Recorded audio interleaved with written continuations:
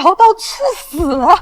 这放眼天下，也就只有誓死魏渊了吧？不愧是天下第一纨绔啊！滑天下之大稽，堂堂异姓王魏国公之孙，竟失死在教坊司姑娘肚皮上！哈哈哈哈哈！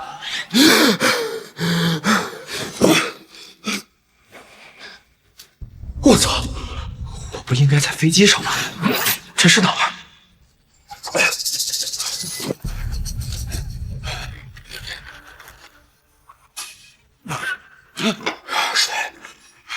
水！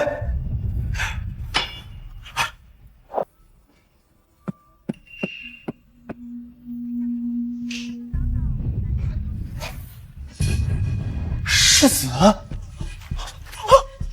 世子，你醒了！哎，来人呐！太医！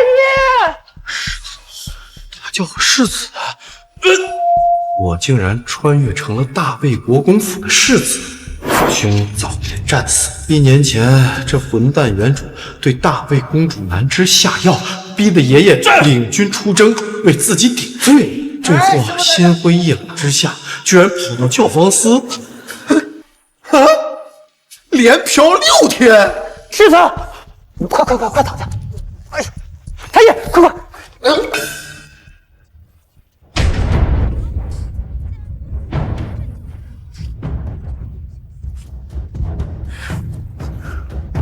前一世，我恪守本心，融合百家之长，去死于非命。既然老天爷让我稀里糊涂当了一回纨绔世子，那这一世，不如我就遵守本心，纨绔一回。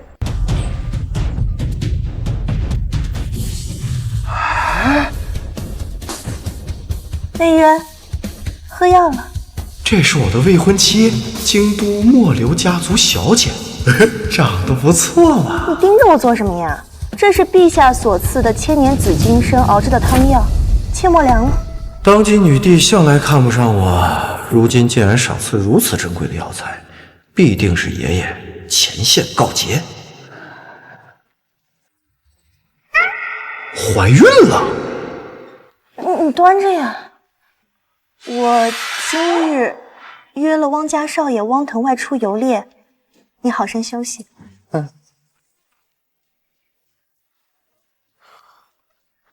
不对呀，这个魏渊追了苍乃云6年，手指头都没碰一下，怎么能怀孕了呢？我操！你们该不会是有西门庆给我戴绿帽子吧？那这药岂不是潘金莲给武大郎的药？不能喝！世子，完了，老爷回来了啊！你别啊了，你那些事儿老爷都知道了。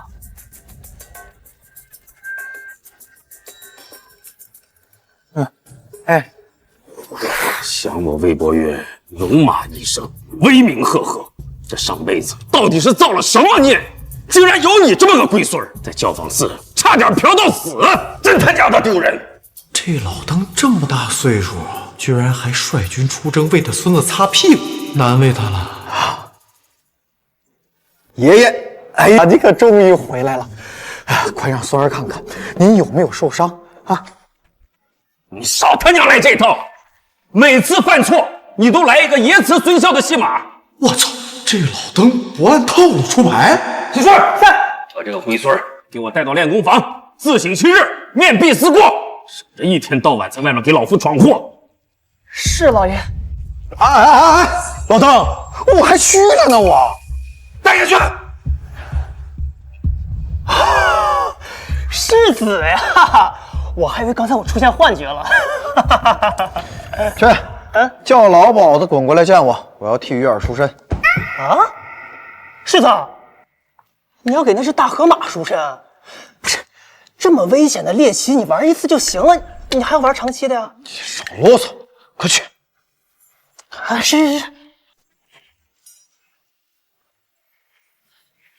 世子，世子大人，您要为我们家鱼儿赎身呢。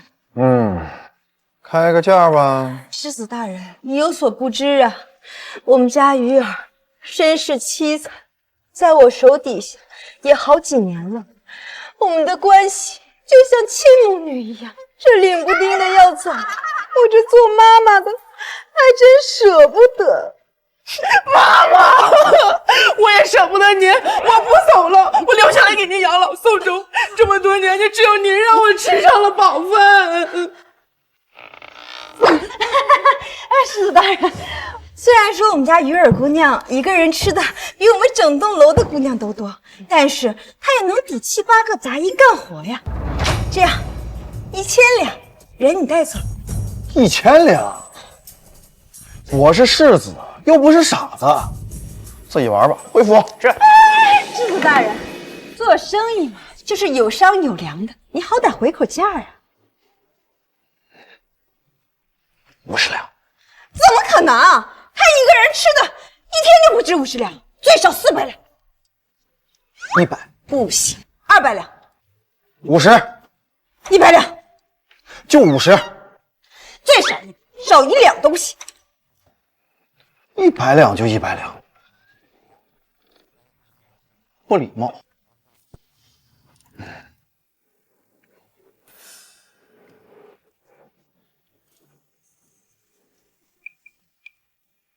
公主，刚收到消息，魏渊今日又去了青楼，还给一个身材极为健硕的女子赎了身。你想说什么？公主，你乃是陛下的亲妹妹，身份尊贵，他不过一个纨绔子弟，连您的一根手指都比不上，您何必委屈自己跟他联姻啊？皇家子女哪有什么婚姻可言？就算没有魏渊，也有梁球、汪腾。相比之下，魏渊至少长得还行。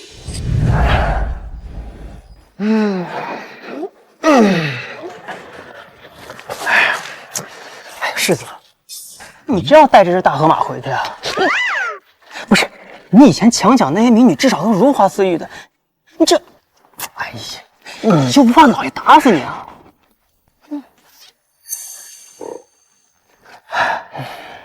担心什么呢？我怕我吃不饱。什么话！我们堂堂魏国公府，怎么还会缺少你的吃食啊？从今往后，给我敞开肚子吃，往饱了吃，往撑里吃，不用你干活啊！世子，你不知道我一顿要吃10斤米呢，而且你还不让我干活，天底下哪有白吃饭不干活的道理？以后你要是嫌我吃的多，不要我了，我又得挨饿了。哎呀！好了啊！别说是10斤米，就算是100斤米，我们也能养得起你，对吧？当然啊，我们呢也不会让你白吃白喝。从今往后，你就负责保护本世子的安全，谁打我你打谁，我让你打谁你就打谁，听明白没有？这是大人犯法。我就是王法呀！哎，后面有俩跟屁虫，你帮我收拾他们一下，切记收点力头啊，别给打死打残了，我回去不好交代。好的，世子。好好干啊！干好了，回去让喜顺安排厨房给你多加几只烧鸡，再给你焖一大锅米饭当宵夜。不是。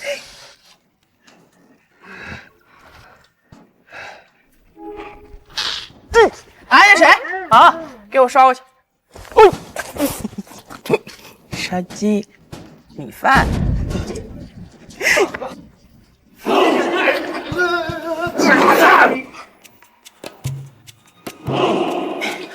不好意思啊，没收住力度。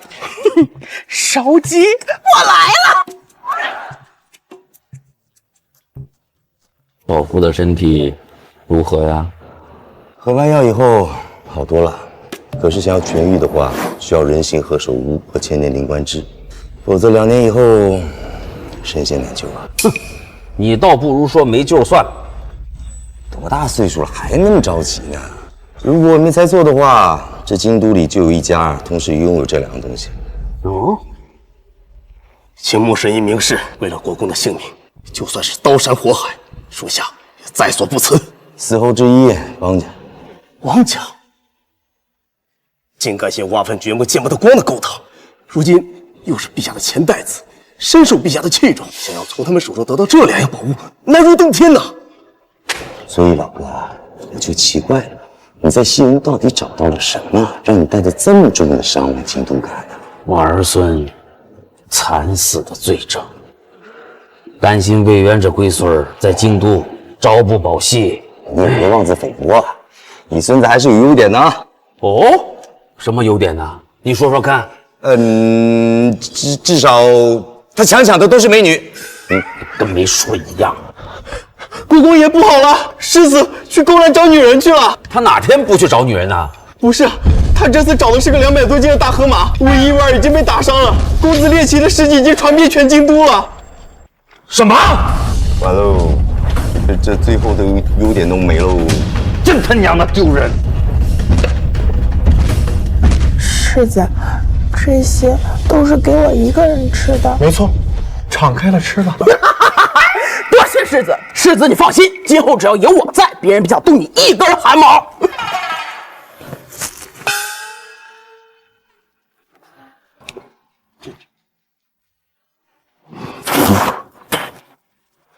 一口一只鸡。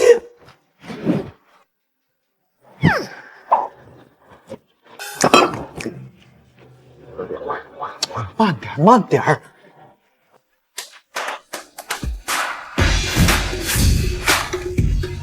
魏一、魏二已经检查完了，应该从遗留的气来看，应该是大宗师，手下留情没有。已经把江鱼儿资料调查清楚，底子很干净，不是他人安排进魏府的暗探。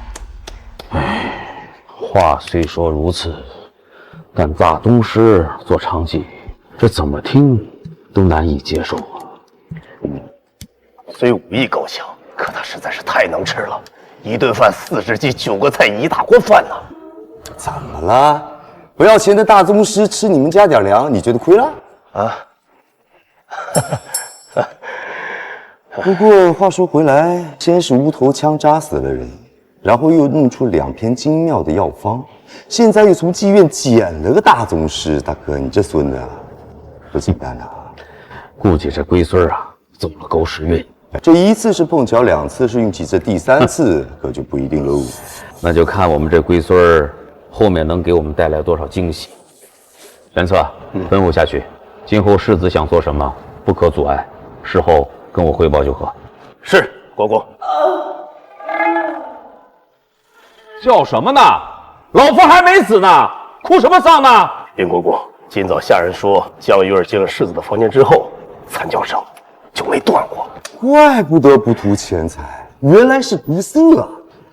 老哥啊，虽然这个女的修为不低，可是我们俩加在一块儿，应该还能掰掰手腕。要不我跟你去跟她一块儿商量商量，让她放了你孙子？就这么定了，先礼后兵。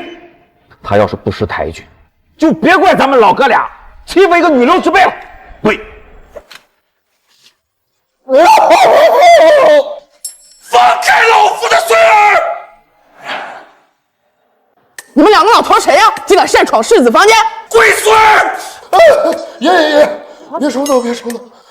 鱼儿，这是我爷爷。2位爷爷，我叫江月儿，也可以叫我小耳耳。爷爷，你俩咋来了？老夫当然是，来问一下女英雄。我现在有合计，好吧？我不挑食，有的吃就行。行，那2位继续啊，继续。走。孙儿啊，保重！没问题。那我们继续。快点，别拉我没冲。快走啊！分开呀！不是我说，老家伙，你是不是看到那个大块头的女子你害怕了？可怜我那渊儿一身污垢，那可是一身的粪呐！你懂什么？你知道他们在干嘛吗？哦，我听说江湖上有一群女子喜欢玩变态，所谓的女皇游戏。老哥，经验丰富哦。哎，可惜你猜错了啊！他们呐是在刺激术数，外用药浴洗清法髓，那些污垢是你孙子体内的杂质。看来渊儿是要重启武道啊，只是可惜啊，荒废了多年，经脉淤积，若是要洗心伐髓，就必得承受这个刮骨剜筋之痛，非常人不可。威尔是有大毅力的人。我就说老夫的孙子嘛，绝不是泛泛之辈。老家伙，陪我去下一盘棋，大战300回合。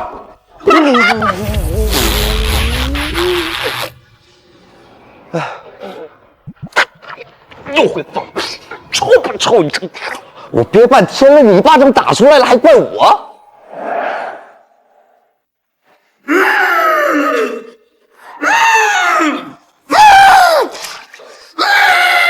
壮士，休息一下吧。小儿，你吃个破。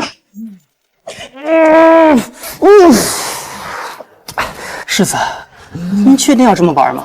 哎，我听说啊，国公爷爷以边军30万魏家军作为彩礼，换取了您跟长公主的婚事。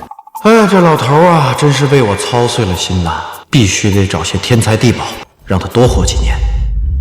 您说你要是习惯了这种玩法，日后长公主可不会惯着你。魏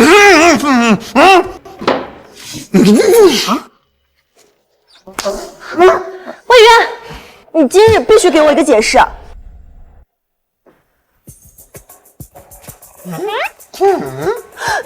兔子，你在洗澡为何不说？你赶紧把衣服穿好，我在外边等你。哎呀，走。世子，我明白，绝不能让苍小姐久等。我现在给您换衣服。回来！你当天狗当惯了你，都让人弄怀孕了，还在我面前装清纯。世子，您转性了。哎，你以前对苍小姐可是唯命是从的，是吗？那你也说了，那是之前。再说了，你觉得这种绿茶能配得上我？有屁快放！师尊，实在是忍不住了。小儿，你关下门呢？世子，汪家的小桂子喝多了跟我说，他说苍小姐夜里经常出入汪腾少爷的房间，而且一待就是一宿。妈呀，那叫声连街上的行人都听得见。世子，这苍乃云终究不是梁郡主，我知道您为什么对她百依百顺，可是您不能把对梁郡主的愧疚用来补偿给苍乃云呢。我媳妇认为她不配。再说了，要不是她在您手中骗走了众多国公府的产业，她苍家能有今天？放心，本世子知道怎么收拾他。一会儿咱们去会会他。来了吗？还没有呢，小姐。魏渊，你好大的胆子，竟让我家小姐等了你这么久！喜顺，张嘴。世子，啊！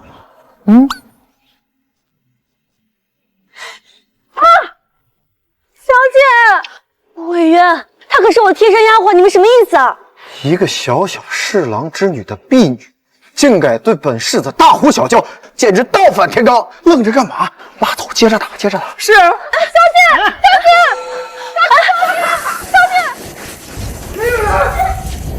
他的眼神怎会如此不屑？不，魏渊对我百依百顺，肯定是我想多了。魏渊，我今日来是找你要说法的。你昨日把一个女孩玩弄死，还那么猎奇，找那么胖的女人，让我颜面尽失。不仅是我爹也很生气。所以我觉得吧，把你魏家前门的10间铺子送给我爹当赔礼吧。你不说我都忘了，半年前你爹为了升迁左右打点，冲我借了3万两银子，明天记得把这钱还上啊！就按照咱们大魏最高的利率，1年连本带利还我10万两好了。你让我还钱？我听错了，还是你说错了呀？明天不还，后天就是20万；后天不还，大后天就是40万。当然，你要想赖账也可以，我就带着我们魏家军亲自去你仓府取药。魏渊，你就不怕我不理你吗？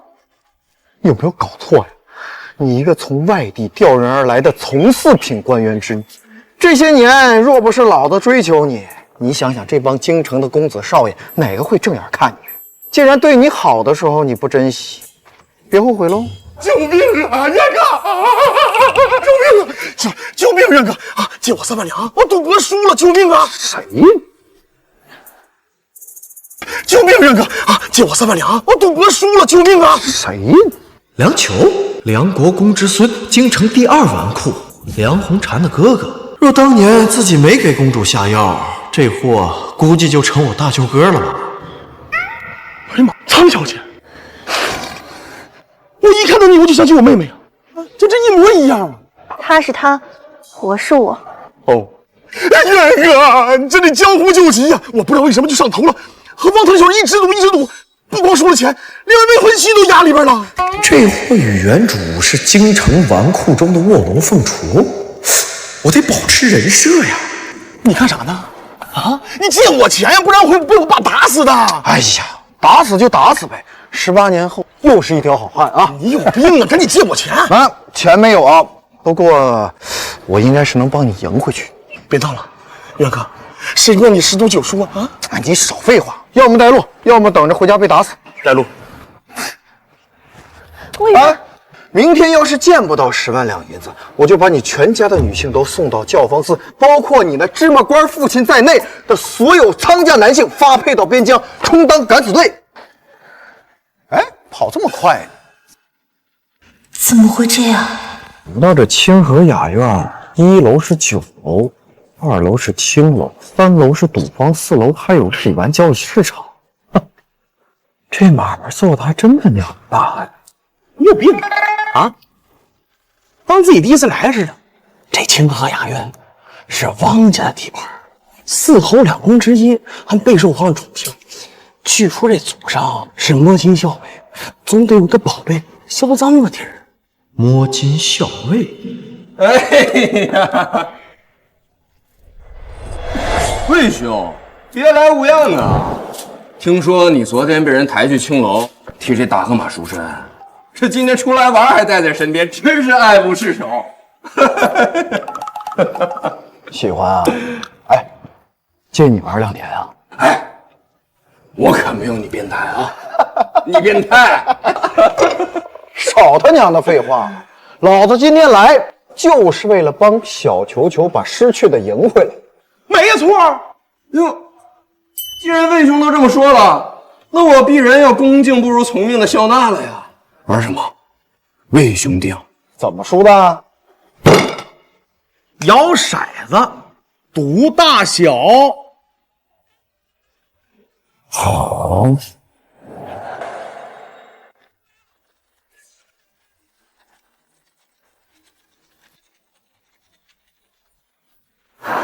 压大压小，买定离手。大。好，那我就小。5、5、6大。赢了！看见没有？本公子赢他就是玩，划的就是船，小小方腾，拿捏。这肯定是元哥尿性。魏兄，还继续吗？继续啊！敢欺负我们家小球球，也不看看他跟谁混呢？好，继续。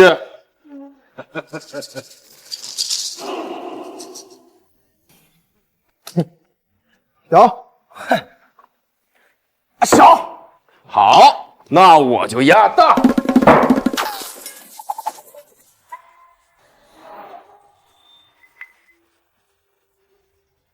4、5、6大。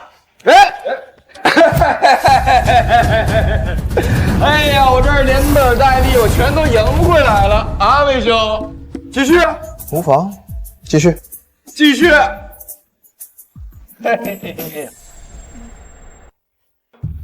小，哎呀，不好意思了，魏兄啊，继续吗？有，哎呀，又赢了，魏兄。哎呀，不好意思了啊，哎，元儿，你手这么臭，你摸屎了？我摸你了，你有病啊！你还是把钱借给我，对吧？我把赌债还了，在下楼找姑娘算了。这么没出息呢你？不行啊，必须继续，必须玩。不是，干什么？不是，这次我玩点大的，咱们压1万两。这是我私房钱，闭嘴！如何？要的就是你不管不顾。好，继续。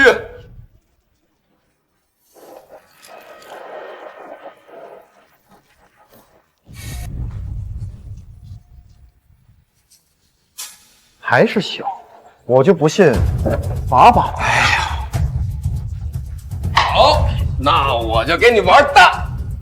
慢着，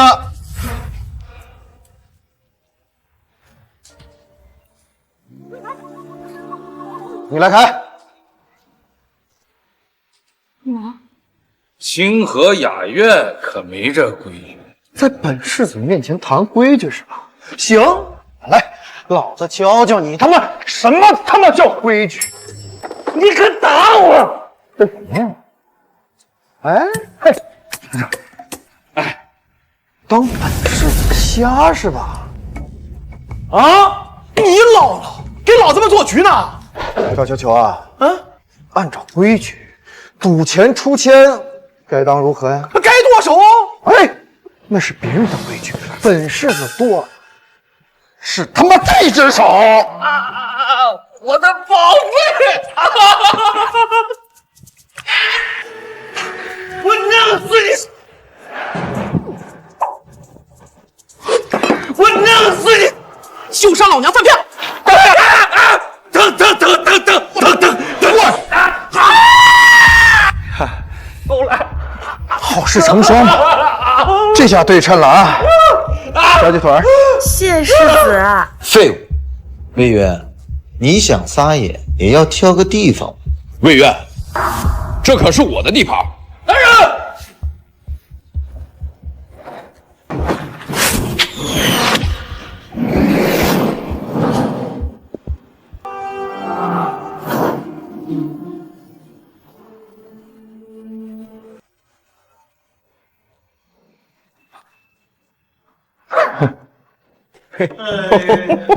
摇人是吧？媳妇儿，在，回去摇人，把这个破地方给本世子砸了。是，魏渊，这可是我汪家的清河雅苑。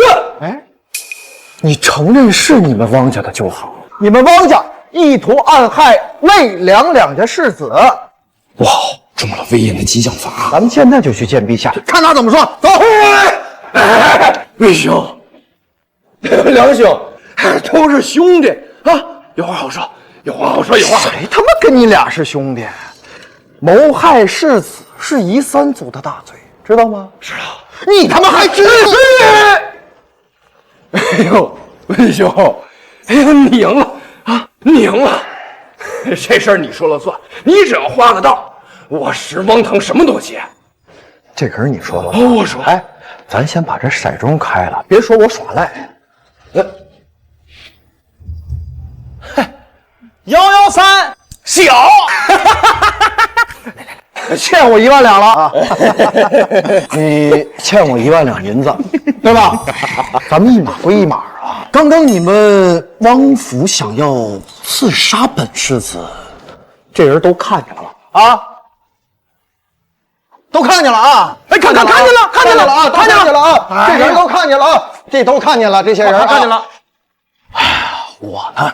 作为被害人，我管你要点赔偿，合理吧？一点不过分，渊哥。合理。哎呀，这本世子性命尊贵，咱们也不讹他人家，对吧？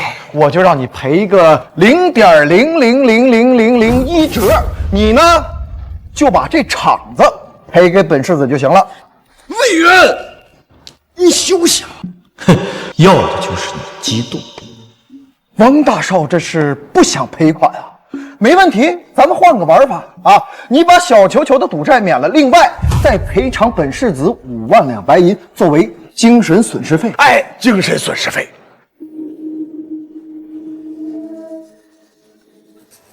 好。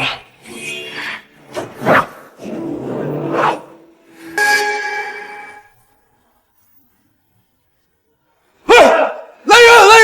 快给我拿下！等会儿，喜事儿是吧？我平时应该对你不错吧？世子，你呀，就借这个机会安心休养几日啊！哎，听话，告辞。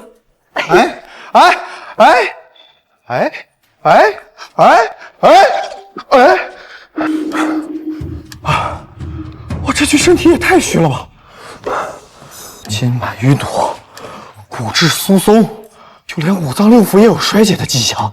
如若不及时调理，恐怕大罗神仙也难救。不知道上一世的能力还能否施展？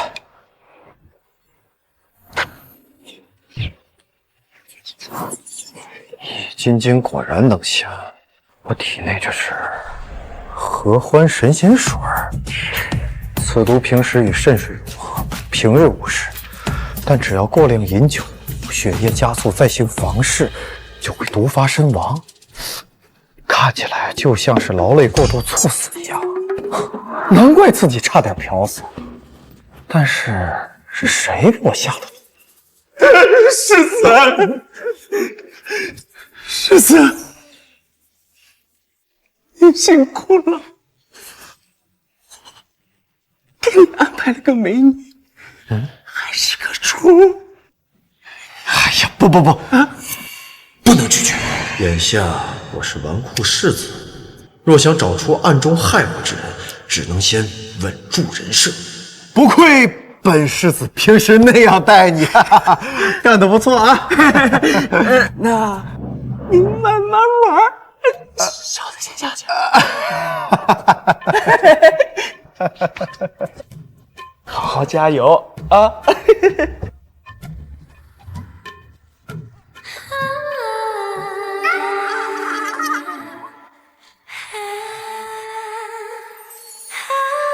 把衣服穿上，拿这个考验干部。魏渊，你找死！啊！原来想杀我，不过可惜了啊！本世子平日得罪的人太多，所有进府的人上上下下、里里外外都要搜上一遍。你一个女流之辈，手无寸铁，怎么真想玩死我呀？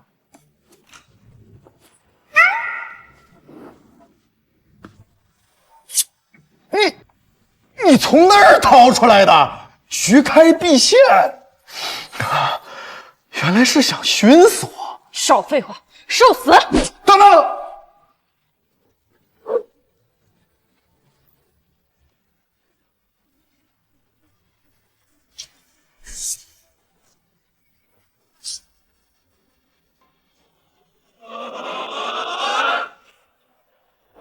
你这废物还会武功？过来呀！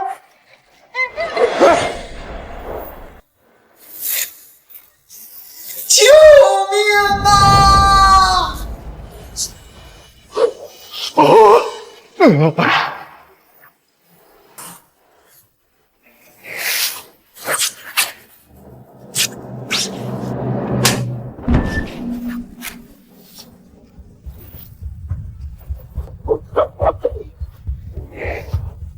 今日无人救得了你。我告诉你，别过来啊！我可是大魏战神魏博渊之孙，我也会武功，而且老厉害了。本世子胯下马，手中枪，翻江倒海。你以为我还会受你骗吗？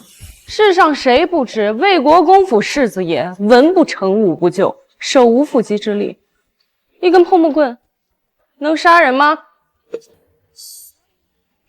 这就累了，杀你这等废物还玷污了我的手，下辈子投胎做普通人。死！什么了这是？汪公子，他呀是我表哥，脑子不太好，还请各位大人有大量，就饶了他吧。这样，蔡公子，您的医药费我全包了。我蔡坤乃当今状元，天子门生，把这个狗东西给我拖去宰了。另外，2楼掌柜杜三娘管教不严，掌嘴一掰。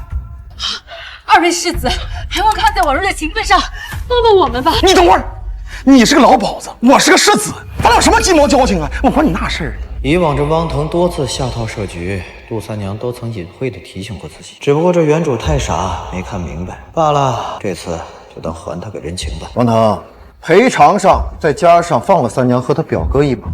好，那5万两可就变成3万两了。王腾，你闭嘴！不就是挨了一刀吗？没有我汪家，哪有你今天？蠢货，这看不出来是魏延给我们下的台阶吗？来，带走，都带走！起来，都带走！谢世子，别碰我！不要走了，快走吧。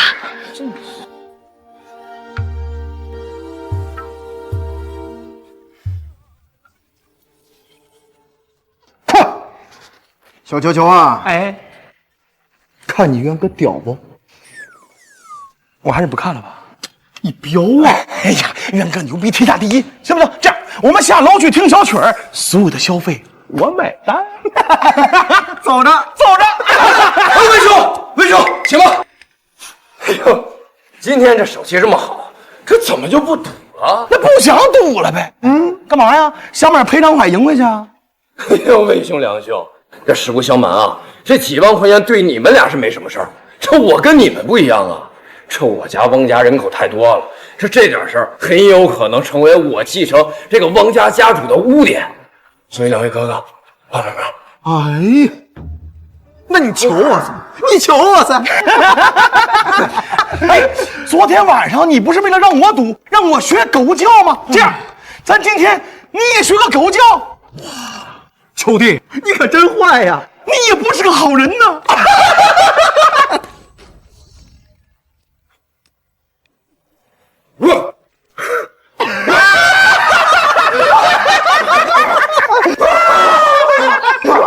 京中有善口技者，是你呀！是我，说吧，想玩什么？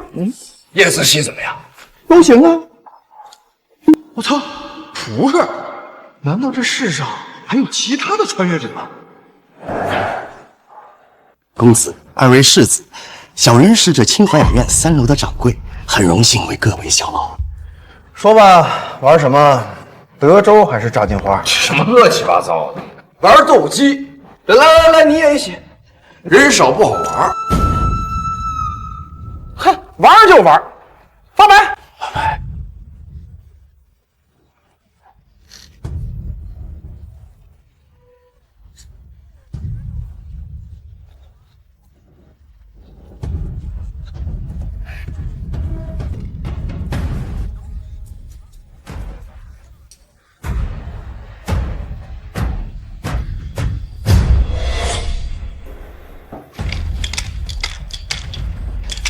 冤哥，这牌太邪性了啊！反正这办3万块钱白捡的，以后就输了得了，咱们不玩了。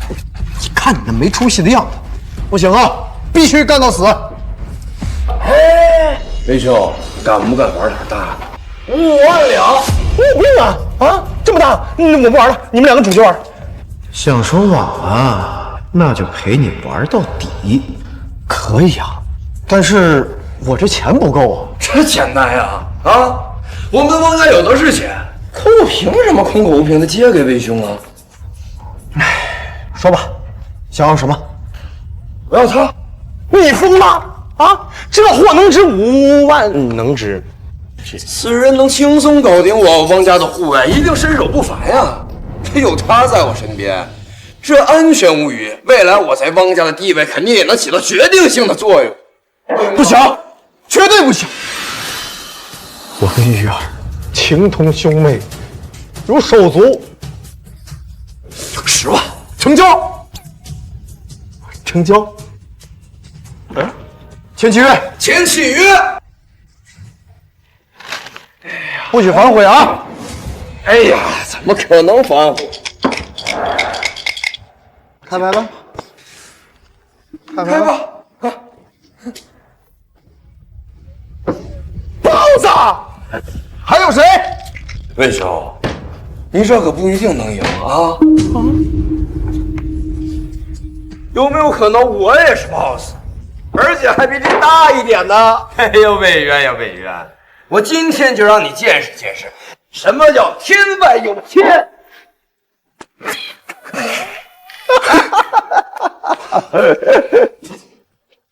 管这叫豹子。妹妹呀，咱回来了，咱赢了！豹子翻10倍，这就是100万两，全是咱的。情同手足啊！一定是出了去，我明明是豹子。不认识吧？关门，放园。哎呀，王大少，你这人所有加起来也打不过他一个呀！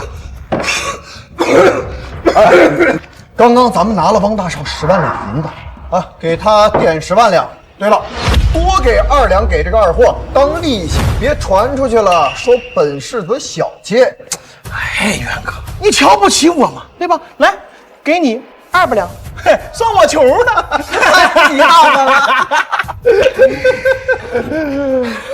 为啥？再赌一把啊！再赌一把！今天要这么认了，我在王家没家法出之下，未来我还怎么竞争家主之位啊？对吧？我就2位在2楼的所有消费算我的。嘿，我赌你大爷！100万两银子不比那青楼花魁香啊！你既然会出老千的话，咱俩做个扣啊，把这清河雅苑赢过来得了。你小子什么时候开窍？那相当开窍。你看，反正从今往后，京城也没人敢跟咱们赌了。不如今日，咱们就玩把大。这姓汪的刚和文太师的女儿订婚，我们实在不行，把他未婚妻也迎过来呀。九弟呀，你可真是个畜生啊！你也不是个人呢。啊，既然想玩，咱们就玩的大一点，下注最少10万起，如何？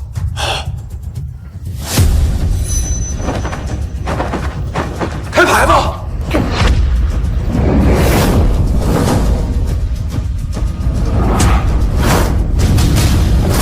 别急呀，想看我的牌，先下注100万。我清河雅苑最少值130万两，我就算你100万两，如何？地契拿来，签字画押。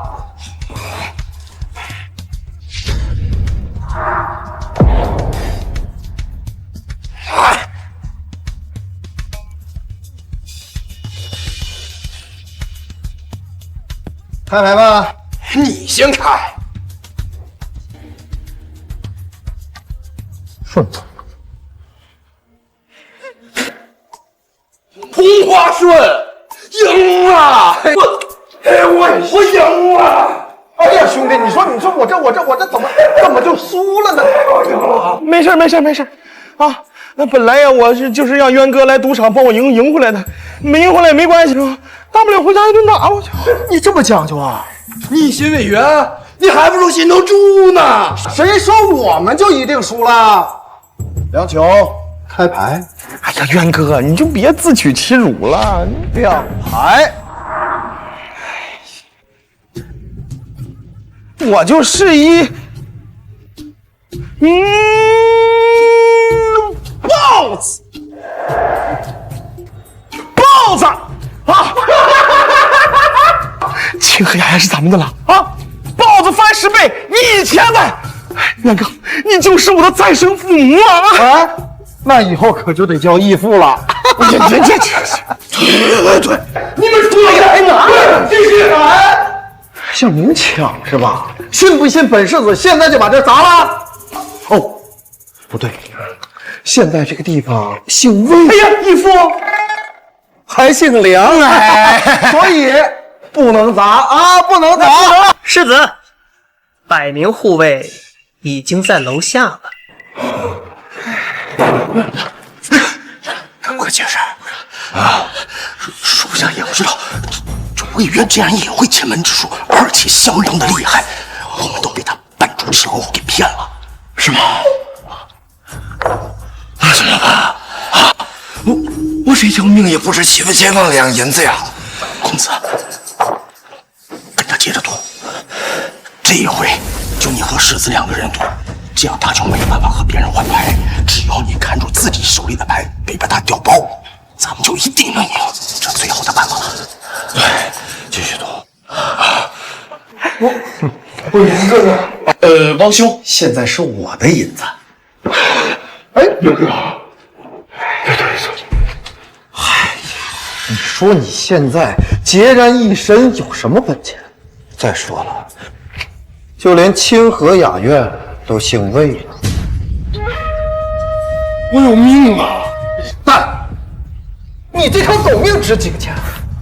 任哥，你只要说条件，怎么的都行。嘿，你媳妇儿，那昨天我来的时候，我都把我未婚妻押上了，对吧？这回把你未婚妻也押上，文太师的姑娘，那个文太师啊，没少在朝中给咱们两家做梗。文太师的女儿，这值50万两吧？你疯了啊？还是镶金边了？哎，最多3万，3万两不值钱。不，3万还不够呢。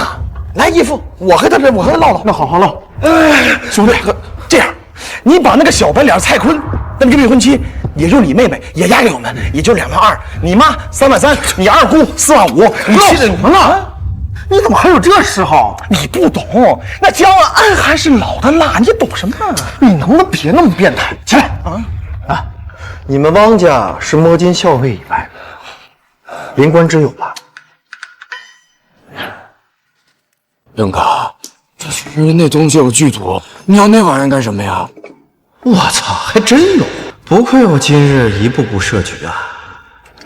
别想唬我啊！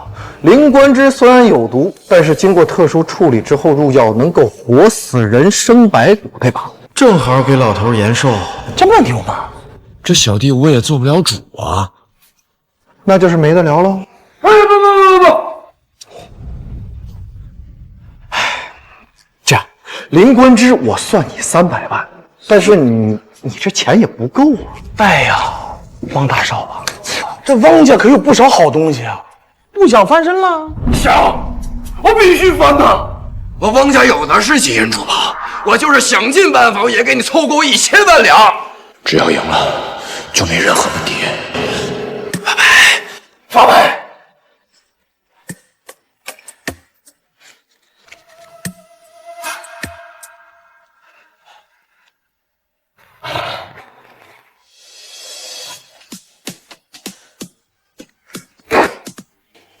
！boss， 3K， 魏然，我看你拿什么赢我？别高兴得太早了。我要是没猜错的话，我应该是3条 A。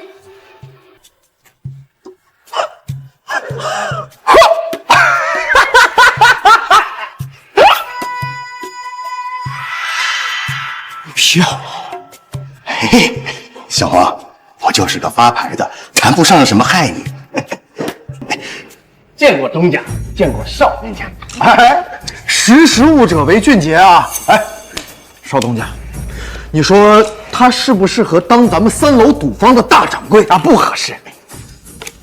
东家说了算，打赏3000两。来人，在。将这个一贫如洗、分逼没有的汪家人插出去！没钱在这待着干什么？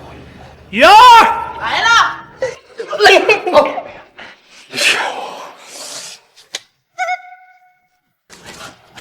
大东家、少东家，小的谢过东家，谢过少东家，告辞了。快！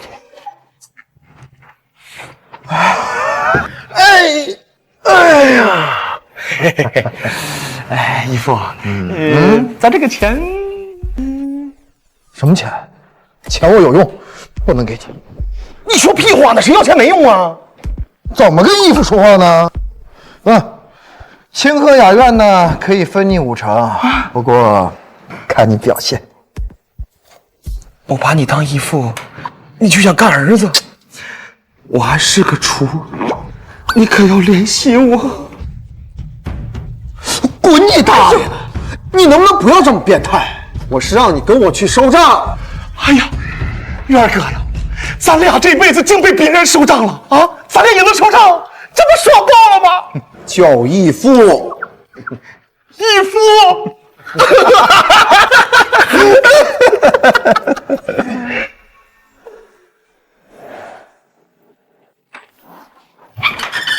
没什么的。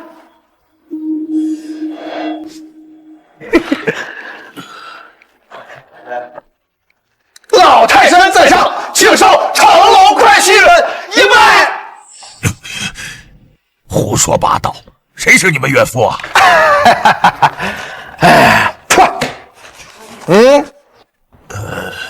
嫡妹汪小云。不好意思，拿错了，是这张。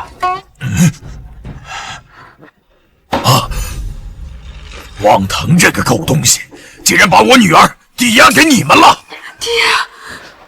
哟，想必这位就是文月丹妹妹吧？果然白嫩啊，不过就是瘦了点儿。本世子平时在府里边，那都是能把人玩死，去青楼都是猎奇的存在。不知道你顶不顶得住啊？哎，义父，小妹妹这个年纪还很羞涩，义父回去自己调教调教不就行了？哎呦，有道理啊！放肆！你们给我滚出去！要不然不要怪我不给你们汪魏两家面子。玩横呢是吗？我就不信了，今天我就把人带走。求！爹，给我滚！哎呀，白纸黑字，签字画押，我怕谁？你爹！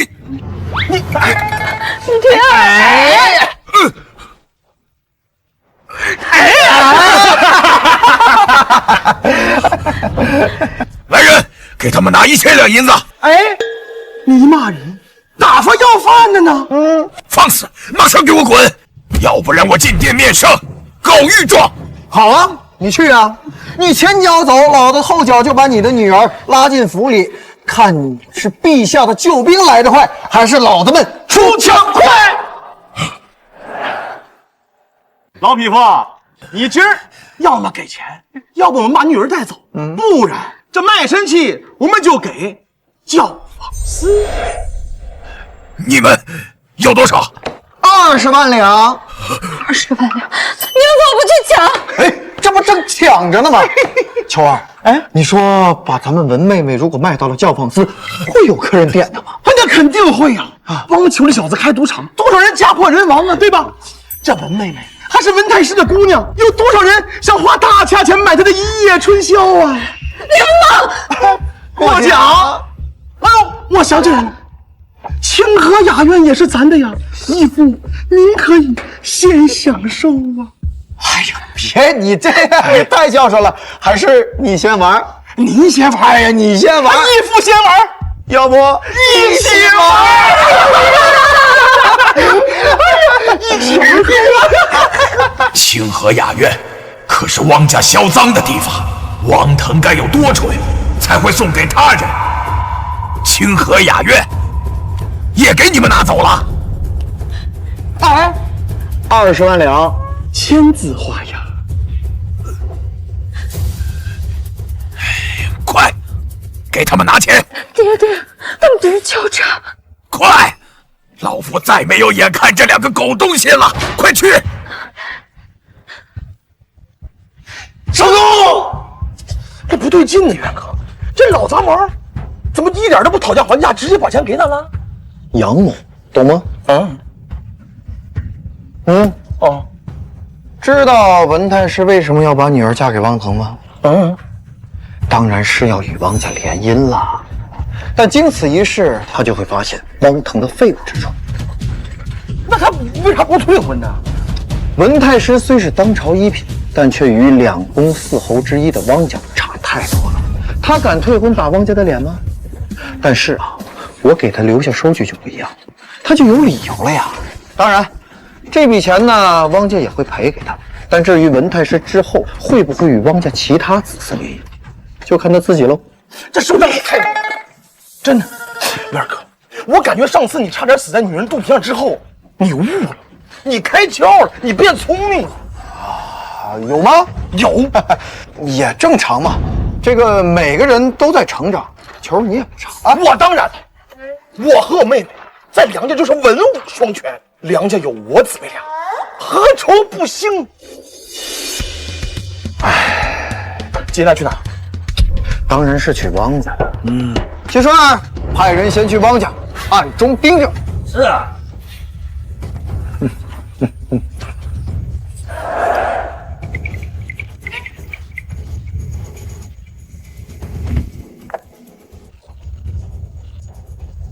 何人在此作刺？魏渊、梁秋，你们两个带兵来我汪家做什么？把他给我抓起来，放肆！有我铁掌无敌铜冠金在，尔等谁敢狡辩？这个看起来有点厉害啊，你打得过吗？嗨，长得壮不一定很能打。今天我告诉你这个臭娘们儿，什么才是武学天才？你！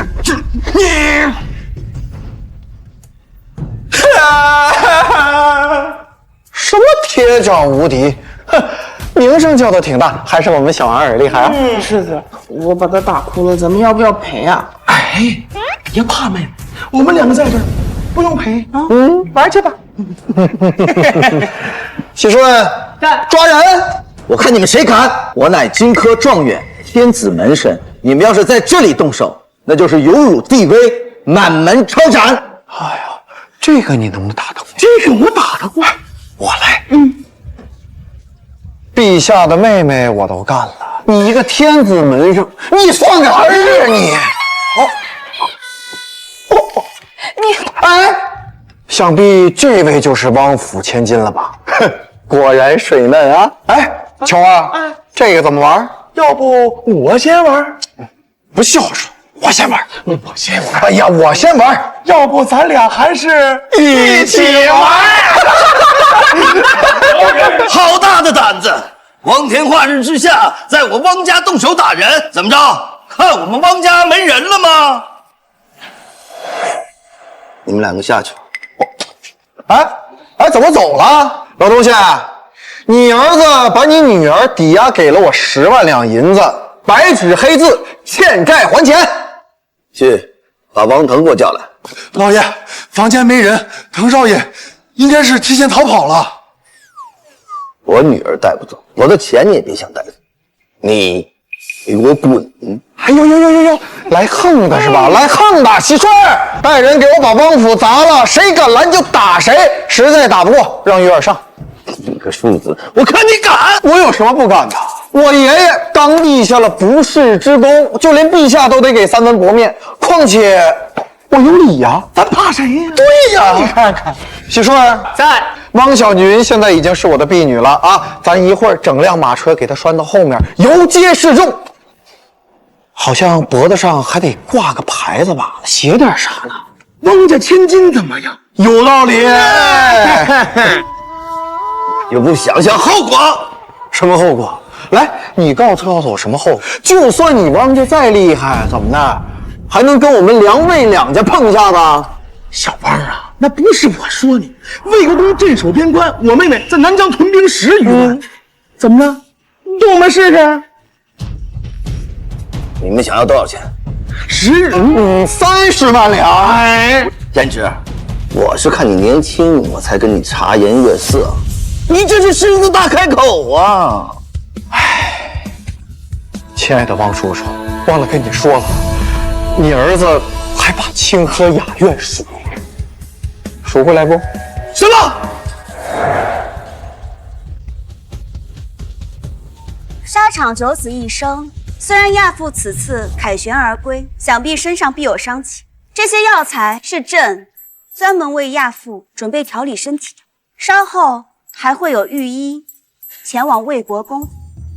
谢陛下，想趁机安排眼线。陛下乃一国之君，九五之尊，这声亚父，臣担当不起。哼，老狐狸！亚父过谦了。亚父乃是我大魏的脊梁国柱。当年九子夺地，老父支持的是太子，陛下对老臣应心有芥蒂才是。为帝者需要心胸宽广，海纳百川。至于当年之事，朕早已忘记，亚父以后也不必再提了。是，陛下。亚父，咱们聊聊南枝与魏渊的婚事吧。如今乱世，大魏将倾，戍边诸侯拥兵自重，境内五姓七望族蠢蠢欲动，江湖草莽又计划着如何揭竿起义，还请亚父保重身体，镇守天下。只要我魏国约一息尚存，这大魏就无人敢造次。陛下还有1年的时间破局。南芝是朕的妹妹，魏渊也是朕的妹夫。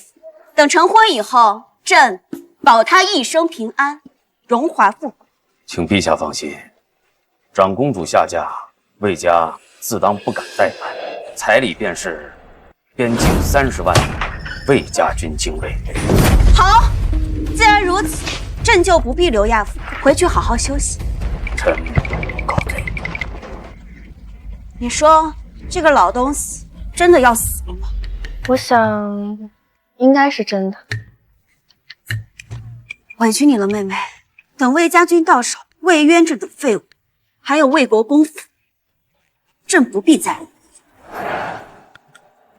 清河雅苑都输了！哎呀，输了呀，都输了，输得一干二净啊！哎呀，王叔，清河雅苑的事儿咱先放一放，咱先聊聊汪小云的事儿。30万两，这钱你要是不给清河雅苑，那咱也别聊了啊！拿钱，拿钱，拿钱！来，给我，快！这回咱可以聊一聊清河雅苑了吧？哎，王叔，先别着急，咱聊的事儿还不少呢。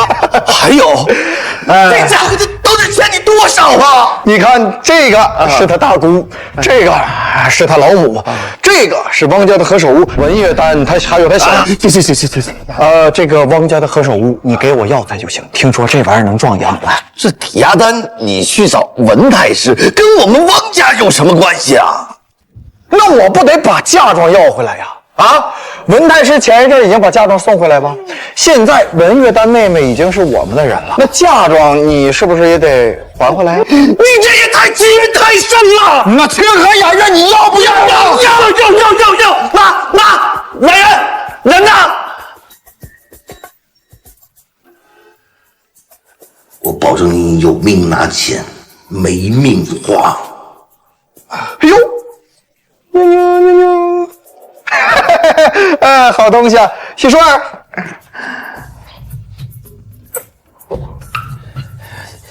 这下子我们可以聊聊清河雅苑了吧？哎，别急呀，王叔，你儿子还输了一样东西。还输什么呀？灵官枝。这玩意儿我没有，谁输的你找谁要去。我们王家没有这东西。老东西，你给我来这套是吧？这样，你搜，你随便搜，让他们搜啊，你别拦着他。世子，我刚刚偷偷跟踪管家到祠堂，我们家的宝藏室应该就在祠堂下面。月儿在，你去汪家的祠堂，他们汪家世代盗墓，机关暗道是他们强项，直接砸了，省时省事儿。喜顺，你也跟着去啊，有什么好东西都给本世子抬上来。好好干啊！事成之后，给你20只烧鸡当夜宵。老爷，都怪老奴不小心。不怪你，就连我都上了他当。随便搜是吧？这也是你说的。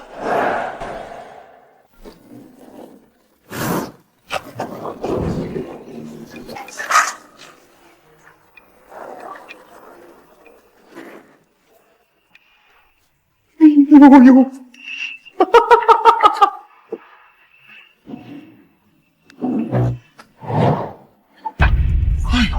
这是前朝猛将宇文方定的十方宝奇刀啊！刀不错，玉儿自己留着啊，回头我再教你一套刀法。小帮啊，宇文方定的墓你都绝了，你怎这么不要脸呢？你怎么能这么粗鲁？哎呀，王叔，你不给我灵官枝，我只好拿这些东西抵债了。这样，灵官枝呢，我算你1000万两，我凑够钱就走啊。哎呀，这什么破石头也往里放，这玩意儿，球儿，你觉得这块破石头值几个钱？也就2两。这是南海夜明珠，价值万金呐！胡说八道，最多10两。你想跟我鱼死网破是吗？王叔，这个东西一看它就阴气极重，你把握不住。我是好道来的吧？你说我把这些东西都带走，你敢向陛下告状吗？还是你带人去我魏府抢啊？再说了，这灵官枝本身就是你儿子欠我的，你把它给我，也算是物归原主。这些东西我一样不碰，如何？如何你大爷！行，反正东西也到手了，爱骂就骂吧。哎呀，这一颗灵官枝换这么多宝贝啊！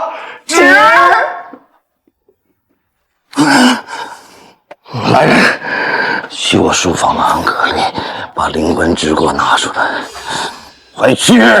是啊，老痞快气死了！有毒，就是他，咱们走。对，给我找到汪腾，我要当众活活的打死他。还有，联系九门，不惜重金，我要将这个魏渊，还有那个同伙那个死胖子，我要将他们碎尸万段。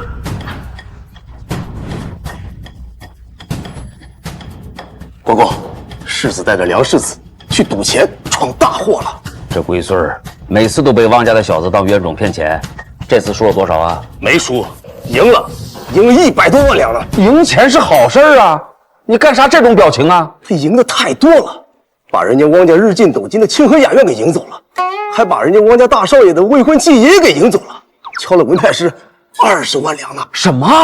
世子还带兵浩浩荡荡闯入汪家，要抢汪家大小姐汪小云，说人家姑娘长得漂亮，说什么你玩我，我玩你，大家互相玩。对不起呀，你也不分个时候。你们这是真臭！世子大闹汪家，把汪守鹤气得够呛。这太师和汪家肯定不会善罢甘休的。还好这龟孙儿手握契约，勉强占了点理，还把梁家给拉下了水，否则我也很难给他擦屁股。老爷，世子交代了，这些东西务必由您亲自打开。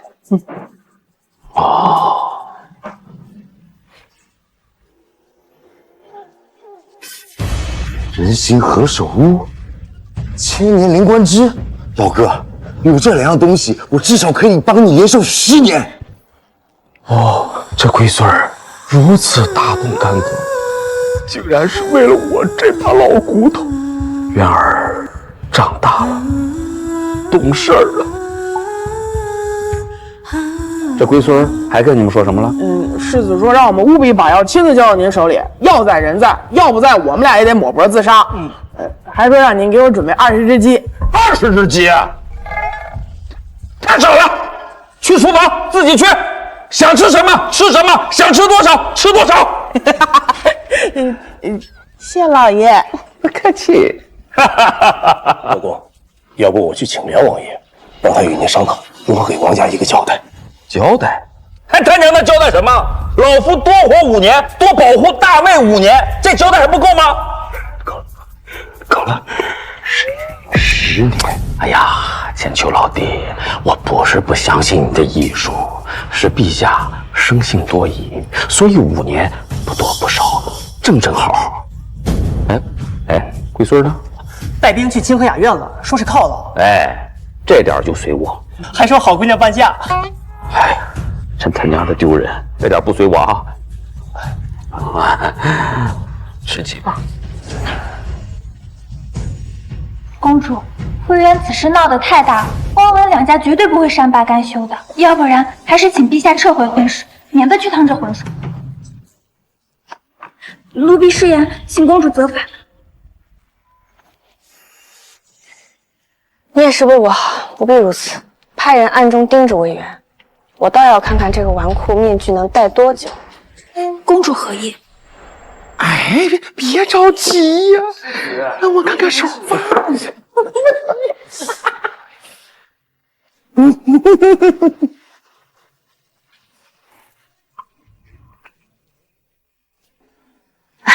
世子，如今您可是我们的新老板，这小蝶和小爱啊，就是您的员工，您可要多爱惜。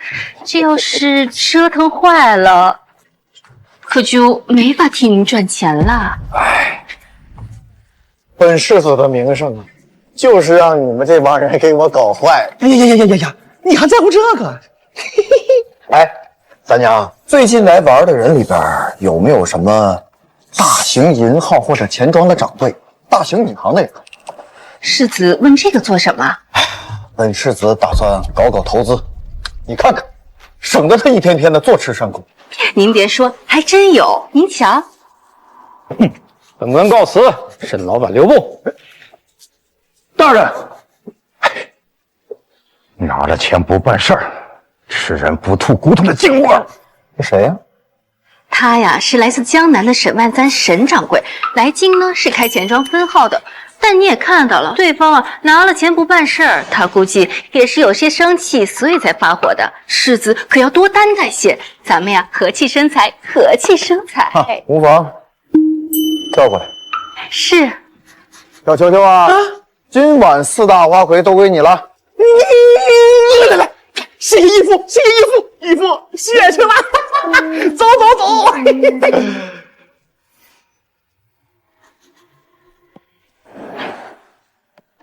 跟您介绍一下，这位啊，咱们清河雅苑新东家。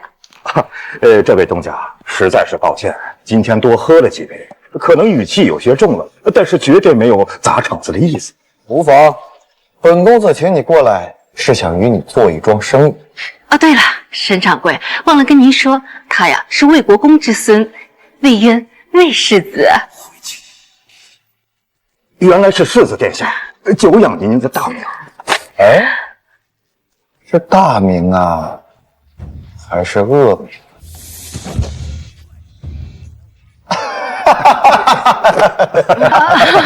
来，坐。哎呀，不知道沈掌柜的钱庄有多少？小小天力入不了世子的法眼。是这样，咱们大魏的钱庄啊，等级分为天元、天亨、天利和天真。这么算起来的话，有个200-300万的样子。他到底想做什么？难道是他想打我钱庄的主意？世子殿下算计的不错，小人不过就是坊间的商人，没钱没势，就只有一点钱，在世子的眼中，和黎兵百姓他没有什么区别。开门见山吧，本世子用60万两占你钱庄的40%多，相信有很多京城的门阀世家都对沈老板伸出过橄榄枝吧。可你这连一个小小的分号都批不下来，可见沈老板并没有接受任何人的邀请。可士农工商啊，你一个商人，不依靠任何的世家门阀，即使你再有钱，捏死你，也就是我们一句话的事。世子，您是在威胁我？你觉得呢？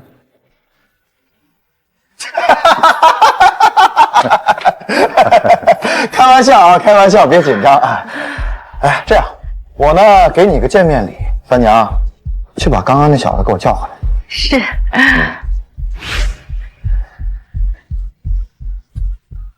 世子殿下，您找我？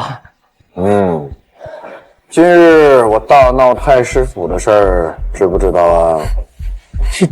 知道。那你说，本世子弄死你一个3品官员，轻不轻松？轻松。那你知不知道，这永丰钱庄是本世子的买卖？世子殿下，下官不知永丰钱庄是您的买卖，世子殿下恕罪。我这就回去写批文，马上过审。这还差不多，滚吧！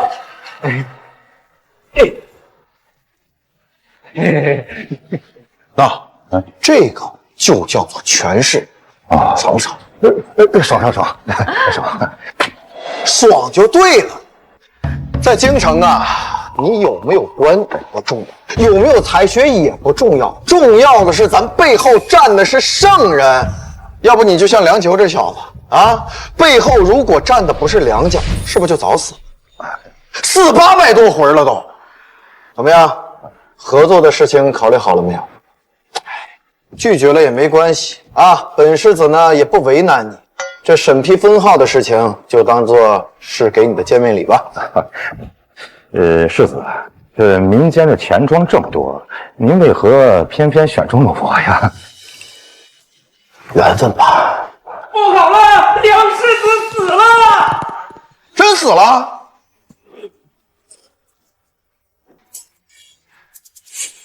妈妈，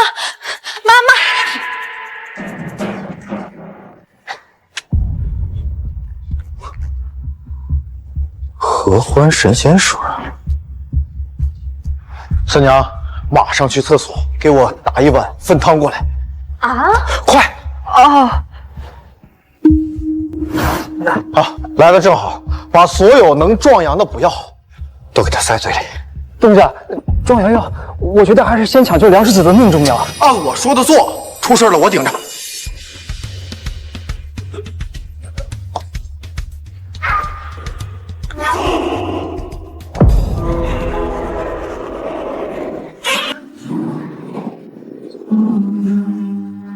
龙仪行针法，今天的事不许说出去啊，否则我要你命。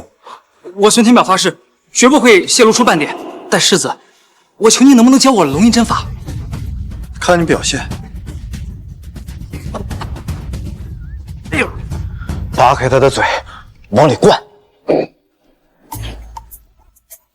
世子，如今梁世子死在这儿，我们清海雅苑的人都跑不了。但你不一样，就算有责任，梁家也绝不会惩罚您。那你现在要往尸体里灌粪汤，这要是被梁红婵梁将军知道了，他肯定不会放过你的。三娘，别质疑东家，我来。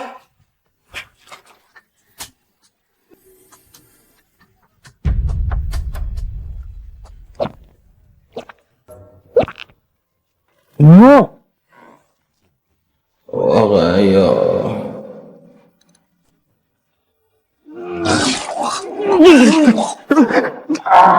哎呀！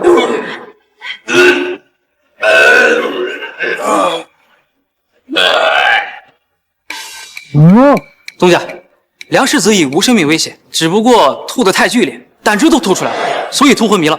我已经把他弄干净，送回梁家了。干得漂亮！回头教你啊，下去吧。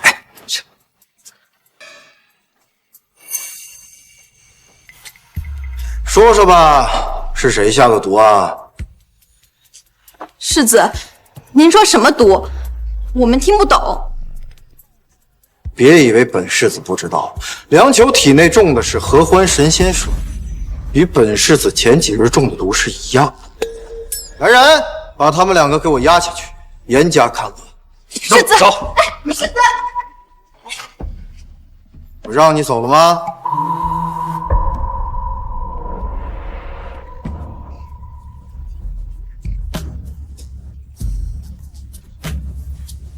世子，你看着我做什么？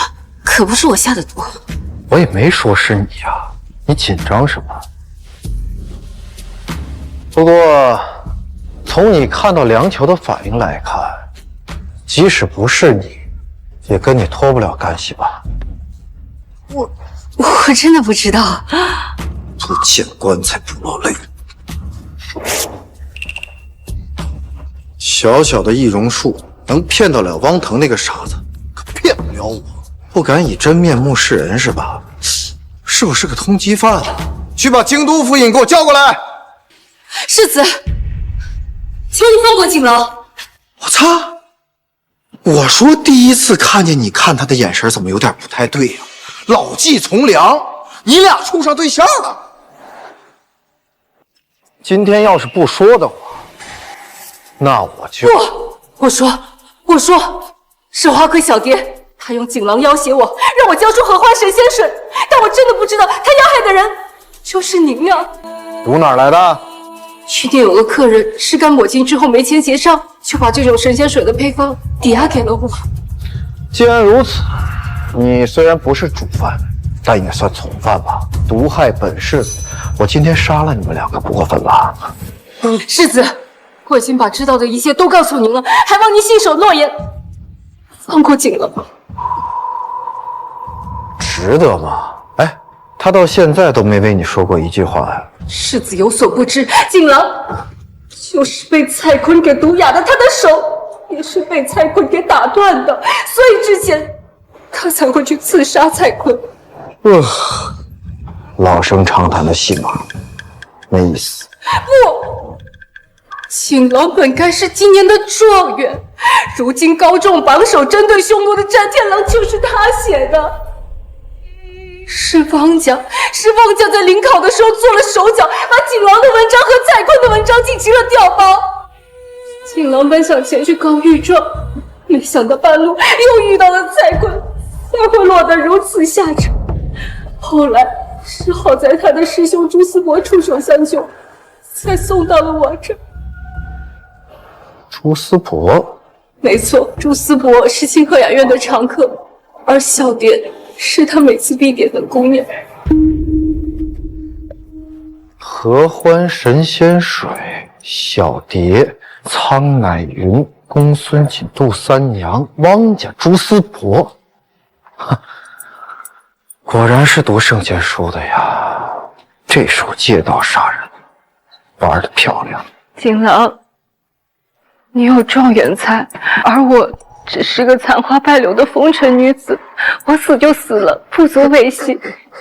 但你也得活着。活着才能报仇，未来才能一人之下，万人之上啊！婶子，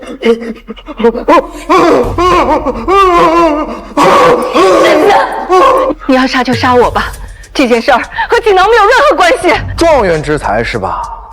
别说我不给你们机会啊！取棋盘，我们以棋局带沙场，杀上一盘。如果能赢了我，我就放了你们俩。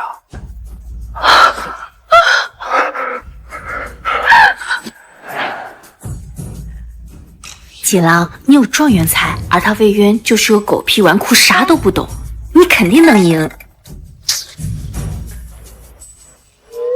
哎呀，不好意思，世子，我一不小心把心里话说出来了。我他娘的，真想现在就杀了你！那白先黑后啊，我先手。世子，你这是有意要放了我和锦郎吗？世子莫见怪，是这样，锦郎的手受伤了，所以经脉都受堵了。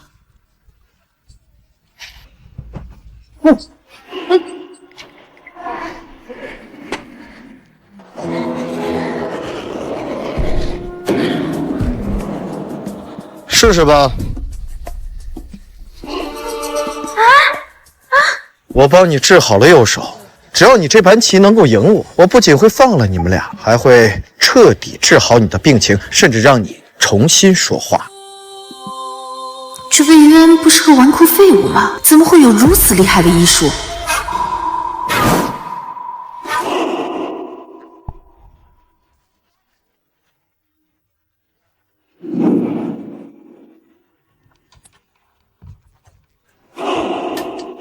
斩龙。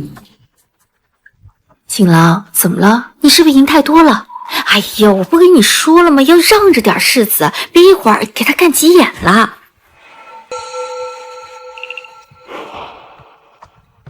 你输了。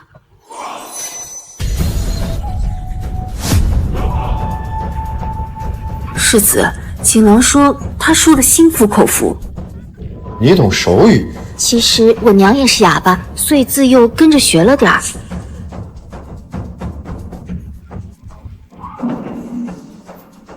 世子，棋骗不了人，你为何要假扮纨绔？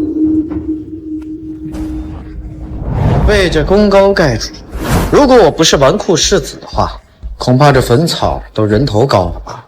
你肯为他而死，让我看到了你的人品。这棋盘之上，我看到了你的能力。良禽择木而栖，追随我。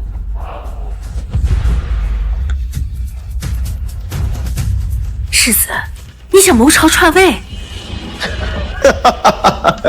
我问你啊，你觉得这天下是谁的天下？天下之大，莫过王土；率土之滨，莫过王臣。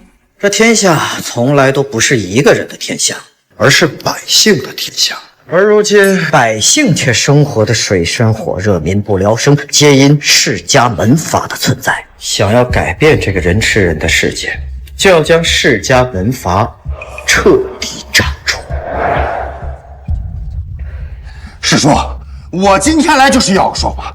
那两个小子把文太师的老头霍霍得够呛，还把汪家砸了。末了，我娘家没收到1文钱。哎，最后这破事儿还得和你魏家一起背。更过分的是，魏渊那小子他给梁秋一份汤啊！是，钱是没分给你们梁家，可是清河雅苑给了你们梁家1半的股份，这事儿你不知道？啥？梁秋的小崽子没告诉我呀？哦，我知道了，这小兔崽子是想把曾红灭了，看老子回去捋不死的！你至于粪汤？真的不是我家龟孙给梁球灌的。那是谁？以咱们两家的关系，如果是魏渊，本王骂他两句就算了；如果是别人，把我的骨头拆了，我打不过，叫红尘会收他。是千秋老弟的记名弟子孙天邈。你的记名弟子？你叫他过来，现在就过来！你还不让整不整死他？哎呀，不是世侄，你别着急，人家马上就来了。行，我昨日找他。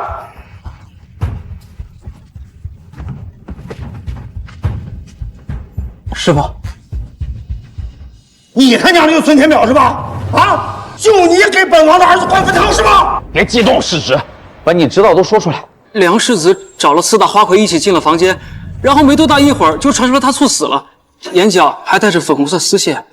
找女人猝死，粉红色丝线，难道是传说中江湖失传已久的合欢神仙水？对，神仙水主伤肾水，所以我给他喂了壮阳药缓解，然后行针为粪水催吐。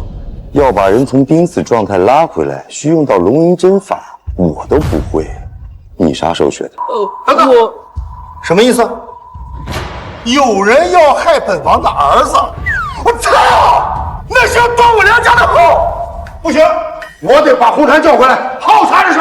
不是，这世侄别太冲动啊，慢点。你说没枪头就捅不死人。唐伯虎点秋香没看过吧？我之前示弱，就是等你放松警惕，出刀空门大开的一瞬间。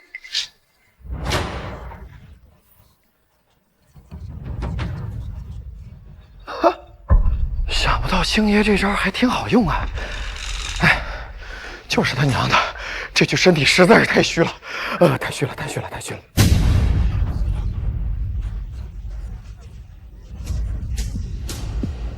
你个龟孙儿，玩女人就玩女人，你竟然这么变态，往死里弄啊！不是你这老头什么眼神？你哪？你闭嘴！王府强，家丑不可外扬，你先把人带出去。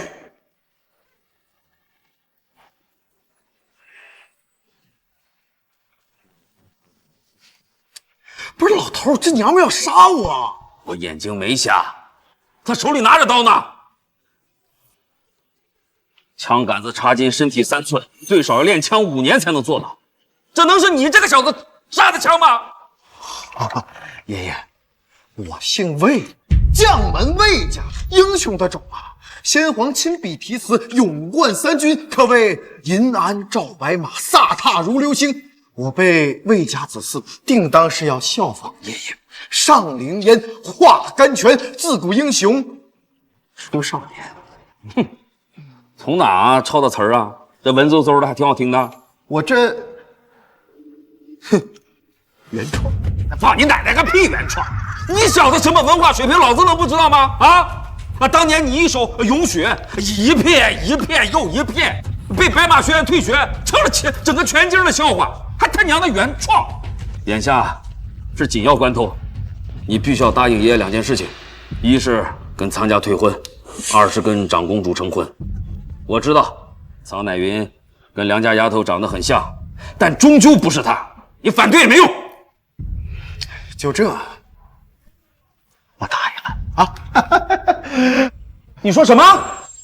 你小子对苍家丫头那么上心，应该1哭2闹3上吊啊！你这反应不对劲儿啊！行了，说吧，到底怎么回事？师傅，我求求您别为难我。我发过誓不能说。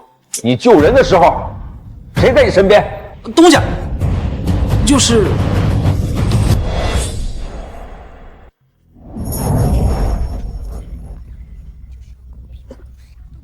魏渊，我可什么都没说，所以发誓不算。我们2个老东西又没问你啥，记得对外人不要透露半分啊，否则门规处置。开始。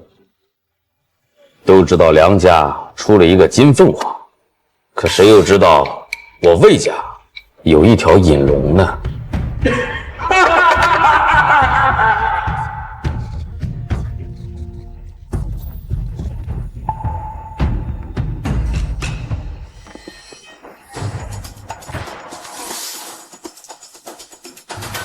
老王，这些人务必严加看管。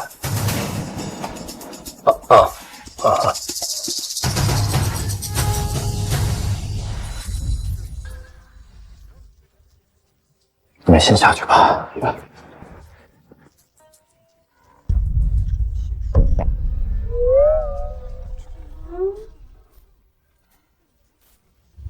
你要是忍不住了，你给我掌握点分寸，千万别给我弄出人命啊！世子，王某可是正经人。好，正经的隔壁老王，我掏了件宝贝给你。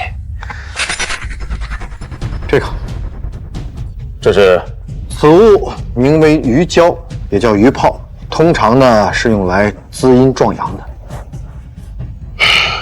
世子，王某的身体壮实得很，用不着这玩意儿。但是呢，这个东西也是教坊司跟青楼姑娘的常备之物，用水泡发之后戴在头上，能避孕。真的，世子，王某身体确实有点虚，需要这滋阴壮阳之物。收下了。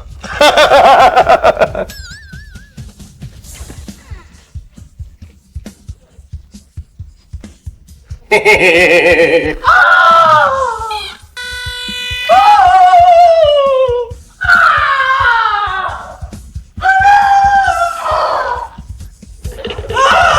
是的，这王晶晶叫的声音也太大了，我都受不了了。要不咱们也去？自己解决吧。断的时间也快到了。什么到了？上旨到！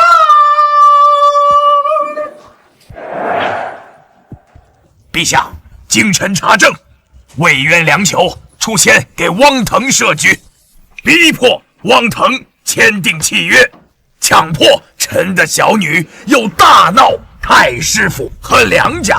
陛下，请你责罚。你放屁！王老头，你的意思，我儿跟魏渊啊，那赢了就是出钱，那汪腾赢了就是理所应当啊？这小子光天化日带人大闹我家，差点闹出人命了。哎，我停了，等魏国公和魏渊来了再吵。魏伯约、魏渊觐见。老臣魏伯约参见陛下。魏公公身体可还好？回陛下，多亏我家渊儿侥幸赢得一株灵官枝，可让老夫延寿5年。5年？哼，那朕岂不是有更多的时间收拾诸多门阀？魏国公，亚父，您的身体安康，可是我大魏之福。赐座。谢陛下。这么一算，魏渊可是朕的世侄，这数日不见，果然一表人才。坐吧。陛下，这尊卑有别，不敢。赐座。多谢陛下。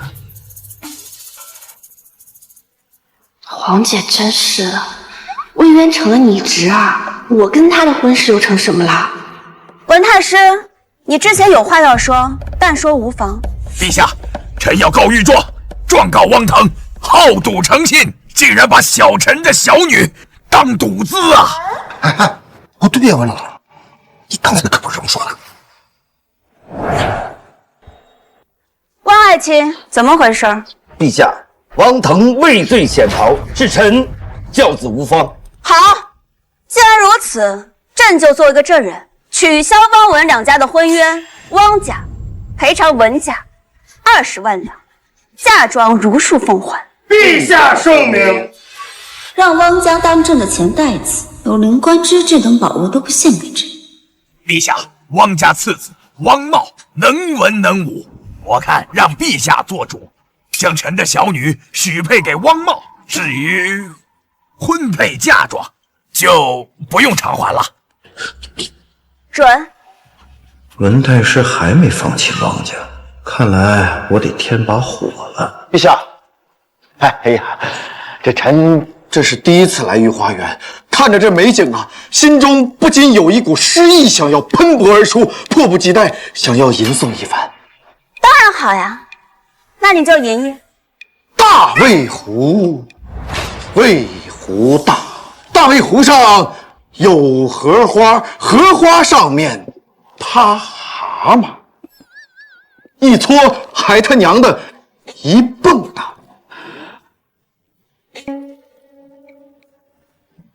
哎呀，开玩笑啊，这臣魏渊才疏学浅，献丑了。这个闭嘴，赶紧跟老子回去！太丢人了。陛下，请恕老臣无礼。哎，爷爷，我这是抛砖引玉，但这蛤蟆是但他是状元啊，一定文采斐然，不如让他也吟诵一首关于荷花的诗啊，诗词歌赋不限。好呀，也用荷花作诗，吟一首吧。状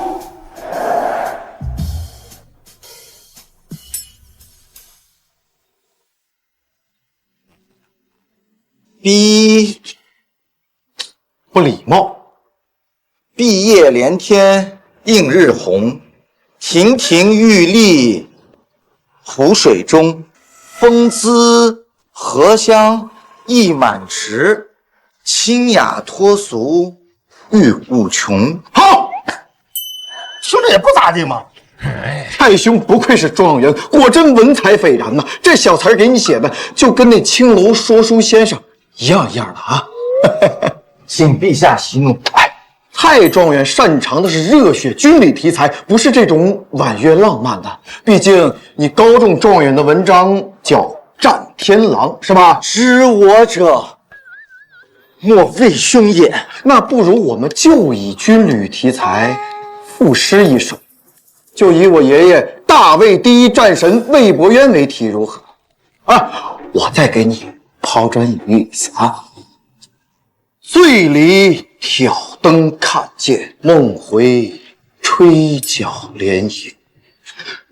800里分麾下炙，50弦翻塞外声，沙场秋点兵。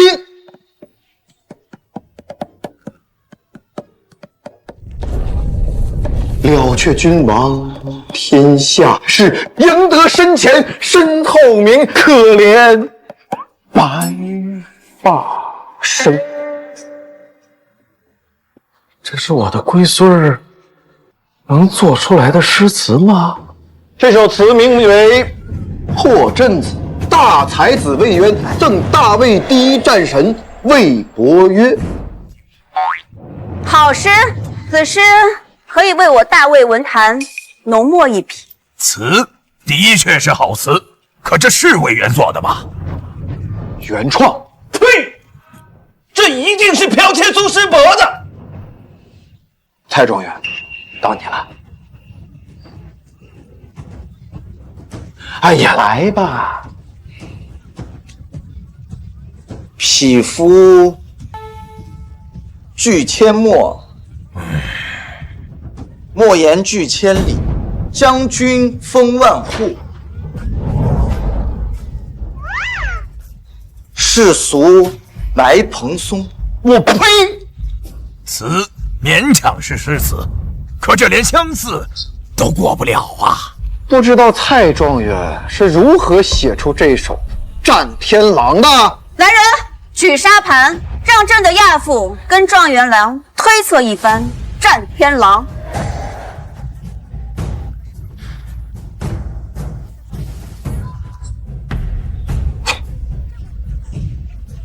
不愧是大魏的战神，勇冠三军，在下自愧不如。我用的是匈奴骑兵惯用的套路，《战天狼》我看过，是一部很出色的兵法谋略篇文。以我之前的对弈之中，你并没有用到《战天狼》中的策略，是你不懂还是不用？老夫就不多说了。你个狗东西，作弊造假，蒙蔽圣上，欺骗我女儿的感情！陛下，请给老奴一个机会，将他凌迟处死。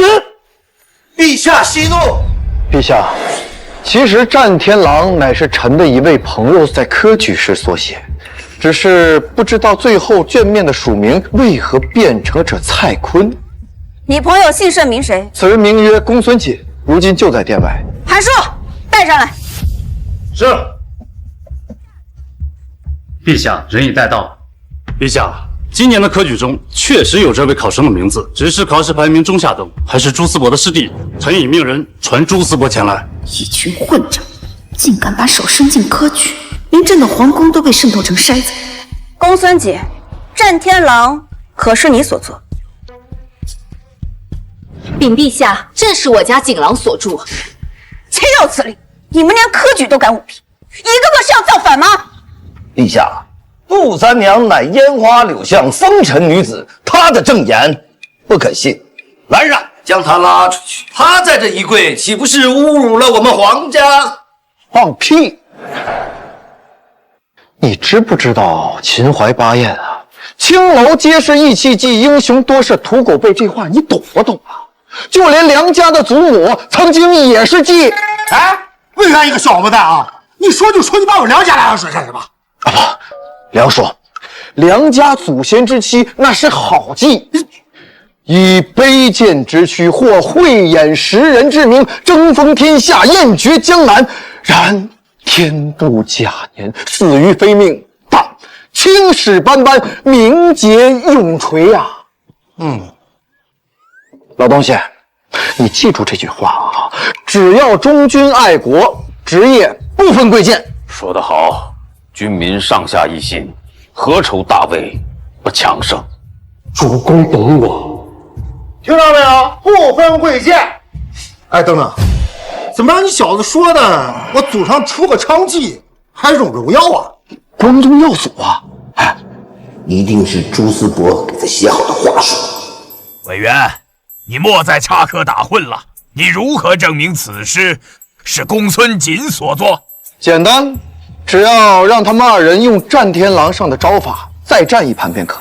好，上沙盘，你们二人务必竭尽全力。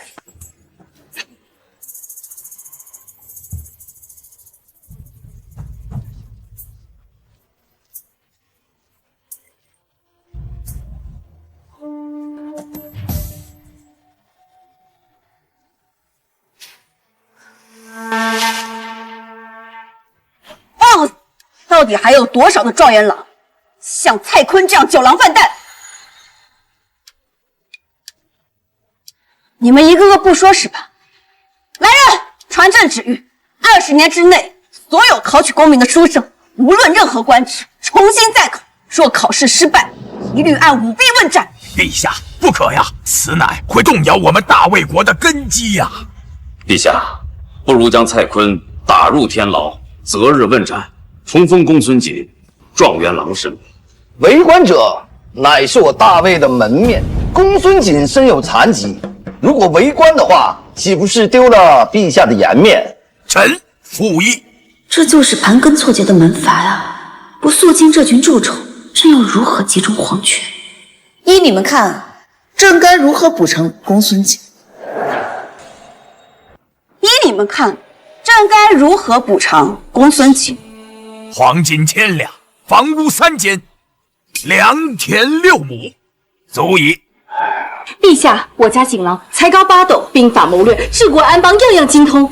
这样的一表人才，又怎么会有损国家形象呢？大胆贱妇，你能站在这里，已经是皇恩浩荡，这儿哪有你说话的份儿？还敢顶嘴，拉出来斩了！放屁！三娘说错了吗？公孙锦一表人才，却落得如此下场。你再看看你们啊，一个个的脑板肠肥，吃的富得流油。你们这逼样的才叫有损国体。不，梁叔，没说你啊，你小子无官无职，御花园岂有你发言的份儿？行了，杜三娘一介草妇，她哪知道什么规矩？而且她是初犯，朕恕她无罪。陛下不可呀，这有损于我们国家的龙威啊！他虽然犯下重罪，死罪可免，活罪难逃啊！是。看你哪边啊你？臣觉得应该杖折30，以儆效尤。臣附议。准。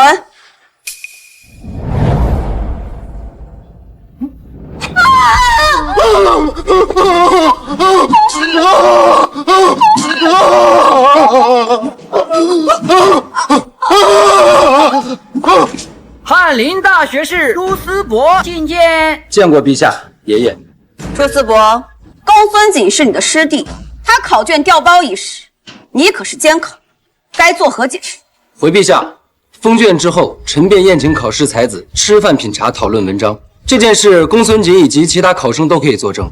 金榜公布之时，臣便感觉事有蹊跷。那日正巧，臣与左相探讨名人字画，便特别向另外一位主考官陈泽阳大学士写下书信一封，质问其内情。你这等废物，还想扳倒我？启禀陛下，臣服走水了，陈泽阳大人及臣服上下所有人都死了。杀人灭口是吧？摆驾，臣服。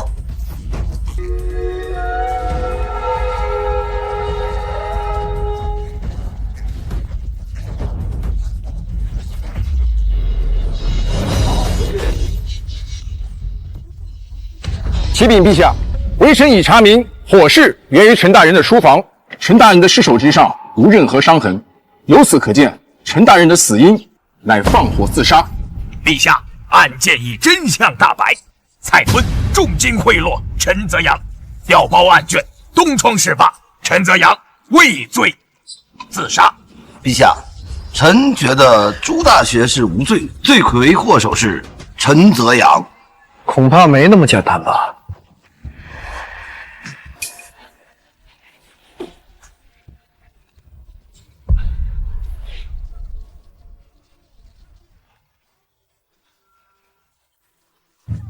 活人被烧死，口腔内应该有大量的灰炭，而这具尸体没有，说明他应该是死了之后才被烧成的焦炭。世子是在质疑我六扇门的作案能力吗？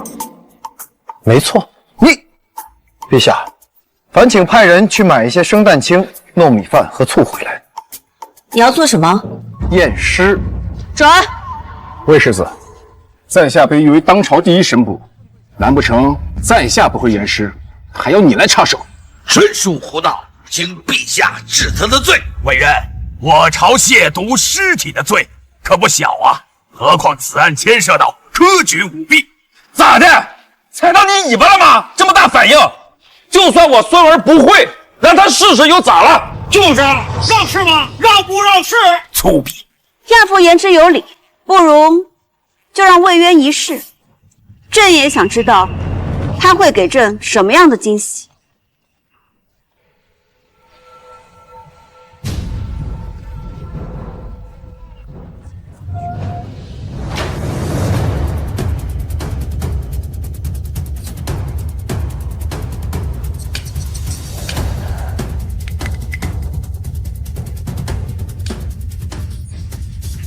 糯米的吸附能力极强，若尸体内含有毒素，则糯米饭就会变黑。尸体是在死之后才被烧成的焦炭，而体内又没有毒素，请问他是怎么死的？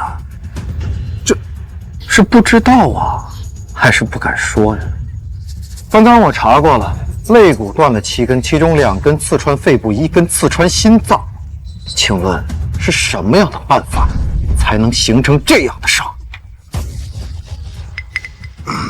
他懂得还挺多。神伯，解释一下吧。陛下，魏世子向来玩世不恭，不学无术，像验尸这等需要专攻的术业，他怎么可能通晓？所以，还请陛下切勿当真，是吗？还请大人将醋洒在发现尸体的地方，定能找到案发时的血迹。什么意思？陈府大火，所有血迹都被烤干，而醋能分解血液当中的蛋白质，使血迹现形。此法名为验醋献血法。连魏渊都知道此等办法，作为神捕，你居然不知道？陛下，你这么厉害，可不符合你京都第一纨绔的名号啊！啊！糟了，光想着把朱思博拖下水，忘保持人设了啊！哎呀，梁叔啊，其实我呢从小就对刑侦方面颇有研究啊，就比如说这位公公啊，我一闻我就知道他是个假的假太监。你这话可不能乱说。哎，此乃我魏家最强奥义——闻香识女人。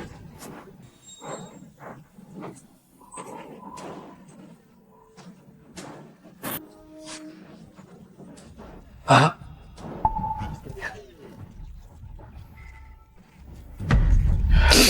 参见长公主。长公主，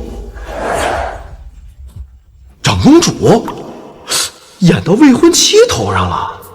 哼，不愧是大魏第一美女啊，难怪当初忍不住。看什么看？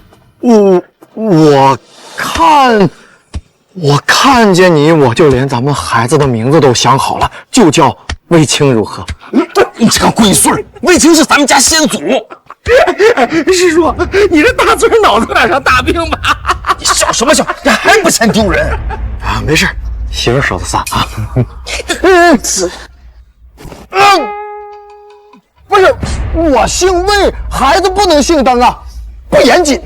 大魏第一美人，第一才女，这样的女子，同我这大魏第一才子才般配。我感觉怎么比前2年小了呢？魏渊，果然啊，你确实给了朕不少的惊喜。将门魏家英雄种，此前朕的亚父已经收复北匈奴，现在南匈奴还在，不如朕给你兵权，帮朕收复南匈奴，如何？不好，让女帝看出破绽，开始试探我了。陛下，臣乃魏渊干哥哥，南匈奴的杀父弑兄之仇不共戴天，如不报仇，枉为人子。请陛下恩准，让臣随弟魏渊前往讨伐南匈奴。我们兄弟齐心，焉有一合之将？如何呀？想借我的手染指魏家军？陛下，我作为魏家第3代仅剩的独苗，讨伐匈奴之事，理当义不容辞。该死，竟敢当众表明我不是魏家人！这龟孙还是太嫩了。朱兄说的对，杀兄弑父之仇，如若不报，枉为人子。今日我魏渊便于战死沙场的父兄割袍断义，杀兄弑父之仇，来世再报。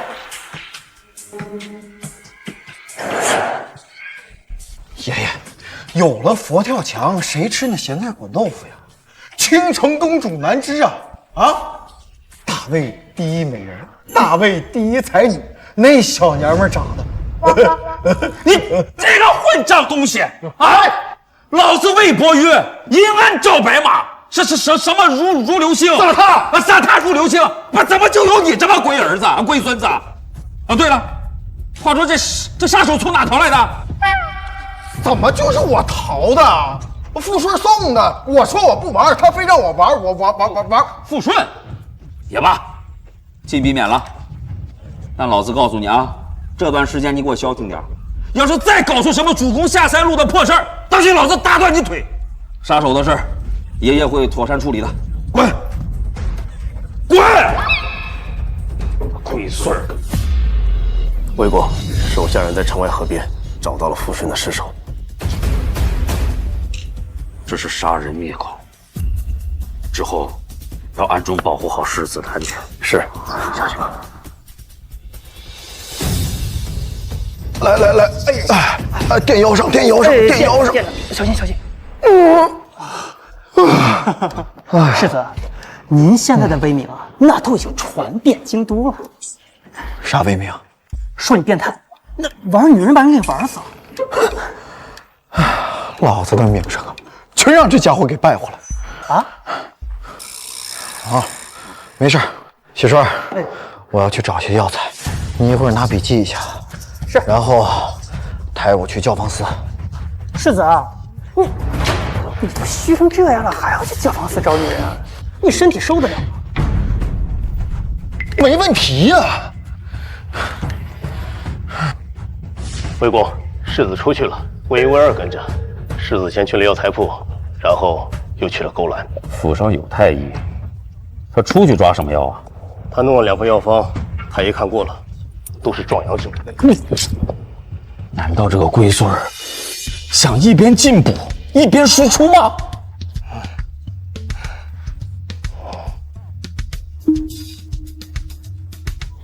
伯爷兄，多年不见，风采依旧啊！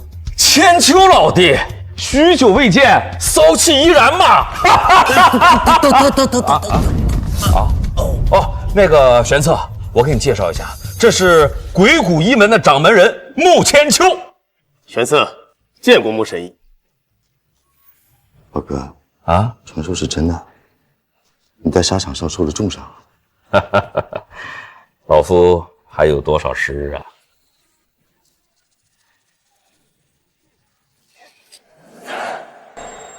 叶孙，孽障！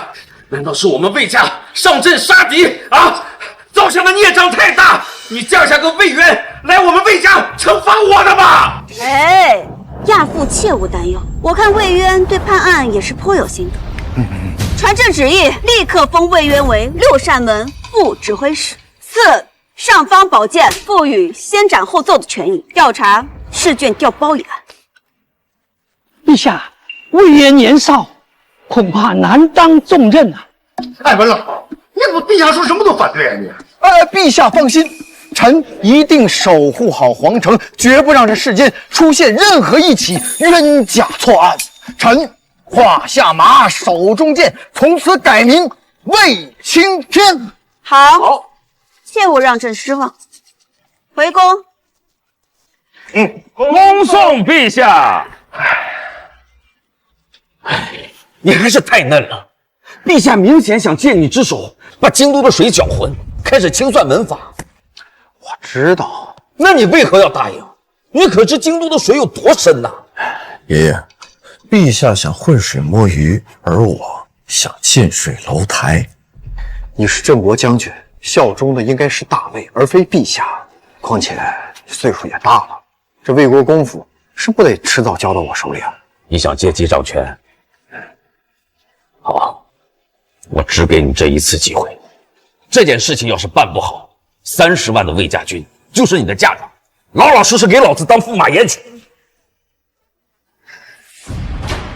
公主，奴婢都听说了，这魏渊可真不是个东西，不仅抄袭大才子朱思伯的诗词歌赋不说，还让您在大庭广众之下颜面尽失，还说什么与父兄割袍断义的混账话。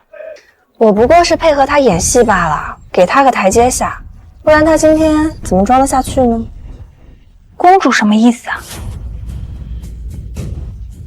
人的脾气秉性可以隐藏，但诗词不会。朱思伯恃才傲物，胸有野心，最重视名声，此等佳作他才不会送给魏渊。魏渊啊，魏渊，我倒想看看这条引龙到底能震惊多少。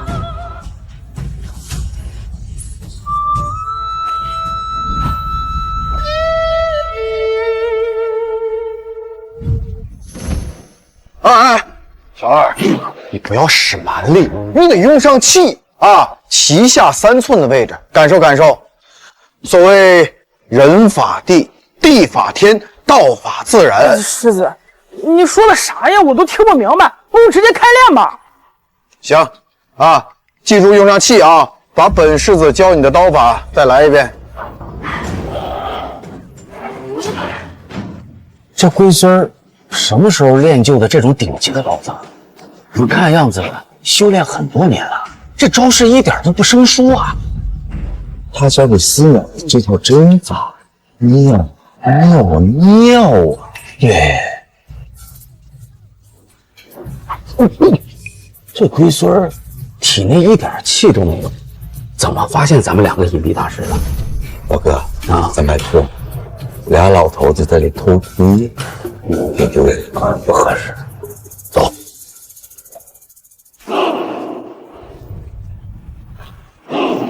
你觉得刚刚哪招最简单啊？后3招最简单。放屁！最后3招最难。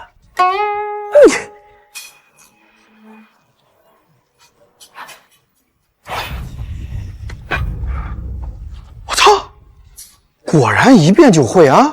不就是插秧、喂猪、砍柴吗？我都干了10几年了。有点道理啊。那休息休息吧。回头勤加练习啊。好。世子，您教我的针法真是太神了。这才哪儿到哪儿啊，都是皮毛，学去吧你。季老，你的手能动了。好点了吧？多谢世子。谢世子。你能说话了。谢世子治了我的顽疾，也感谢世子粉碎了我的状元梦，让我近距离的看清了这些门阀世家的丑陋嘴脸。起来吧。我说过我会治好你的，放心。这天下的门阀，除了魏梁2家，都必须要灭。到那个时候，高官厚禄少不了你的。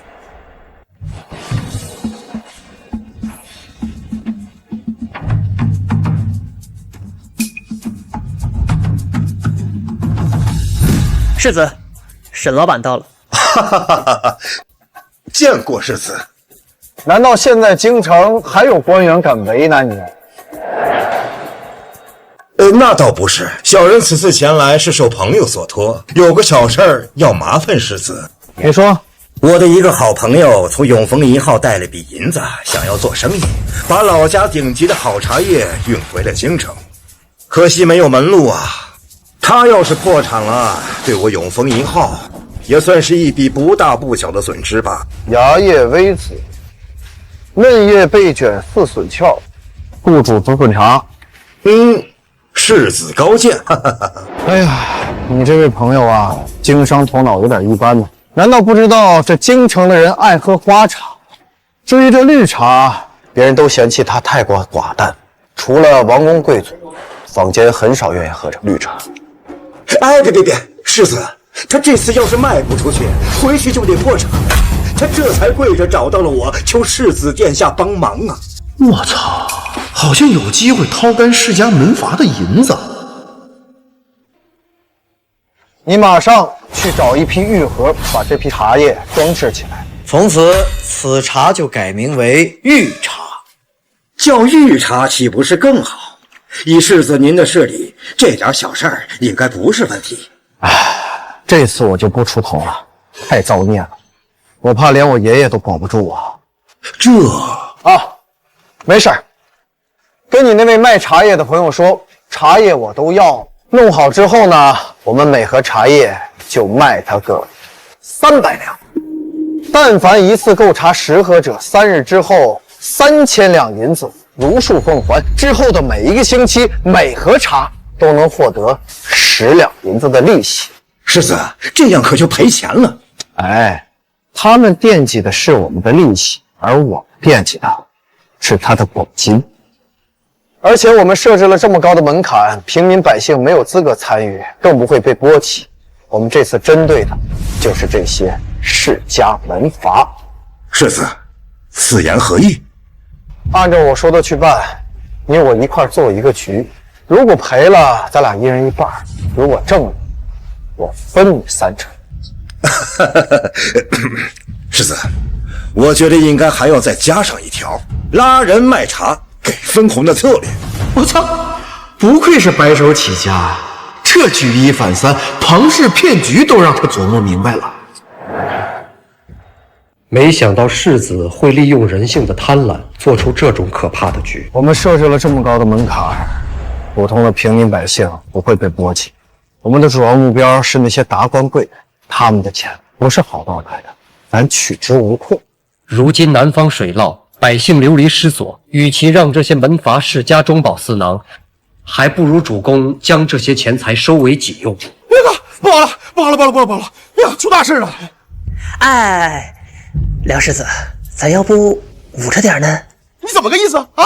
他没轮到你们这儿啊？来，你先漱漱嘴来。哎呀！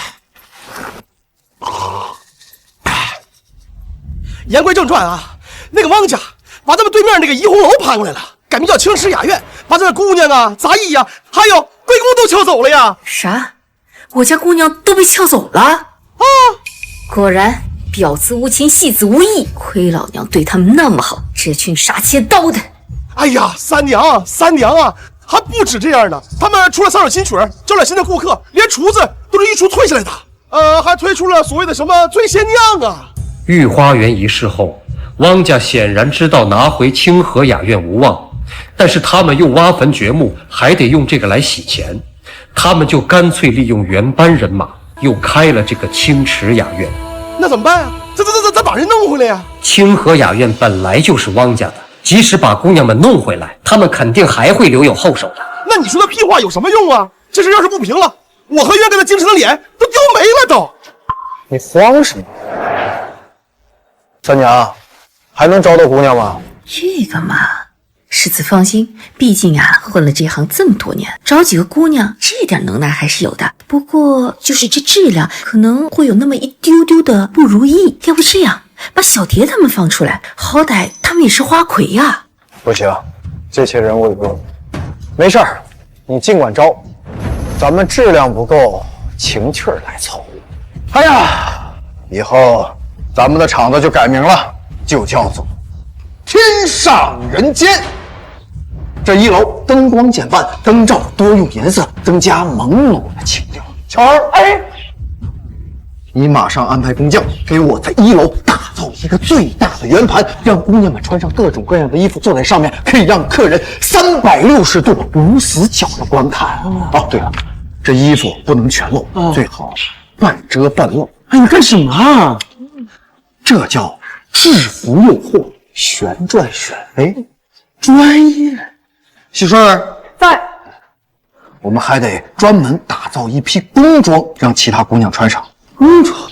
魔法宫女，那陛下会怪罪你。哎呀，不是那个工装。看啊，半透明的肚兜，半透明的肚兜，下半身就是紧身丝质的裤子。紧身丝质的裤子，那是什么裤子？叫什么名啊？丝袜，最好是黑色的。哎，对，转一圈，转一圈。哎呀，看到没有？这就有了一种半露半不露、犹抱琵琶半遮面的朦胧感。至于厨子，哼，谁家没有似的？我们2大国公府还能缺少厨子？不缺。喜顺，马上安排人给我采购一批海带、虾干、香菇，晒干碾碎，越细越好。做菜的时候可以放进去提鲜。是。等会儿，这厨子虽然解决了，那曲儿没解决呀。哎，这是我从对面抄的，可受欢迎了。世子，这首词的文学水平非常高，非一般文人能写出来的。高吗？朱思博跟汪家勾结，这正是个机会啊！哼，无病呻吟，一看就是朱思博写的。本世子今日就要亲自作词，对面3首，我5首。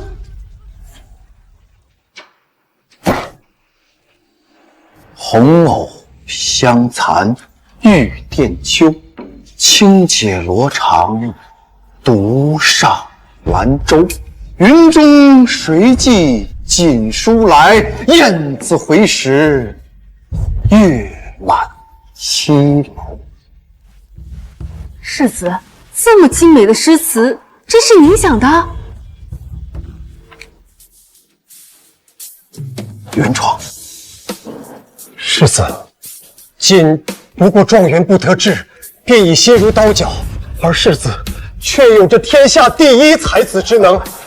为了大局，竟能隐蔽锋芒，如此明中蒙尘，属下实在心痛。我都脸红了。兄弟，你这马屁力度是不是拍有点大了？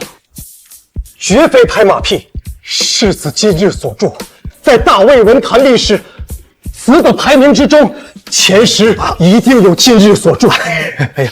哎呀，惊讶什么？本世子都说了，今天我做5首。世子，这5首词每一首都冠硕古今，这一旦发出去，世人都会以为这是世子抄袭朱思伯的，这不是帮他这小人扬名了吗？无妨，你可知我等的就是这今天。反正在世人眼中呢，本世子也是个不在乎名声的，正好为这朱思伯设下这天门36局当中的一局，亮旗招展。世子是想利用骂名得意，他日谣言不攻自破，今日捧他朱思伯有多高，那日他便摔得有多惨。此乃阳谋36局中的上梁抽搐。虽然我没听懂，但是你马屁拍得好啊！以你这个智商很难听懂。智商什么意思？你听不懂你就赶紧去办事儿啊！咱们之后要跟汪家的人手底下见真章。世子，您不亲自去坐镇吗？我就不去了。一旦御茶的事情闹大了，我还得找个人兜底。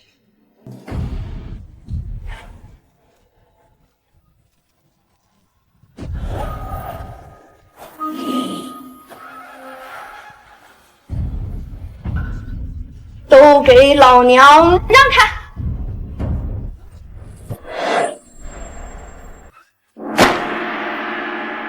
平地抠饼，对面拿贼，我们各凭本事。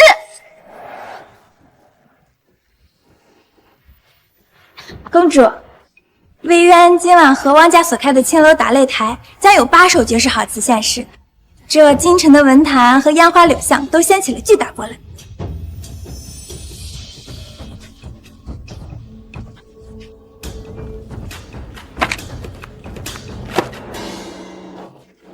你不署名是想考我？公主可能看出这些诗词都是出自谁的手？这前3首嘛，是朱思伯所著，虽然有刻意隐藏，但是精髓没有变。这后5首定是出自他人之手，本宫看不出来。虽然说这5首是魏渊所作，可是我不信，我觉得这8首都是朱大才子所作。这个魏渊好生不要脸，昨日之后竟然还抢了朱大才子的诗。不对，这5首绝非出自朱思伯。可天下都是这么传的呀，说朱思伯为他的干弟弟魏渊所作。好你个魏渊啊，竟然藏得这么深！公主何意啊？汪家与魏家结怨，朱思伯是魏家的干孙儿，但却帮着汪家，这么传下去，就离间了汪家跟朱思伯的关系。果然，再坚实的堡垒都是从内部瓦解的。所以这5首词，不管是不是魏渊所写，他们的阳谋都成功了，离间了朱思伯跟汪家的关系，真是越来越有意思了。朱思伯，你个两面三刀的！汪家主，这些绝非在下写的。这不是你写的，难道是魏渊写的吗？丝袜、选妃、旋转舞台，也就他能干出来这种事儿。这5首诗绝对不是这个狗东西能写出来的。也不知道今晚天上人间的生意会不会比我们汪家生意好。如果这样下去的话，我们汪家的生意还怎么做呀？会不会是公孙锦写的？他有状元之才。公孙锦熟读兵法，他写出来的诗词是豪放派，这5首诗词是婉约派，两者完全不同啊！朱思伯，你不要忘记，魏家2代和3代战死沙场，都跟你有关，你是主谋。今后如果再有这种事情发生的话，我让你死无葬身之地。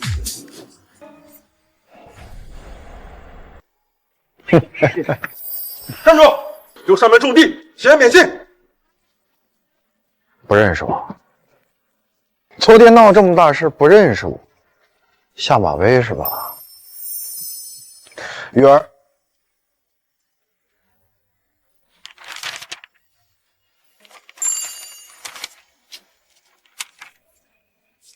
魏世子好威风啊！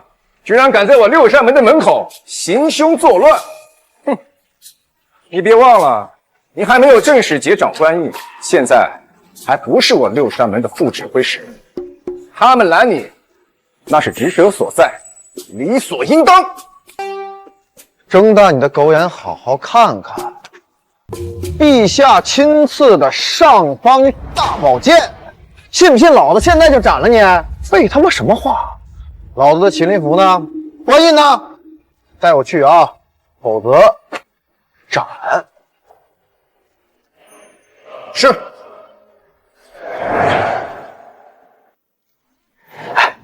见惯一下啊！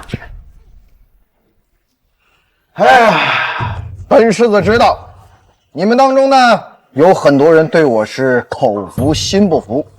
这样，我给你们一个挑战本世子的机会。不过啊，你们得先打赢这位壮士，然后再去挑战我爷爷大魏战神魏伯渊，之后再一人单挑30万魏家军而不死之后，才有资格挑战本世子。真他娘的扯呀！六扇门交给他不废了？你不服啊？来，你站出来，来站出来！哼！既然没有人站出来，那本世子就认为你们是心服口服了。我现在有多少人？六扇门正指挥使3队，副的嘛1队。不过我六扇门现在所有的兄弟加起来也只有3队。3队？怎么分啊？这样吧，给你个机会，所有的兄弟都在场，你能召集多少就带走多少，如何？哎，本世子每次去教坊司，是不是一努嘴，姑娘们就全围上来了？我的人格魅力还需要强求吗？诸位队长，哪位愿意跟随本世子？不用害羞，自己站出来。想让我吕存孝遵循你，不可能。如果你想拿官大一级压死人的那套，那我宁可辞官不做，也不当你这废物的鹰犬爪牙。放肆！怎么跟我家世子说话呢？信不信我一进，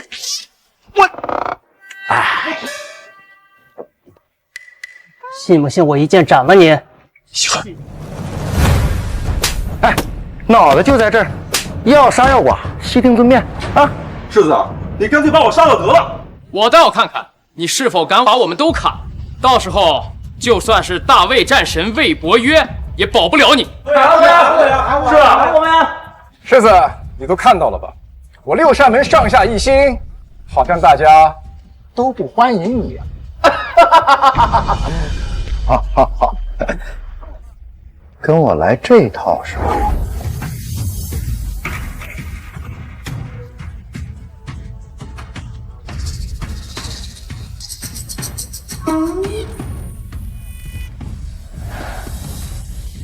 追随本世子，每人每月俸禄上涨5倍。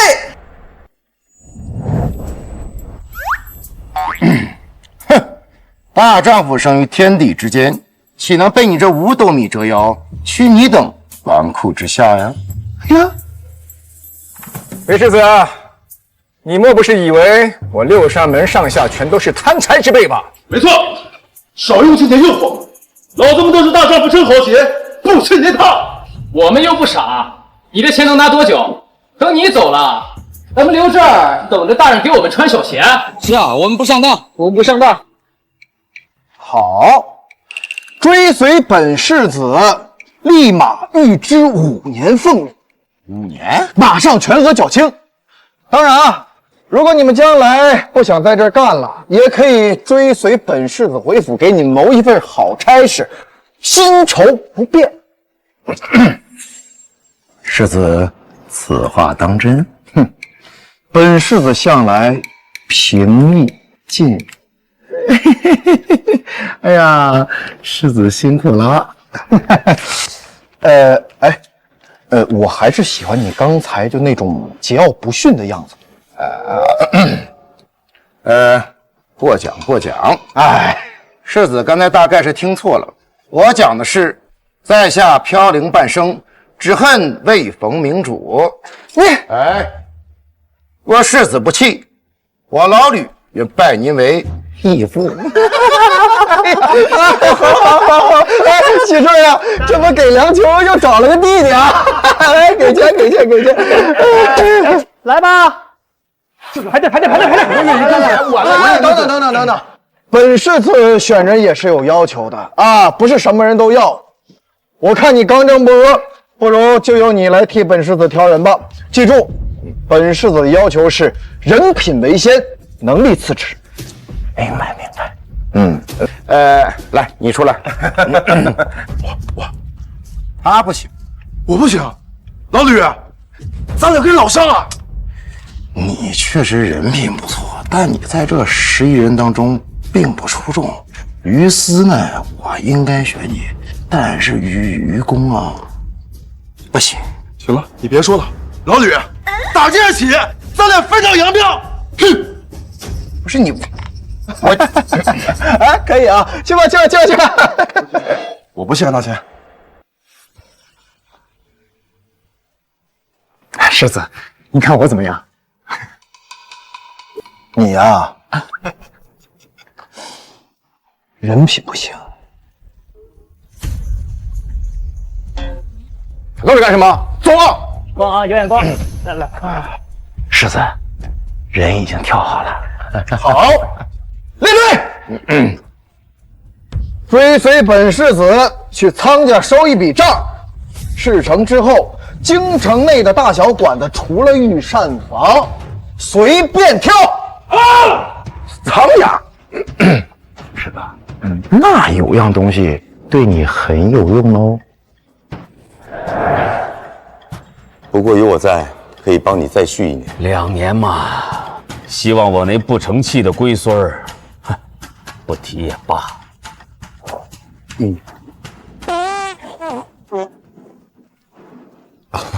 之前长白草留下的飞病，这情绪一紧张啊，气门就有点松。快走。练将。老哥，这是谁给你开的房子？哎，这话可不好乱说。我这么大把年纪了，不可能配什么壮阳药，那是我龟孙儿啊！妙啊！这配比，这剂量，我自诩是神医，这开方子的人的医术至少在我之上啊！不是，千秋老弟，这就是一个壮阳的方子，你不至于吧？谁跟你说这是壮阳的方子？这副药的效果是滋养4肢百骸、温养5脏6腑、不伤身的灵丹妙药。啥？你不会是在诓我吧？我什么时候诓过你？哎，这副就有点复杂了。它的效果是舒筋活血，治疗经脉损伤，洗精拔髓。老哥，这药方正适合你的救急啊！原本我可以为你续命1年，现在有这2副方子，至少2年。真的？什么真的假的？赶紧去给老夫抓药！是。老哥，这药方真是令孙所开，那他的医术造诣……哎呀，我那龟孙儿好色如命，专攻下三路，估计这俩药方是他按照壮阳的方子误打误撞淘的。想必那张药方已经到了爷爷手里了，等找个机会让老段喝下去。前几日嫖的昏死，今儿个又来了，被人抬着来嫖，不愧是色中恶鬼。我辈楷模世子无双啊，厉害厉害！过奖，羡慕吧？羡慕。哎呦喂！世子大人恢复这么快吗？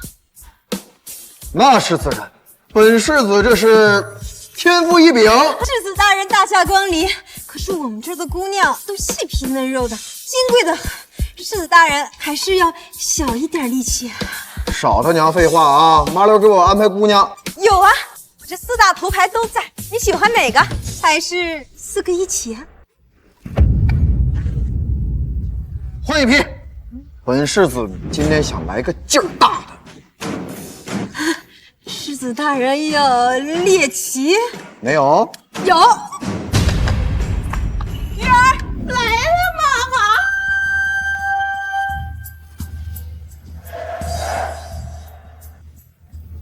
兄弟们，今天只要咱们顺利的把这张药，本世子拿出1万两银子，咱们吃吃喝喝，剩下的兄弟们分喽。好，干活。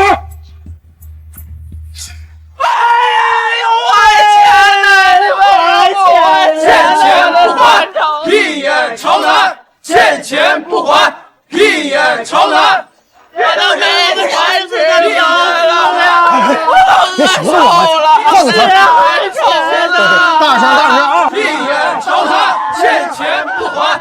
义父，义父，东西拿着了。什么呀？这是？这是苍家贪污受贿的证据。其实，在京都各大家族都有咱们的人。这苍家背后是汪家，连陛下拿他们都没办法，所以咱们就只能睁一只眼闭一只眼就行了。我魏家也是世家门阀，跟我说这个，我怕我杀人灭口啊。魏家不一样啊，那如果没有魏公，大魏早就风雨飘摇了。我们是发自内心的尊重魏家，所以从未在魏家安插过眼线。况且，义父不读不识字啊！不错啊，天上人间1个月的时间，随便玩。真是。哎，这大魏29年来历不详，什么意思啊？义父有所不知啊，这但凡调查过这个事儿的兄弟都死了。上面有一案，但是你只要想想当初发生了什么事儿就行了。大魏29年，父兄战死沙场。其实不管是兵部还是咱们六扇门都研究过，除了内奸，魏家诸将怎么可能输呢？更别说是全军覆没了。你想想，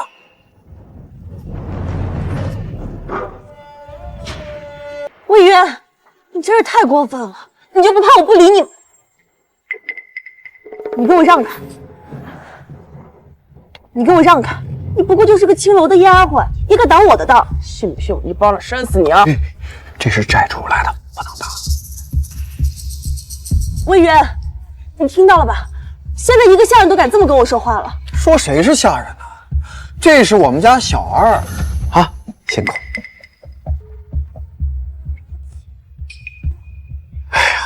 麻烦你把事实搞清楚一点。我今天是来收账的，怎么的我还得求你啊？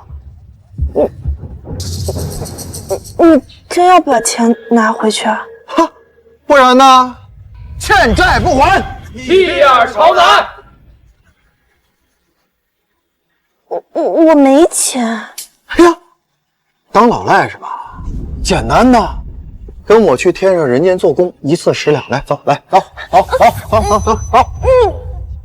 你真要这样吗，小圆圆？魏渊，我捏了个小泥人，这个泥人多像你啊，这么小，以后就叫你小渊渊啊。好，那我喜欢这个名字。这么私密的事儿都知道，看来平时没少调查我呀。这姿态练习很久了吧？他难道知道了什么？你什么意思啊？你只是长得像他而已，但你终归不是他。白瞎这张脸了。来人，给我进去搜，凡是所有值钱的东西都给我搬出来抵债。是。哎，不行，不行，不行，不行！别！魏渊，你好大的胆子，竟敢到我仓府闹事！谢叔儿，是。谢叔儿，是。干什么？魏渊，你疯了吗？他可是我爹！你个既无爵位又非贵族的四品小官，也就比庶民大这么一点，也敢跟我家世子这么说话？是不是我以前对你太好了，导致你们觉得可以跟本世子平起平坐？看清楚现实，你们苍家在本世子眼中屁都不是。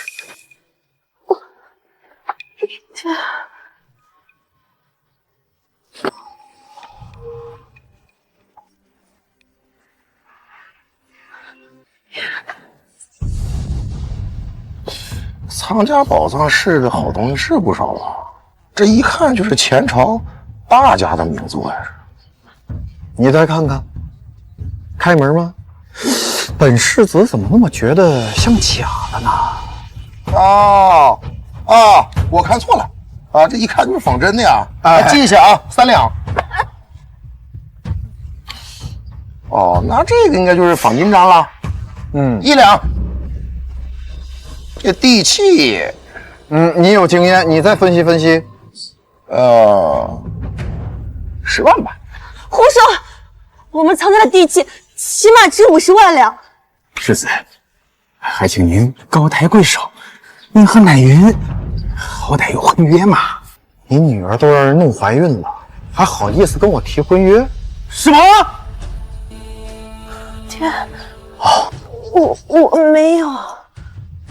对了，本世子刚与南之公主定了婚事，驸马不能纳妾。齐帅，笔墨伺候。是。我要写一封给苍家的退婚书。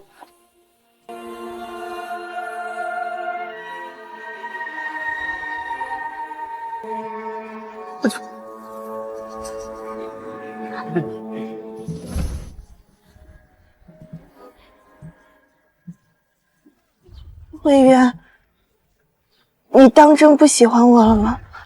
你忘记我们往日的种种了吗？我告诉你，少跟我来这一套啊！南之公主啊，那是咱大魏第一美人，佛跳墙跟你这臭咸菜，你猜我怎么选？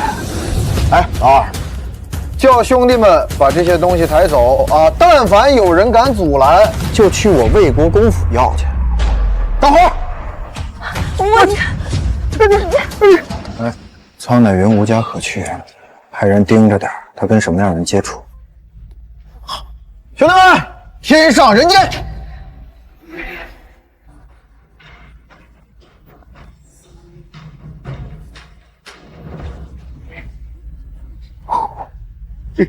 这边啊，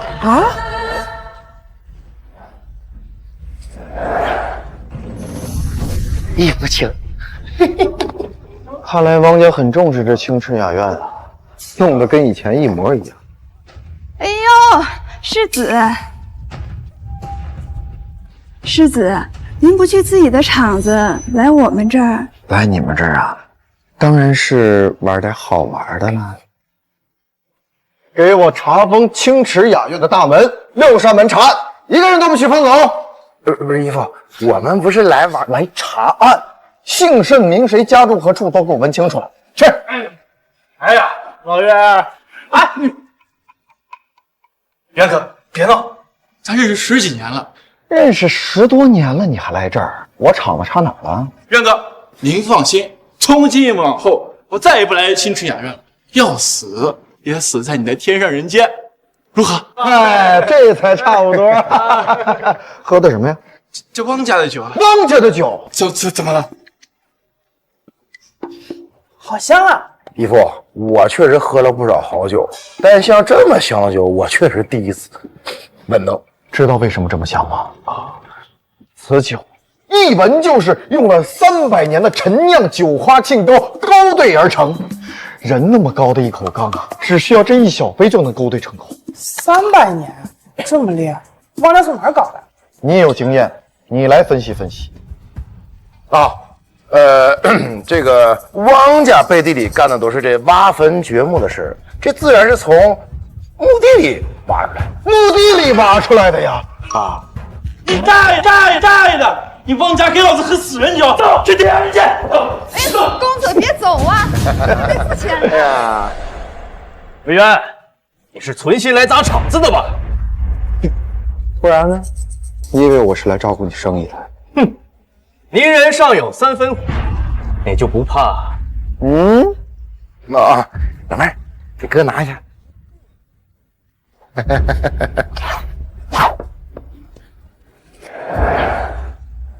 我连你哥都干废了，你算个屁呀！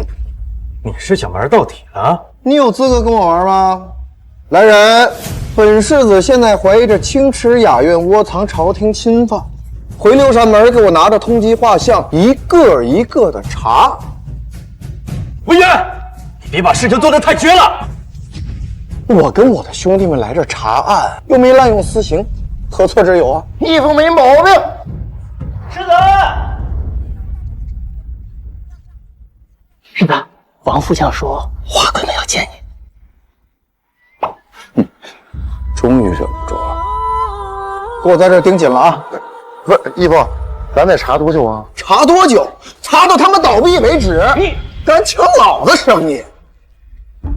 启禀陛下、公主，魏渊带着六扇门的捕快，以要账为名，强占仓家家产后滥用职权，打压汪家清河雅苑。你怎么看？魏渊明显忍不住了，不过我很好奇，他会如何破局。这么晚了来找朕，怎么了？我来与陛下做一笔交易。魏渊，别胡闹。这笔交易对于陛下而言，有可能是此生仅有的一次铲除世家门阀的机会。你一纨绔子弟，有何资格找朕做交易？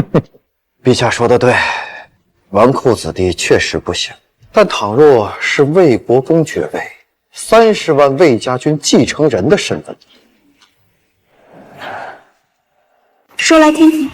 想必今日御花园之事，陛下已经发现这世家门阀的野心昭然若揭了吧？那又如何？世家门阀盘根错节，牵一发而怒全身，要不不做，要不把事情做绝。倘若我有办法铲除除了梁魏之外的所有世家门阀呢？魏渊，陛下面前不要信口开河，不然可是欺君之罪。我只问陛下，信不信得过魏家？叫本魏家英雄者，朕自然是相信。那就请陛下赐我一道免死圣旨，3个月内门阀尽可根除。若做不到，我魏渊从此之后不再过问朝堂之事，30万魏家军也可尽归陛下。如果魏渊所言成真，那他比所有的门阀都还要恐怖，那朕还有必要留他吗？皇姐的疑心病又犯了，只希望魏渊不要把事做绝，否则就真的没有任何回旋的余地了。传朕旨意，边疆近日平安无事，令梁红婵回京休养。陛下是想对梁家下手？梁红婵与魏渊感情颇深，要不是因为下药之事，他们俩早就成婚了。你说，如果让他回来，看到你嫁与他，他会怎么样？哎，王将军，他这是站不起来了。哎呀，世子给我这么多鱼胶，我总不能浪费了吧？以前为何不见将军出入勾栏之地呀？你不懂，我虽为魏公的副将，但更是他的义子。咱们世子已经够出名昭著的了，我总得维护咱们魏府的形象啊。王将军大义，为了国公府，竟然憋了这么久，难为你了，惭愧，惭愧。世子，世子，您终于来了！我说，我什么都说，不管是对您还是对梁世子下毒，都是诛。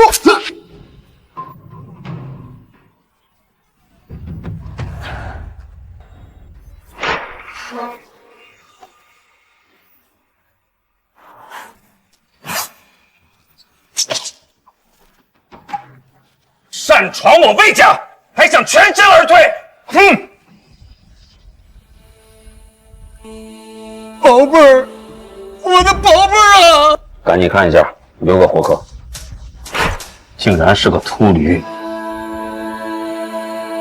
从他的气场看，跟之前行刺的女刺客是一伙的。末将护院不周，请国公责罚。不怪你，大宗师脸都不要了，前来行刺，你们发觉不到很正常，把他关起来，带下去。我这就进宫，正好借此事敲打一下京都其他的家族。你们在府内一定要保护好世子的安全，千万不能让我在白发人送黑发人。是。世子，刚刚小蝶提到了一个朱字，会不会跟朱思博有关？我们之前太小看他了，能够游走于各大势力之间，还能找到大宗师当帮手，有点东西啊。大魏27年，仓家违规辟建京郊清风寺。世子，小的从未听过这个地方。老王，马上派兵前往此处进行调查，一旦发现有任何可疑之人，立马抓回来，严加审查。好生安葬吧。是。宝贝儿啊，宝贝儿啊，宝贝儿，我的宝贝儿啊！世子，您这是？啊，底下的人不懂规矩，小小惩戒一下。你管杀人叫惩戒？你来找我，事儿办成了？办成了。为了避免世子的嫌疑，我特意租了更贵的汪家店铺。别什么事儿都自己去办，当心被人秋后算账。世子放心，我都是安排自己的心腹去做的。等到事情结束，我定让他永远都开不了口。我要是没猜错的话，那个卖茶的人应该没了吧？世子聪慧，毕竟此事后患无穷嘛，必须小心再小心。行啊，既然这人都死了，那卖茶的欠款我要80%。这不愿意啊？全凭世子吩咐。马上安排一个人去天上人间，给本世子创造一个买茶的气息。哦，对了，记得找个嘴甜的，让他多夸夸我，我也好顺理成章的当托是吧？世子高见，在下这就去办。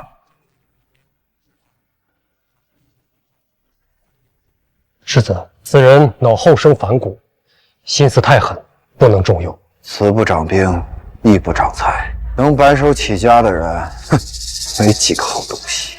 这人应该也没有死，可能他藏在了某个秘密的地方，来防着主公。将来有一天事发了，他必定会跳出来反咬主公一口。你派人盯着沈南三，最好能把他那个买茶的朋友也找出来。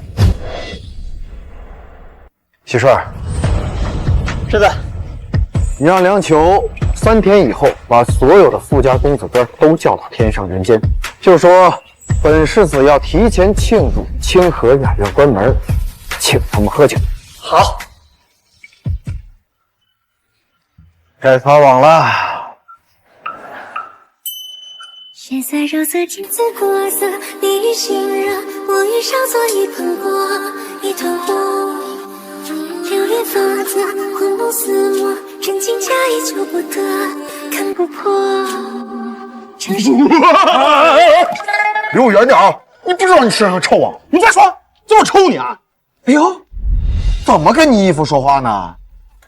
玉儿，你等会儿，我妹妹可要回来啊！地下下旨，让我妹回京休养，明后天应该就到了吧？这样，你老实的，让本世子踢你一脚，行吗？我保证，我妹踹你的时候，我拦着点。我去你妹！哎，你等会儿，梁红婵要回来了。梁小姐，咱们有话好好说，千万别伤了我家世子。梁小姐，滚！魏渊，你我指腹为婚，如今婚期将近，你为何要做出给蒋公主下药之事？你对得起我吗？事已至此，多说无益。红婵，我知道你心中有气，你杀了我吧。梁小姐，不可！梁小姐，我家世子本来就是无意的，况且两位两族本就亲如一家，您这一剑下去，到时候两家关系破裂，陛下定然不会放过您的。而且其他士族必定会趁机群起而攻之啊！梁小姐，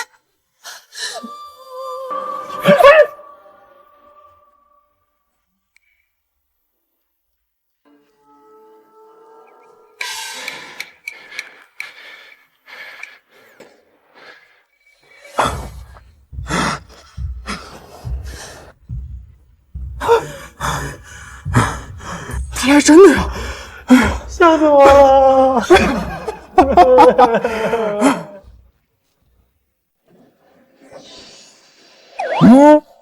你一边去！干嘛？你没事吧你？没事。从那之后，梁红婵远走边关，梁家退婚，原本的魏渊彻底堕落。不对，按照魏渊跟梁红婵的感情来看，根本不可能做出给公主下药之事。难道其中另有隐情？这青池雅苑黄了是好事，可这些玩意儿在这人白吃白喝的，咱得亏多少啊？你能不能不要这么没有出息？今天晚上你看我眼色行事啊，我保证让你大赚一笔。真的？我什么时候坑过你？你坑的还少吗？哎，滚一边吐去啊！今晚好好配合我。世子，这京都的公子哥几乎都到了。好，三娘，如果把一个钱庄交给你打理，你行吗？你也太看得起我了，我哪有那本事啊？去学吧，过不了多久，我就会把一个特别大的钱庄交给你来打理。世子，你就别为难我了。三娘，我看到书就头疼。你想过以后吗？你现在是一个老鸨子，配一个哑巴可以，但日后公孙瑾要是成为一代谋士，你还配得上他吗？那我就选择退出，在背后默默支持他。那你为什么不强大自己，然后一直跟他走下去呢？你不进步，他人进步，你们关系注定会疏远。我能做的就是给你这一次机会，好好把握。为了锦郎，老娘拼了命也要学会。走吧。去边去。你好好说出口。世子，是渊哥哦，不应该叫魏副使会使，魏大人。魏大人，我们是来祝贺您升迁的。哎，都是陛下抬爱，诸位仁兄可以尽情玩耍啊，消费都算在本世子头上。好，谢世子，是吧？这位请。上台，走。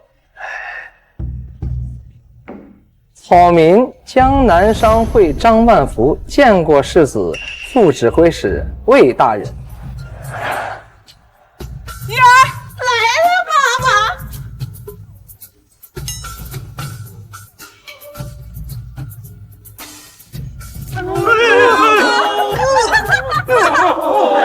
妈妈，我自从入了这行就没接到过活，不知是哪位神仙大哥翻了奴家的台子啊！就是这位神仙，不是世子大人，你可一定要好好照顾，别怠慢了啊！是妈妈。奴家肯定把您伺候的舒舒服服的，人家可干净了，还是壮倒是挺壮，不知道力气大不大呀？来，再来！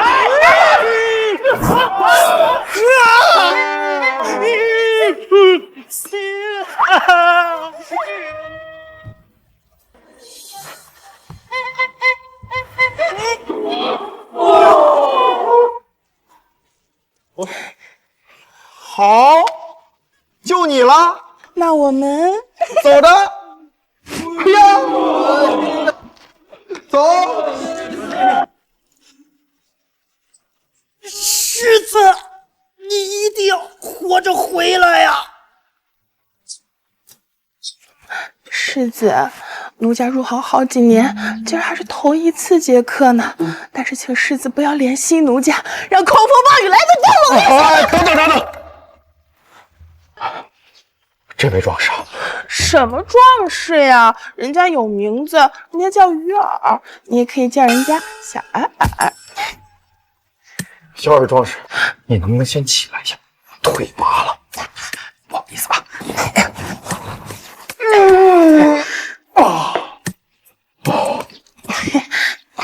是。别冲动，别冲动。我问你啊，会弹琴懂音律吗？我会弹棉花炖鱼。会下棋懂棋谱吗？我会下将打老虎。我是想让你按照琴谱或者乐谱来给我按压鱼穴，合着你除了人高马大，你什么都不会啊？换人。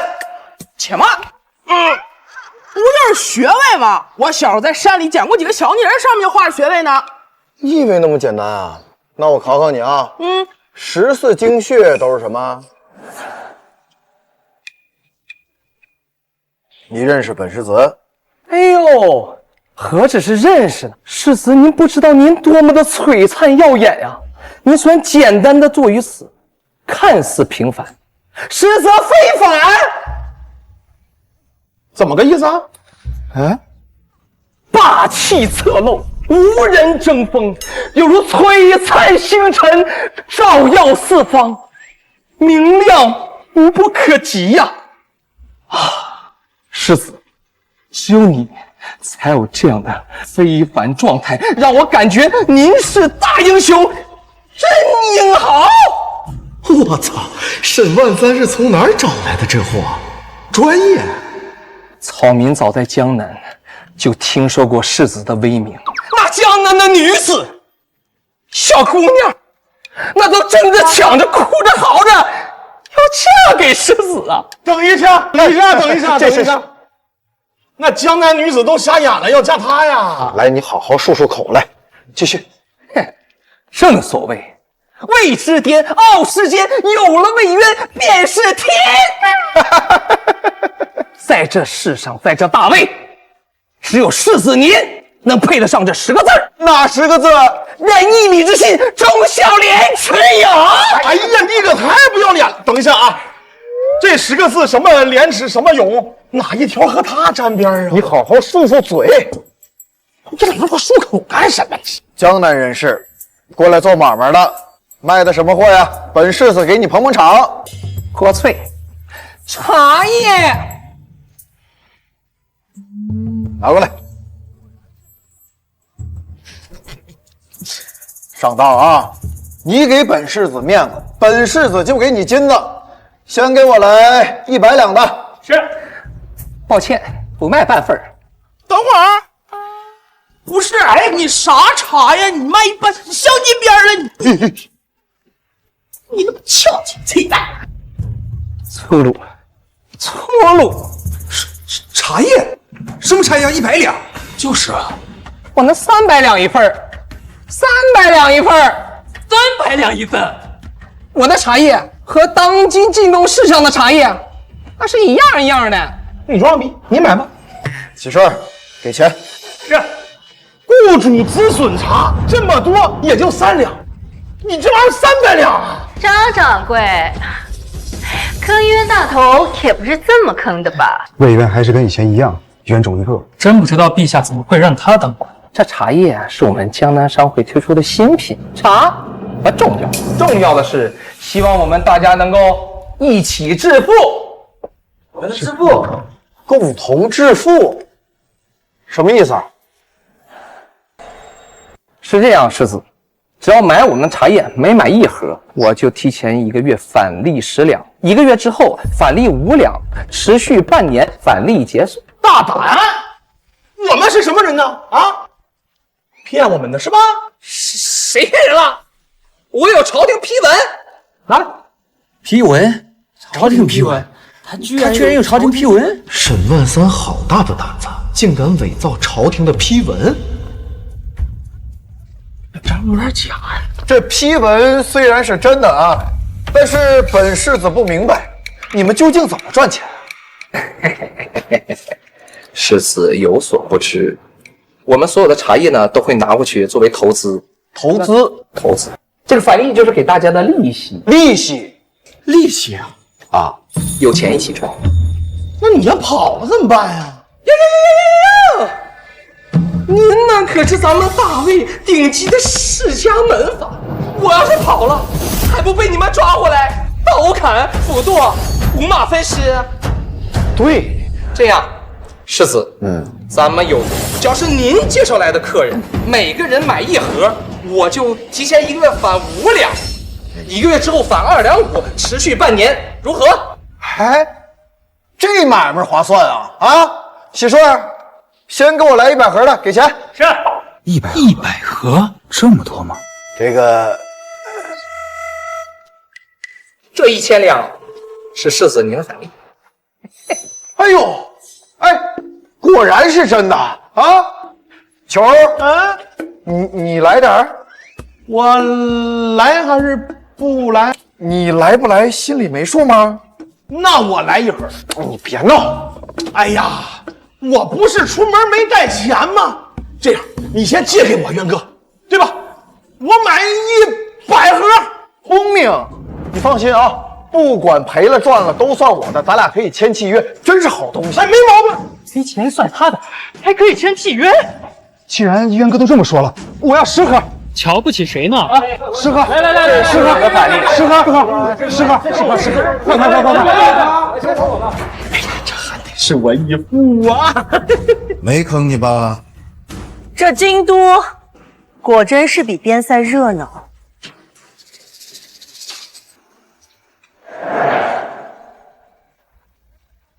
妹妹，你不明天回来吗？你还管起我来了？给我站好！哎，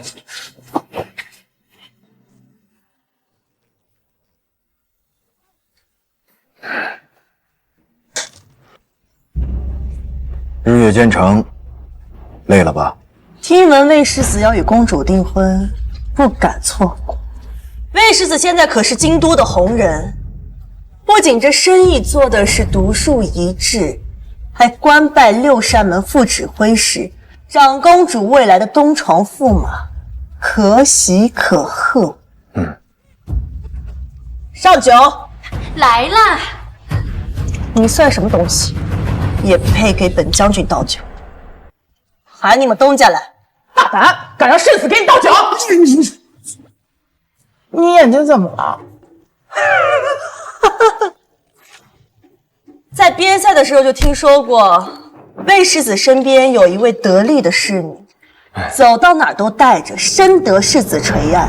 既然你觉得你家世子身份高贵，那就由你来给本将军倒酒。红婵，舍不得？好，我来就我来。起来！老娘不信了！老娘不信了！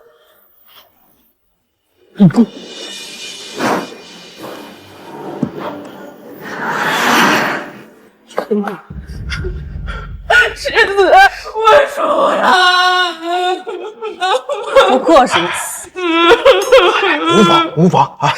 人家5年前就是大宗师了，这2年数变更是修为精进啊！无妨啊！扶起来，扶起来！别哭啦！起来！哎呀，红婵，知道这个我过去啊，确实是有点对不起你。这样，咱俩重新开始，好不好？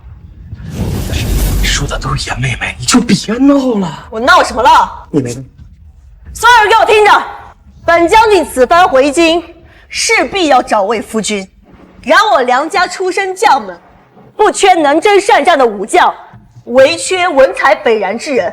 既然今天晚上这里有这么多人，那本将军说清楚，只要谁能写出让本将军心动的诗词，不论身份高低，今后便是我梁红婵的夫君。什么？梁红婵赛边用兵20万，不能成为他的夫君，我以为逆天改命啊！看来今晚没白来，有梁家支持，定能挤进京都顶尖大族。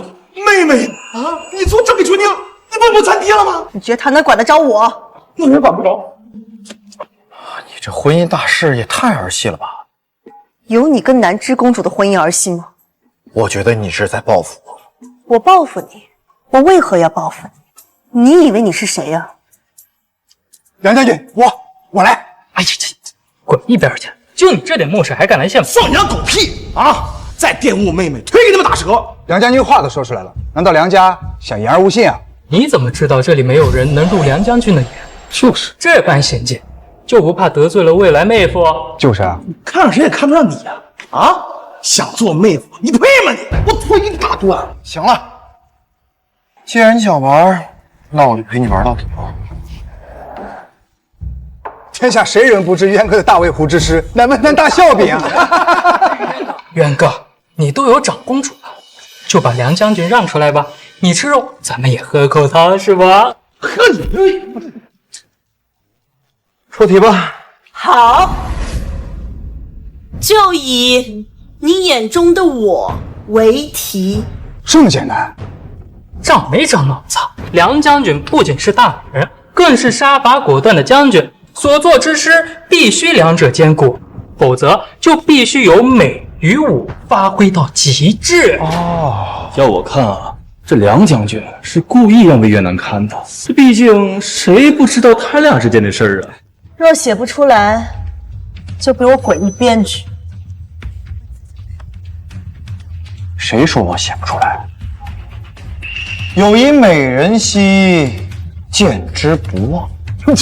不愧是京城第1纨绔啊，张口闭口就是美人啊！就你这点文采啊，不要什么美女了，回家捅大象岂不快哉？一日不见兮，思之如狂。凤飞翱翔兮，四海求凰。无奈佳人兮，不在东墙。将琴代语兮，描写衷肠。何日见许兮，为我彷徨。凤兮凤兮，归故乡，遨游四海求其凰。时为玉兮，无所将，何物今兮，生死堂。这真是你写的？即兴所著，凤求凰。他真的不一样了。不知道这首《凤求凰》能否入了梁将军的法眼？勉强。能翻篇了？想得美，我顶多不杀你而已。啊，大家都听见了啊！梁红婵已经原谅本世子了。从今往后，你们谁要是再敢打梁红婵的主意，本公子第一个弄死他。世子，梁将军回来了。你不是应该在清风寺吗？世子，魏公找您和梁世子。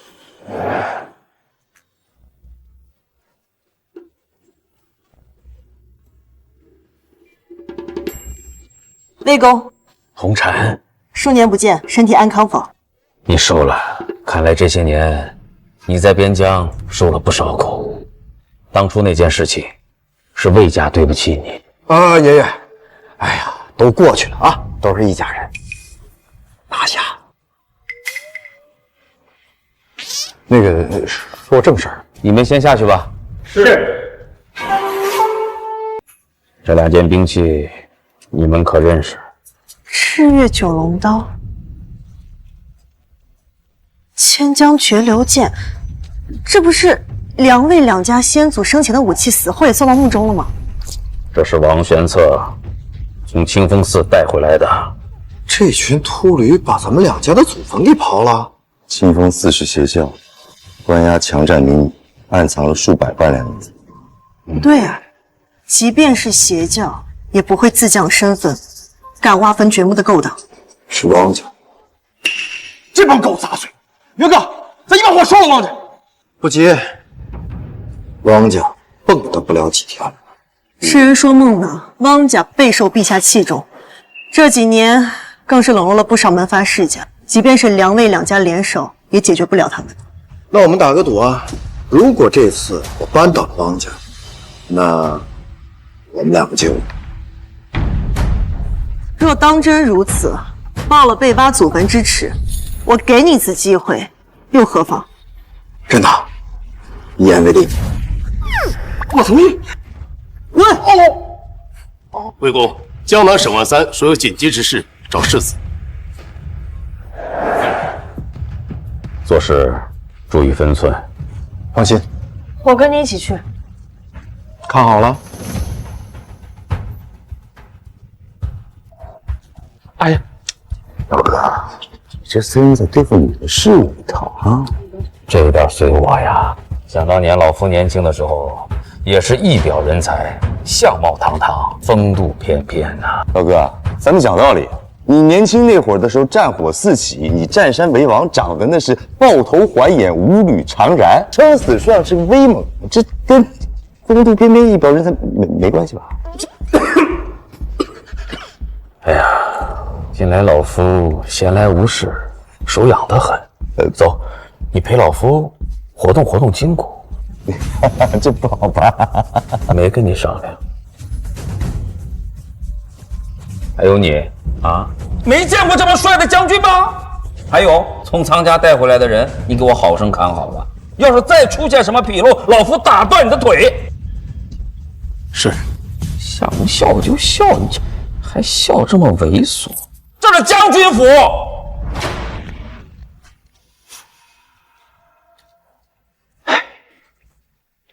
沈老板，世子殿下，您终于回来了。事儿没办成？不是，事儿办得很成功。那你慌什么？你有所不知，汪腾失踪了，汪茂可能会继承家主之位。他把清池雅苑搅黄了，想通过其他的办法把钱补回来，好让家主重新重视他。所以他抓了张万福的老婆和孩子，并且威逼利诱，让他多多分红。他会用汪家的名义作为担保拉人头，保守估计能拉个1000来万。什么？我冒疯了他！主公早就等着他们往坑里跳了。张万福不会反水吧？世子放心，他的老婆是在老家的青楼租了，孩子是在半吊的难民堆里捡来的。这么可怜啊！那可无所谓了。世子，这可是汪家呀。那又如何？咱们一开始的目标就是这些世家门房，放手去干，坑的越多越好。对了，账本给我。世子请过目。4800万两，你都干了什么？真拿本世子当成什么都不懂的盲错是吧？哎呦，世子息怒，是属下拿错了，这才是真的。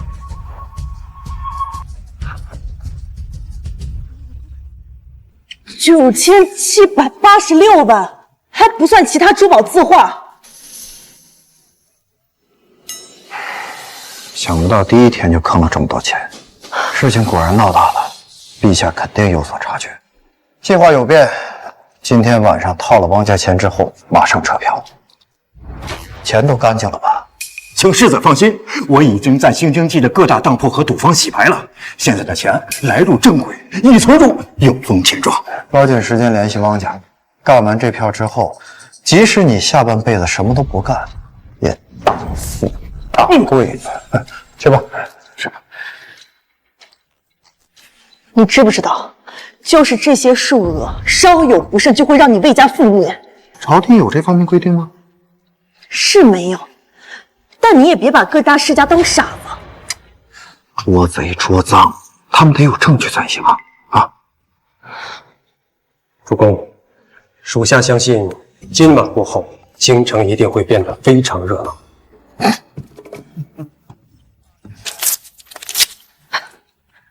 混蛋！他梁红茶有什么好，竟当众为他写上这样的诗词？公主息怒，那魏渊根本就配不上你，何不趁此机会禀告陛下撤回婚事？你懂什么？梁魏两家手握重兵，他们联姻亲如一家，你以为陛下为何要和我联手设计魏渊，用你替代我，让他以为给本宫下了药？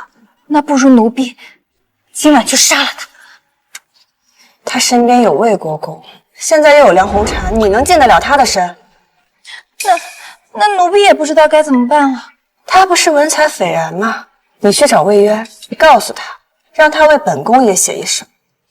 要是没有凤求凰好，本宫就阉了他。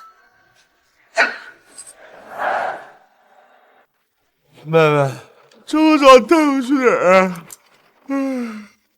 你跟魏渊在天上人间干的事情，你不去解决？世子，出事了，世子！大清早上说什么虎啊？江南商会的张万福昨夜在店铺里上吊自杀了。那些买了御茶的士族公子们，现在正堵在府门外，闹着找人要钱呢。宫里什么动静？暂时还没有。走，出去干活。是。魏渊，滚出来！对，今天你不赔钱，我们就不走。告诉你，今天不给老子钱，老子就进宫告御状。诸位公子，不要着急，我们世子也是受害者。老子管他是不是受害者，就是当初是他牵走，没错，是不是？还钱！这个月这狗崽子不是把蛋坑了？妹妹，我觉得咱们先撤。你当初闯祸的时候琢磨什么？现在知道怕了。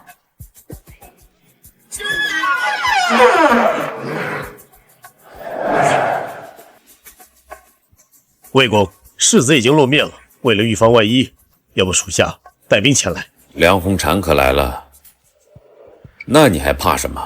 这件事情牵连太大，涉猎到京城所有士族，大哥要不要先进宫禀报陛下？不急，正好看看这龟孙儿究竟有多大的本事。可万一跟梁家退婚之后，老夫担心梁家会跟魏家对着干，所以才处处收敛。如今两家和好如初，整个大魏都是我们守的，还他娘的怕他们这群土鸡瓦狗。哎呀哈！王先退婚了！你，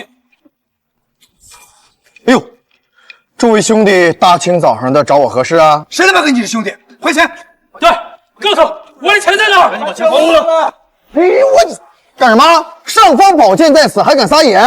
我告诉你们啊，你们虽然是贵族，但是还没有继承爵位，但本世子已经是副指挥使，再闹事抓你们啊！你不做点什么吗？兄弟们别慌，正好看看你如今有多少本事。魏渊，张万福，你是给张万福担的保，张万福死在茶楼里了，吊死了，我们的钱怎么办呀？就是对，我们的钱怎么办啊？当时你担保的。哎呦，我没说我不还钱呢，啊？哎，你等会儿，本世子平时待你们不错吧？那天晚上你们玩的挺开心，就这么一点钱，你们也好意思管我要？也是啊，可是我们后来又买了，那可是我偷家里的古董字画当来的钱。你们又买了？那谁给你担的保啊？我。361个穴位分布在12经脉和督任二脉上，比如说晴明穴、大敦穴。我操，真懂啊！丰富在哪儿？后脖颈。谭中呢？在这里。要不要点一下一线？啊，不用啊！是我眼拙了，去给我打2桶热水。我楼下的人手里有药材，帮你去泡好。去吧，小安然。不知道我顶不顶得住啊？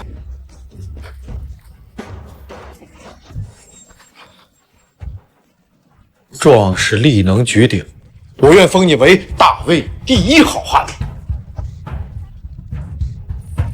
世子，你这肚兜真好看，能否给小鱼儿也弄一件啊？人家身材可好了呢。过奖，不过应该没有你的尺寸。来吧，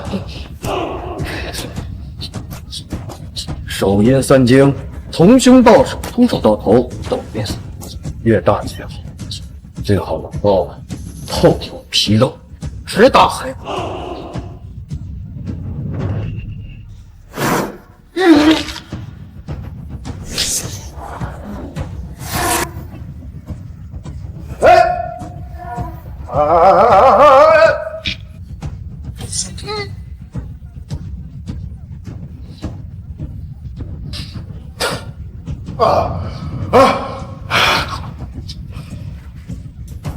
我都轻点，骨头断了。我说你这也不行啊，还没有混什么王考案呢。啊？谁啊？后山野熊啊！你大爷的！你拿我跟野熊比？闲话少叙。等我。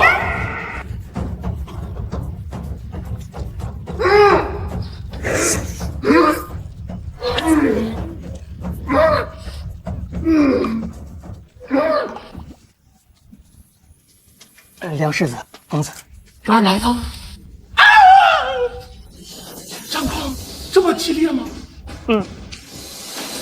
听说魏渊找了个虎背熊腰的大象。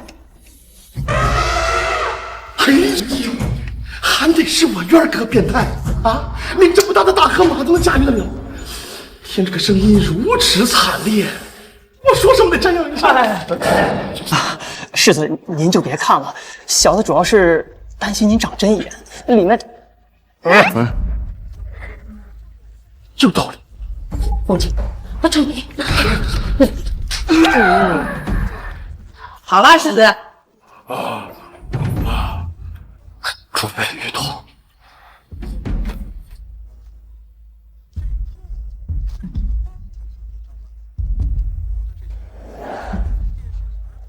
那汪茂给你们担保，你找汪茂找我干什么？对呀，王家如日中天，我们也不敢得罪啊。渊哥，你家底深厚，要不这次您就当吃个亏算了，要不然我们跟家里没法交代呀。汪家如日中天，我魏家是你捏的是吧？鱼儿，哎，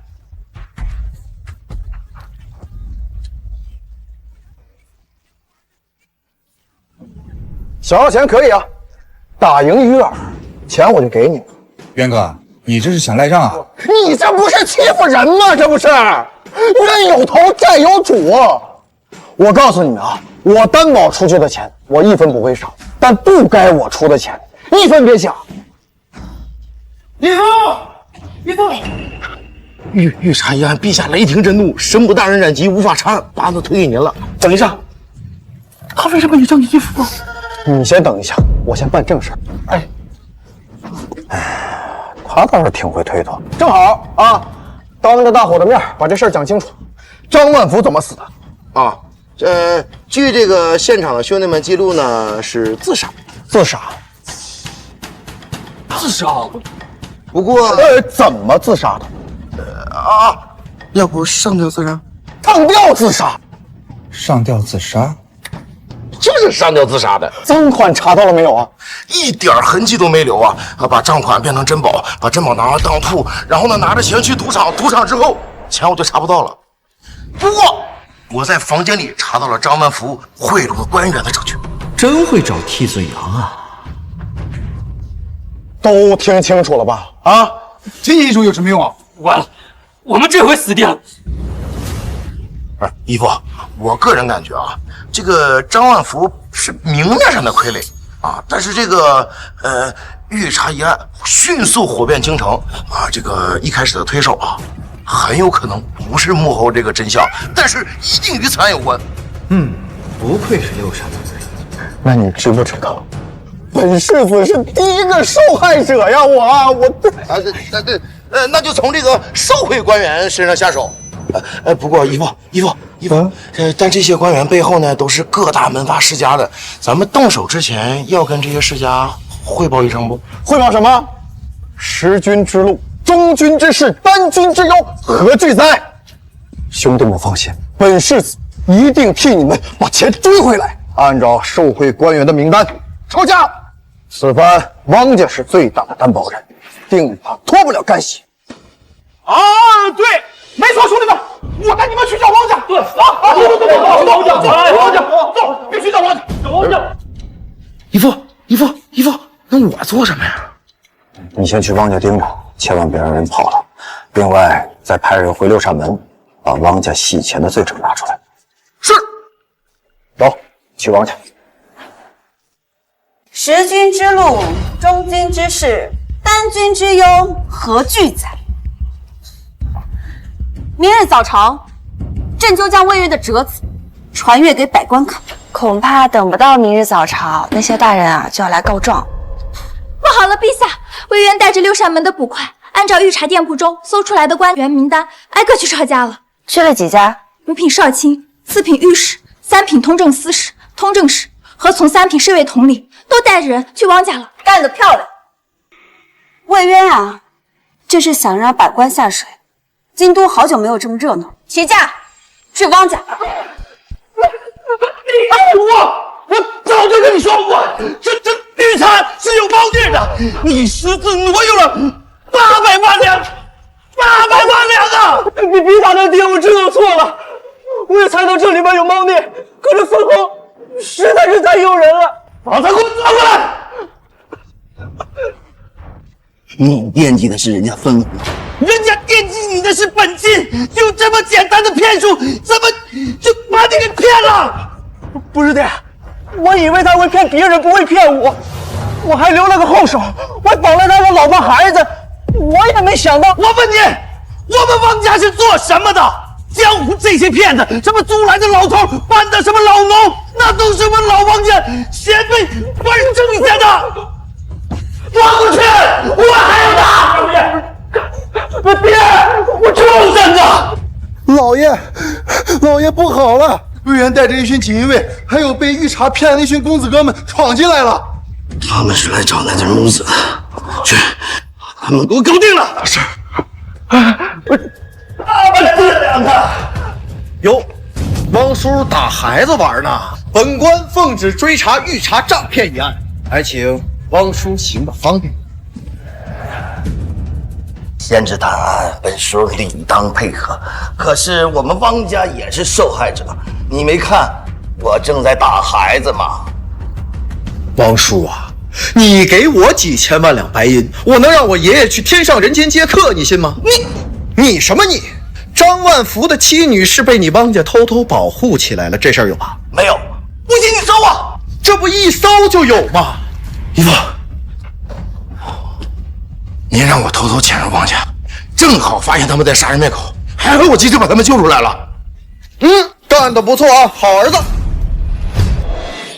汪叔啊，这铺子是你们汪家租给张万福的。我的这群公子哥兄弟们也是你儿子汪茂做的担保买的御茶，而现在又在你汪家搜到了张万福的妻女。哎，有没有这种可能？这张万福就是他们汪家的人，他用死来为你们汪家带来了上亿两白银的收入，而他的遗言就是让他的妻女下半生过得荣华富贵。可你为什么要杀了人家呀？一派胡言！你光天化日，你嫁祸于我！好，老二，把人带下去，严加审问。是。汪叔啊，这个是清河雅苑前掌柜的供词，以及你们汪家这些年利用清河雅苑洗钱的证据，作何解释？兄弟们都看见了吧？汪家拿了你们的钱，又通过清河雅苑用流水线的方式把钱洗得干干净净，如今算是证据确凿啊！啊，对，都看看，都看看，都看！现在汪家藏着的就是用你们的钱买来的金银珠宝啊！好计谋，拿汪家见不得光的名气填补。哎呀，汪叔啊，我们子一辈父一辈，都是世交啊，怎么能坑自己人呢？您先不仁，就别怪我们不义了啊！兄弟们，找宝贝啊！走，快站住！你敢！我看你谁敢！哎呀，汪叔，你就让大家搜一搜吧。要是实在没有的话，也能证明你汪家的清白啊！到时候我魏渊想奉茶谢罪了。你们都他妈给我滚！玩横的就没意思了啊！我告诉你，我有陛下御赐的尚方宝剑，你要是不让，你就不怕？你奶奶个腿儿！我管你什么剑什么宝的，就别说是你，就是陛下他来。你演什么呀？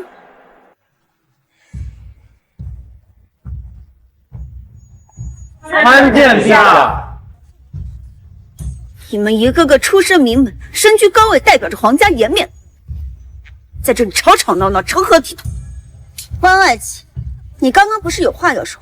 我是说，如果陛下能亲临的话，不管下达什么命令，我们都会尽心尽力。陛下，臣查案合理、合规、合法。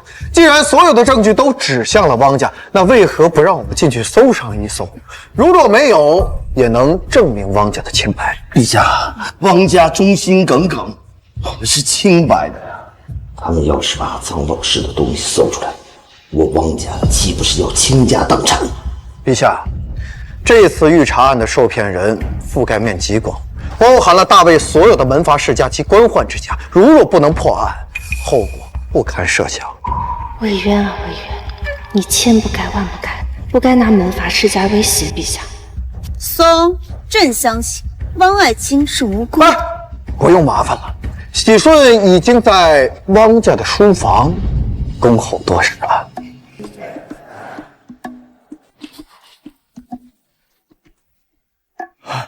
爹，这可是大魏全部盗墓世家10几年的心血，如今被这小子一锅给端了。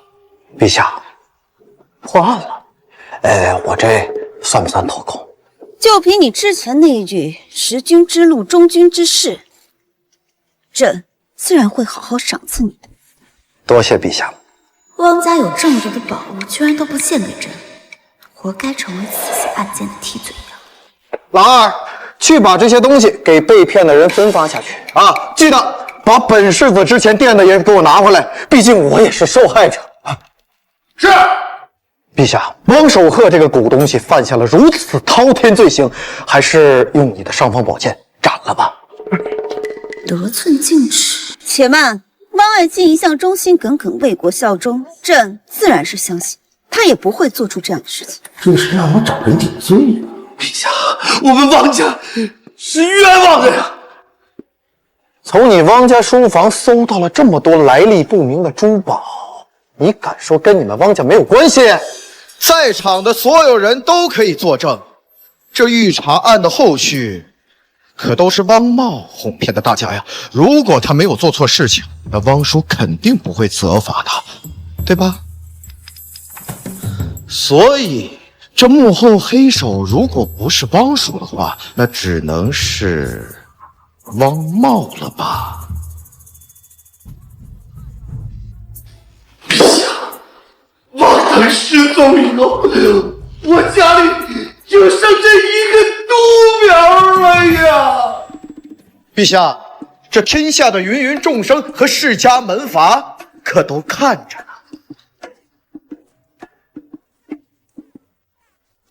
来人，是，立刻把汪茂押入天牢，明日午时问斩。爹，救儿啊！陛下饶命！我要你儿啊！你跟朕来。魏渊，我要扒了你的皮！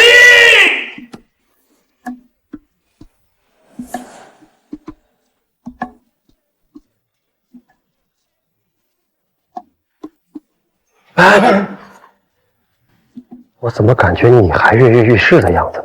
谁还不是世子的女人了？乖，别闹。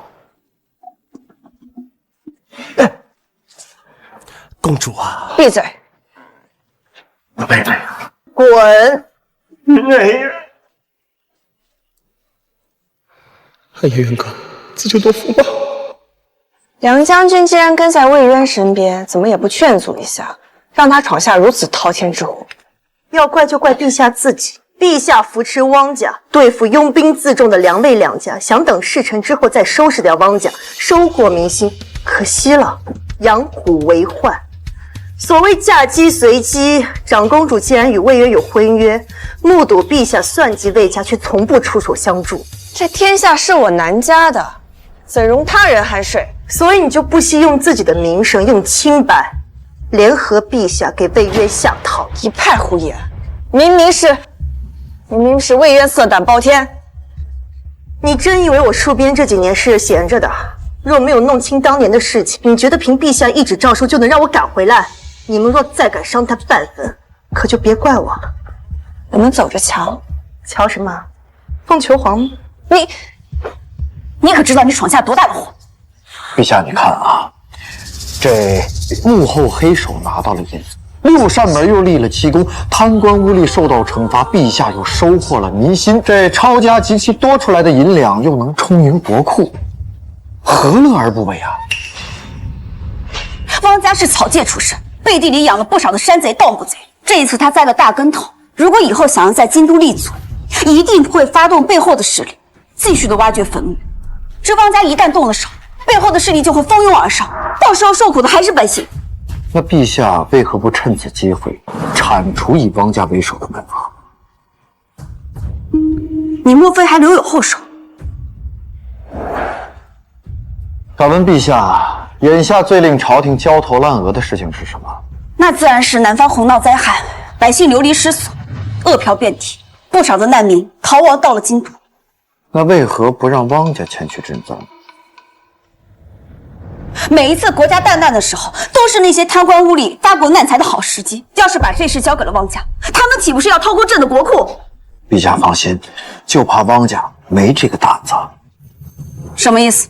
陛下，赈灾之事，银钱尚是其次，最重要的是粮食。你的意思是想要借此机会引诱汪家以及其他门阀盗取国库粮食？不行，此计万万不可，太过于冒险，一旦失败，一定会激起民变的。陛下放心，只要汪家有胆，臣便有十足的把握找到其罪证。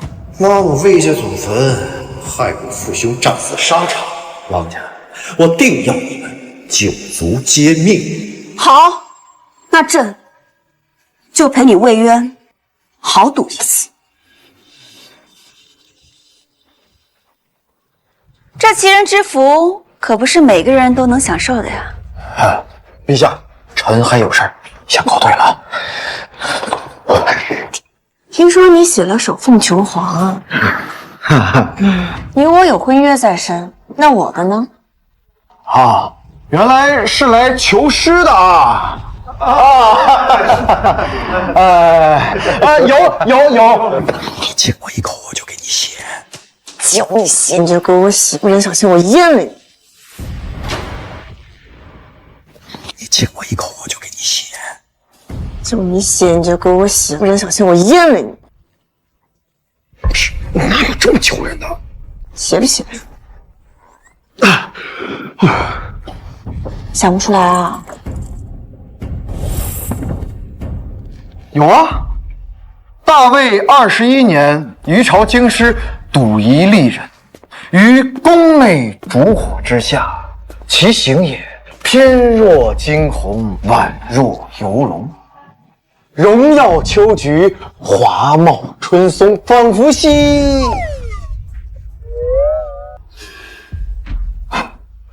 佛兮若青云之蔽月，飘零兮若流芳之回雪。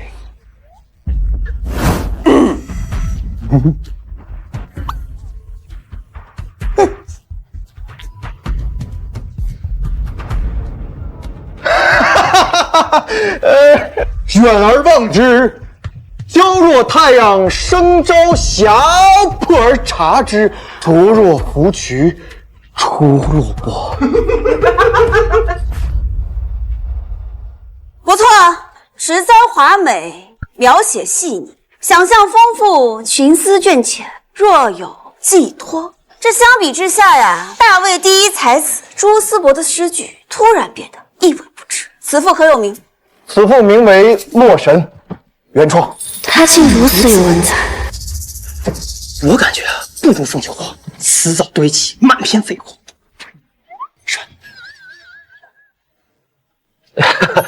放屁！你懂什么呀？但凡读过几篇书的人都能听出来，这是一篇绝世的文章啊！仅3生有幸能见证这千古第一赋的诞生。此赋若是问世，定会在文坛掀起波涛巨浪，魏渊之名将会被文人争相追捧。我感觉啊，我拍马屁的功夫已经登峰造极，今日一见，果然还是一山更比一山高啊！肺腑之言，绝无吹捧之意。你读书少，我不与你计较。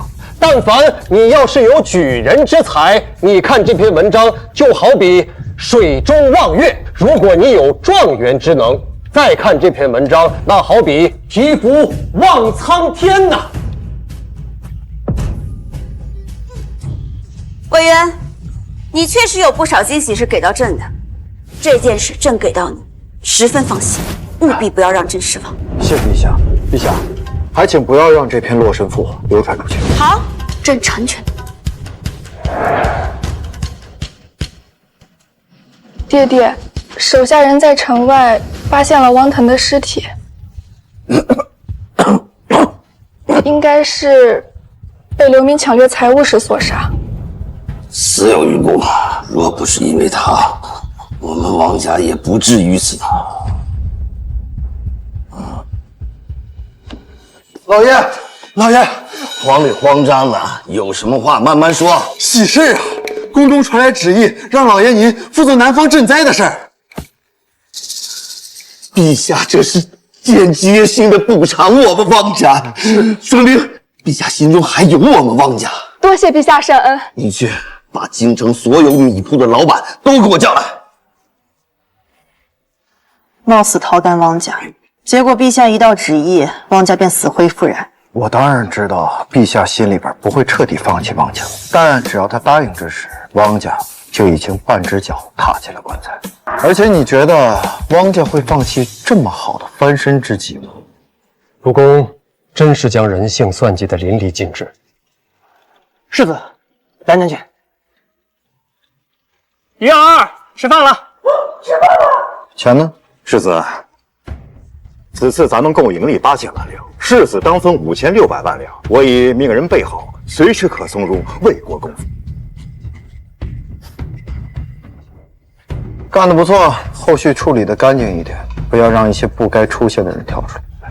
世子放心，不过还有一事，从昨天下午开始，京都已经有8家米行找到永丰钱庄借贷了。我也打听了其他银号钱庄的掌柜，他们也接待了不少的米行掌柜。全京都的米行都在接待，虽说南方洪涝，可北方并未受到影响。就算他们想发这笔国难财，南方米行也不会同意的。除非有大量的粮食涌入，并且低于市场价，能有这么多粮食的地方，只有国库。汪家好大的胆子！陛下昨日才让汪守鹤赈灾，今日他们便开始贩卖粮食，我这就进宫面见陛下。等等，任掌柜，帮个忙。世子言重了，申某任凭吩咐。帮我安排一些人分批收购粮食，这些米行进多少货，我们就收多少货，全部现金结算。世子，您收这么多的粮食做什么？这个就不是你能插手的了，这是我跟各大世家门阀之间的博弈，让你干什么你就干，别乱干。遵命，在下这就去办。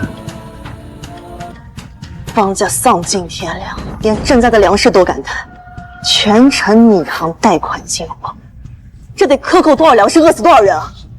放心吧，汪家这群蛀虫啊，蹦跶不了几天了。主公，还有一事，沈万三知道的太多了。我知道，问问三娘，经营钱庄学习的如何了？正在努力。告诉他，留给他的时间不多了。你早有计划？当然，不过在此之前呢，我们得先去办一件事儿。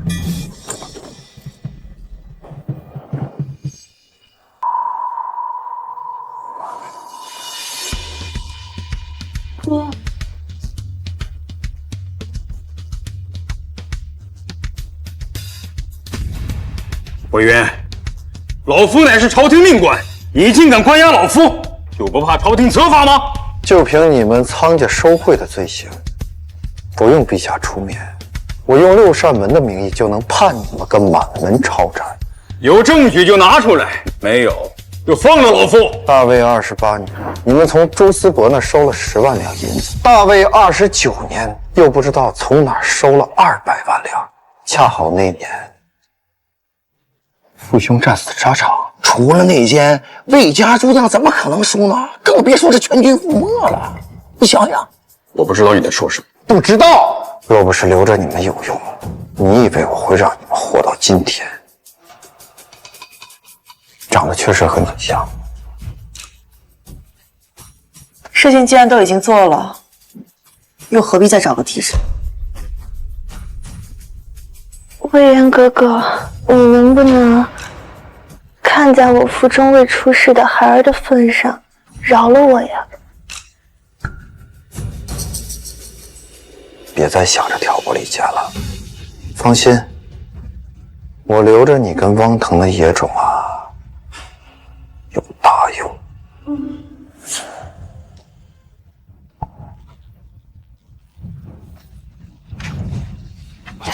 庄师，现在用气4脚的天柱穴。世子，啥叫气呀？就是脐下3寸的位置。那是毛。那他娘的是脐下7寸的位置，我说的是脐下3寸的气海。哦，原来这玩意儿叫气呀，我还以为是尿呢。虽然这个丹田离膀胱很近，但是丹田啊，在膀胱上的一点。你等会儿，你的气已经到达了液化的程度。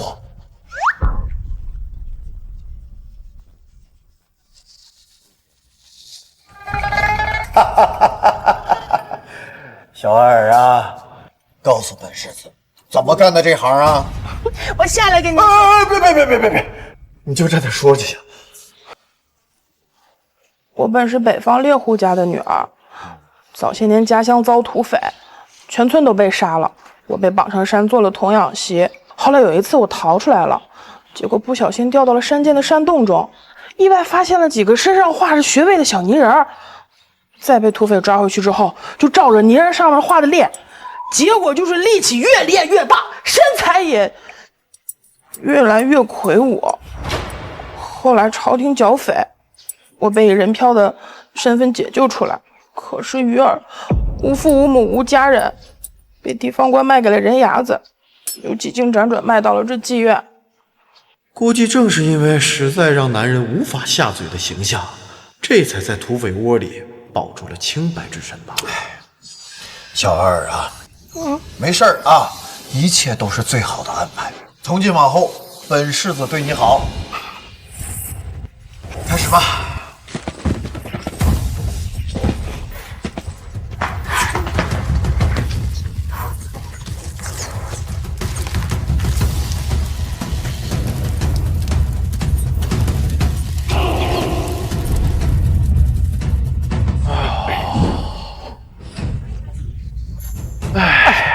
世子，你没事吧？世子，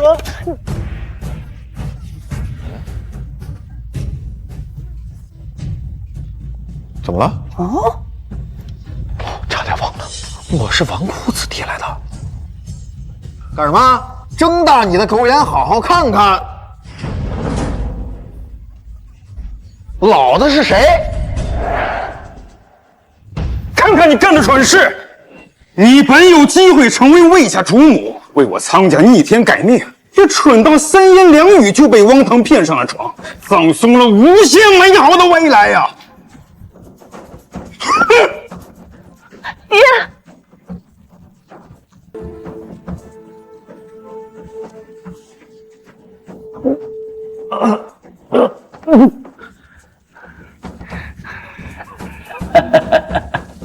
你们还有什么手段，尽管使出来，就算我死，也不可能告诉你半个字。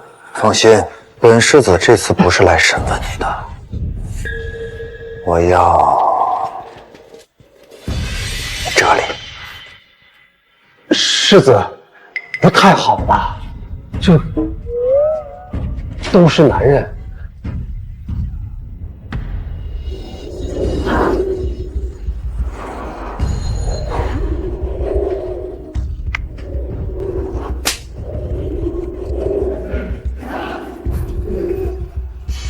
疯了！你吸他人命力为己用，轻则经脉锯断，成为废人走火入魔；重则当场爆体而亡。大宗师级别的刺客，不用可惜了。有我在，这个天下除了魏公，还有谁能伤你啊？我就知道你对我最好。看来你没事啊。哎，公孙姐，来，扶我回房间。主公，我心里有三娘了。我是让你带我去找小二，给我按压鱼血。我这还有内力没消化完呢。哦，快点啊，还有正事要办。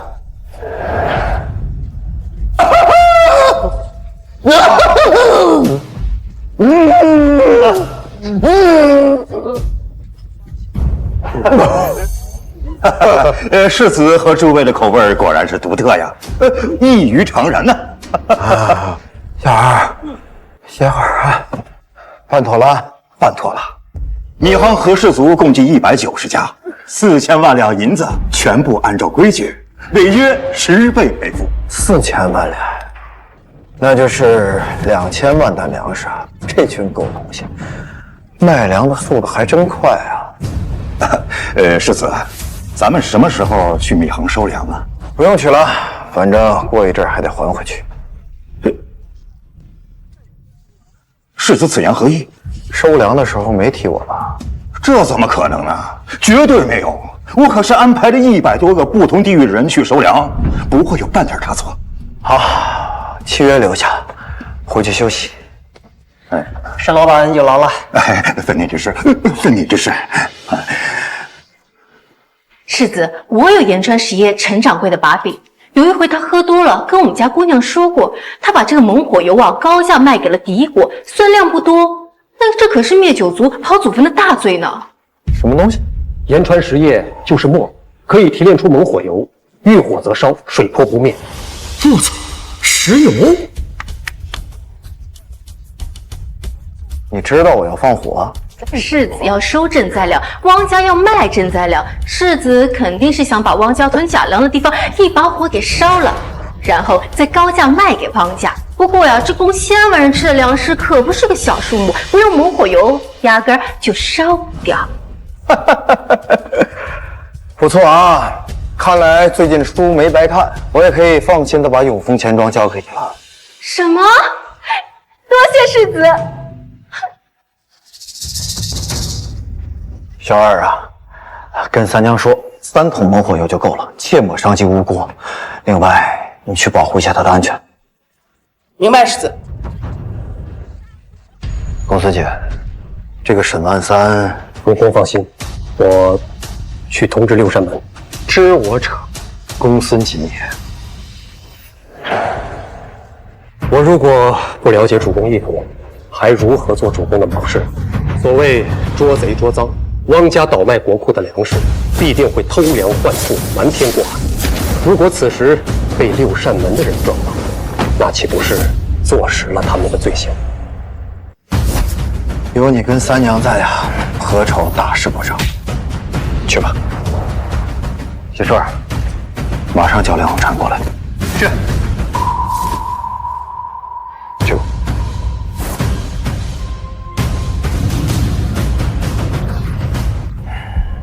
现在就是这样一种情况。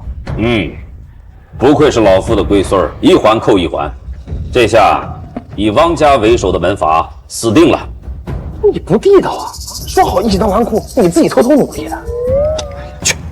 所以你把计划告诉我们，就是为了借人手。这也是没办法的事情。粮仓肯定是有重兵把守，除了梁魏两家的精锐，我实在想不到还有其他人能够冲进去放火。可是两家同时调动这么多的精锐，势必会招人察觉。爷爷，红禅，事情都到了这个份上了，你们就把那私藏的拿出来。看你费了那么大的劲儿，我就可怜你，帮帮你。梁家精锐定是不能动的，但我戍边这几年不断将5万兵力化整为零，乔装回京，可随时调用。当年你父兄惨遭埋伏，8万精锐死伤2万，老夫察觉不对，上报全军覆没。剩下的6万精锐本来就是给你保命用，既然这些年你都在韬光养晦，如今就交给你小子了。算到你们藏有人手，没想到这么多。若非陛下苦苦相逼，当初更是对我们两家使用了离间计，我们又何至于如此？什么意思啊？蠢货，你真当深宫大内一介纨绔就能给公主下药的？蠢货，你真当深宫大内一介纨绔就能给公主下药的？当时我们就觉得不对劲，可你父兄战死，魏家青黄不接，我已年事已高，只能将计就计，上演梁家退婚，红禅远赴边疆。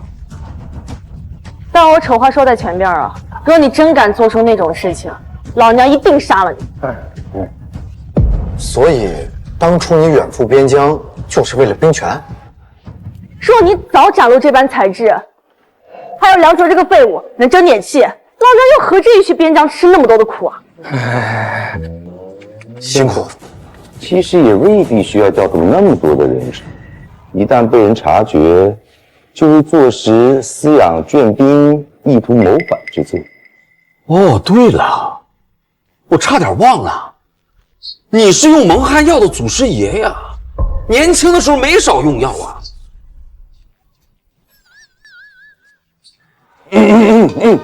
老夫这可有一方，虽然不能致命，但是就算是大宗师来了，也要睡上3天，应该能派上用场。好，现在万事俱备，就等天黑。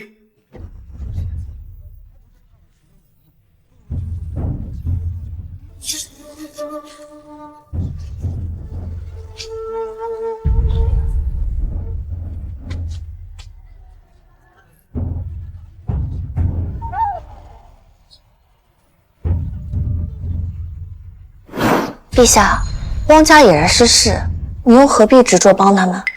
你有所不知，父王曾经教导玉珍，这文武百官，无论是清官还是贪官，只要是能臣，都可以为所用。更何况，若是没了汪家、魏梁两家，岂不是要权倾朝野？大事不好了，陛下，粮仓失火！什么？汪家干什么吃？起驾！粮仓！来人呐！快，去找水，快去找水！我说，贤侄，你真是天兵天将啊！老七，我来帮你。义父，如此大火，应该是猛火流，用水肯定是不行，得用沙土。哎呀，那你他娘的愣着干什么？去灭火呀！走，怎么这么不小心？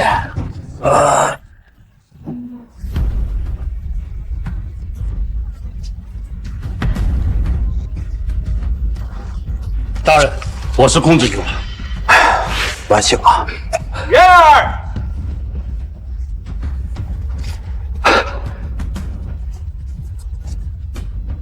怎么会烧成这样？陛下，长公主驾到！参见陛下。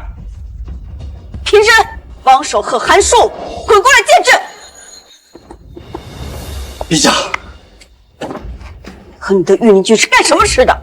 重兵看守之地，居然会走水！为什么在火势刚开始之前不把它扑灭？陛下，这火是用猛火油点燃，御林军开始也不知道，所以选择了用水。发现是猛火油后，改用沙土掩盖，但那时火势已经很难控制了。猛火油向来由御林军看管，怎么会泄露出去？回长公主，这个臣也无知。但猛火油每一两的用途都记录在案，臣敢用全家性命担保，这猛火油绝对不是我御林军泄露出去的。好，传令下去，把所有的猛火油全部烧尽。如若有一分，你以及你的所有御林军人头落地。是，走。给朕一个解释。陛下息怒。陛下，臣刚刚进行灭火之时，发现了一些蹊跷，不知当讲不当讲？讲。陛下，臣发现麻袋里装的都是沙土，库内的粮食不翼而飞了。什么？臣还听闻，京城及其周边各大城市的米行、粮仓不惜借贷进粮，涉案粮食高达2000万担。你个王守和，你居然敢贪污朕的粮食！要是千万的灾民知道，他们是会造反的。你是想毁于朕的江山吗？陛下息怒，不要听这小子一派胡言。我一派胡言？王叔，这粮食能烧得了，沙土可烧不了啊！陛下，要不我们进去称一下，是粮食是沙土，一称便知。要称重吗？陛下，御林军猛火油1两为少。这是。陛下，草民们都是京都粮库的掌柜，这几日都跟汪家做粮草生意。还请陛下为草民做主，草民买粮的钱都是向钱庄借的，如果违约，得赔10倍呀！哼，该，谁让你们动了发国难财的心思？我明白了，陛下，王守和这是自知无法填补国库中粮食的空白，所以这才上演了一出火龙烧仓的好戏呀！王叔，你好大的胆子！陛下，证据确凿，还请陛下处置汪家。陛下，一个汪家搬不空大半个国库，其中定有他人参与。魏渊真的做到了，将所有门阀全部拉下水。还在说妹妹厉害。韩叔，在。传朕的旨意，御林军兵马司、京都府全部出动，去文武百官的府邸，一一控制住。如发现任何蛛丝马迹的罪者，杀无赦。是。好。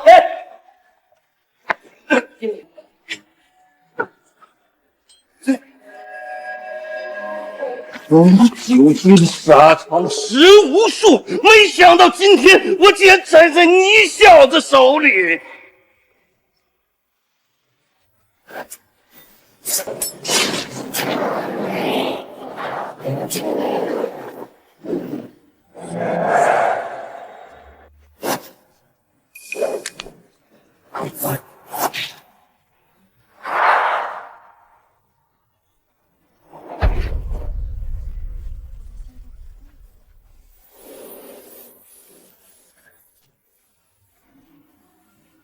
结会武功，这还得多谢你派过来刺杀我的武道大宗师啊！老夫啊，不甘心啊！做个交易如何？我父兄战死沙场的事情，你们汪家参与其中吗？告诉我所有参与之人。我死也不会说。那要是我能保住你们汪家一丝骨血呢？看来你不知道啊。你儿子汪腾把苍乃媛给弄怀孕了，现在人就在我们魏家的地牢之中。真的，这是你最后的机会了。陛下，汪家罪该万死，魏渊明显是在诱供，粮仓一案已然牵扯满朝文武，若追究其余事情，定会伤及国本。请陛下下旨，即刻处斩汪家满门，以儆效尤，给天下百姓一个交代。朱思伯呀，朱思伯，你既然不仁，可就别怪老夫我不义了。出卖魏家精锐的人，就是他。你放屁！我只钻研文道，何曾觊觎过兵权？陛下，朱师伯这些年跟我们汪家暗中勾结，借我们汪家的手勾结外邦，贿赂官员，科考舞弊，还在城外修建清风寺，圈养死士。住口！你疯了吗？朱大才子，要是没做过，急什么呀？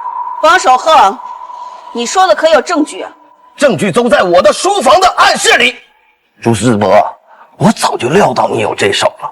黄泉路上，我有人作伴了。陛下，老臣在匈奴也找到了关于我儿孙惨死的罪证。来人，取证！来人，将汪守鹤打入天牢。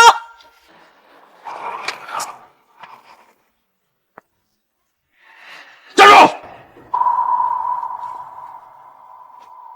你想到哪儿去啊？这些年我对你不薄，为了感谢你爹在战场上为我挡箭的救命之恩，我还收你为义孙，请人教你读书写字，让你平步青云。我魏家对你视如己出，可没想到你做出如此人神共愤、畜生不如之事。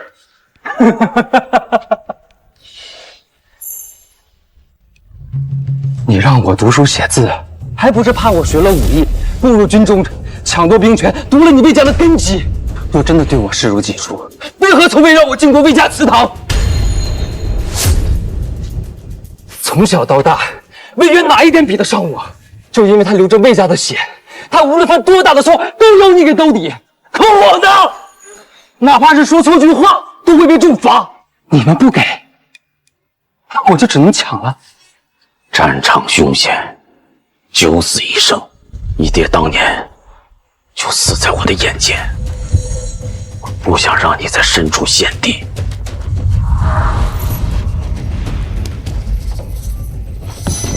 当一辈子的大学士、富家翁，受人尊重，荣华富贵，不好吗？好话谁不会说？你别以为你赢了，我知道你隐忍多年就是为了今天。但你可曾想过，其余门阀被灭，魏梁权倾朝野只手遮天，只会令陛下愈发寝食难安。一派胡言！朕怎会担心亚女？来人，把这个狼心狗肺的东西压下去，砍了！你杀不了我，我乃大魏第一才子，大魏文坛的泰斗。杀了我，天下学子定会愤懑不平。朱大才子，还真是自信啊！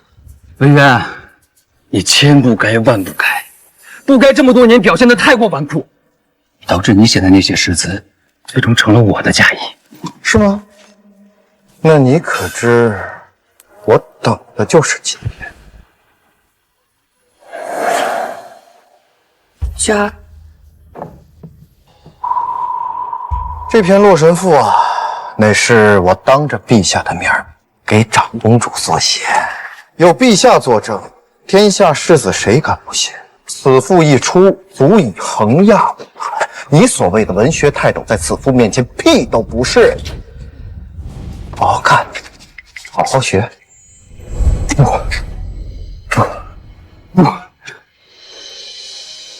只要此赋一出，天下学子就会明白，此前魏渊是为了隐忍，所以才被他人盗有了名声，反而会愈发的敬重他。而你，则成了冒用他人声望的败类。不，这不是真的。魏渊只是个废物。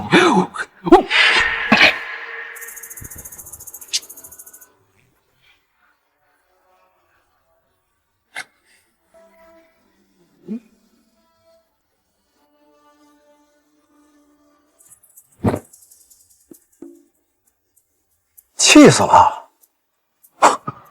这孩子气性也太大了吧，真是便宜他了。来人，喝下去。大计已成，这南方的灾情又该如何收场？陛下放心，臣已经囤好了足够的粮食。陛下，世子早就派草民从闵行手中收购粮食，随时可以运往南方赈灾。你哪来那么多钱？你才是先前骗局的幕后主使。没有啊，没有。你空手套了门阀的钱财，还让汪家替你背锅，再用这些钱财对接各大的米行，不光是买断了所有的粮草，还让他们签下契约，掏干了家底。你步步为营，精心算计，魏渊，也真让朕恐慌。陛下，臣这是在为陛下分忧啊！如今天下门阀已除，魏梁两家镇守国门，陛下应该高枕无忧才是。你说的轻巧，朕现在该派谁去赈灾？公孙锦啊！先前公孙锦受到了舞弊案的牵连，陛下派他去赈灾，会让天下士子觉得陛下在肃清科举。陛下还愁之后朝堂上无人可用吗？爸，眼下能保住皇位，安抚着魏渊不造反，已是大幸。朕没有想到，这皇室与门阀的博弈，朕居然输得如此彻底。也罢，朕罚了，交给你去做主吧。回宫。恭送陛下。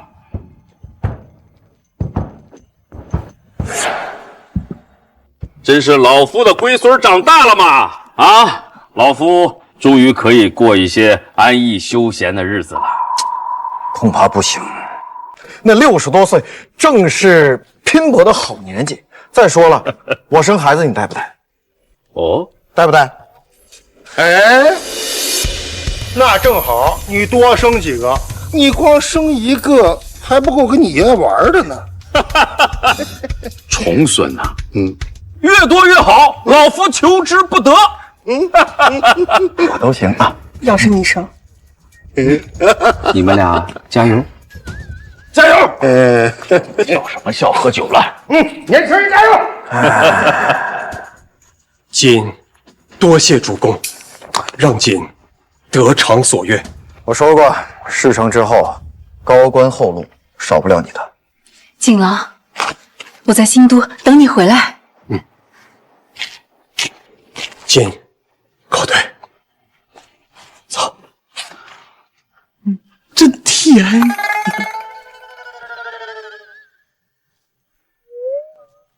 你俩好上了？你不是喜欢老的吗？你有病吗？你也去啊！啊，镀金去，好歹也要接手梁国公府，这回来也好入朝做官，别天天在京城跟着我。这个意思，明白了，义父。等会儿，你是我义父，我是他哥哥，妹妹和你处对象，我是你大舅哥。你等会儿，我给你捋啊。这样，以后我管你叫大舅哥，你管我叫义父，咱俩各论各的，不吃亏吧？我不吃亏。来，咱来一遍啊！大舅哥，义父，大舅哥，义父，大舅哥，义父，大舅哥，义父，没出息！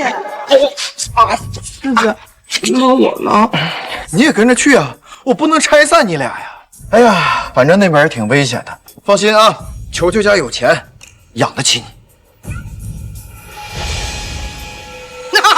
太好了，好，义父，是的，这边。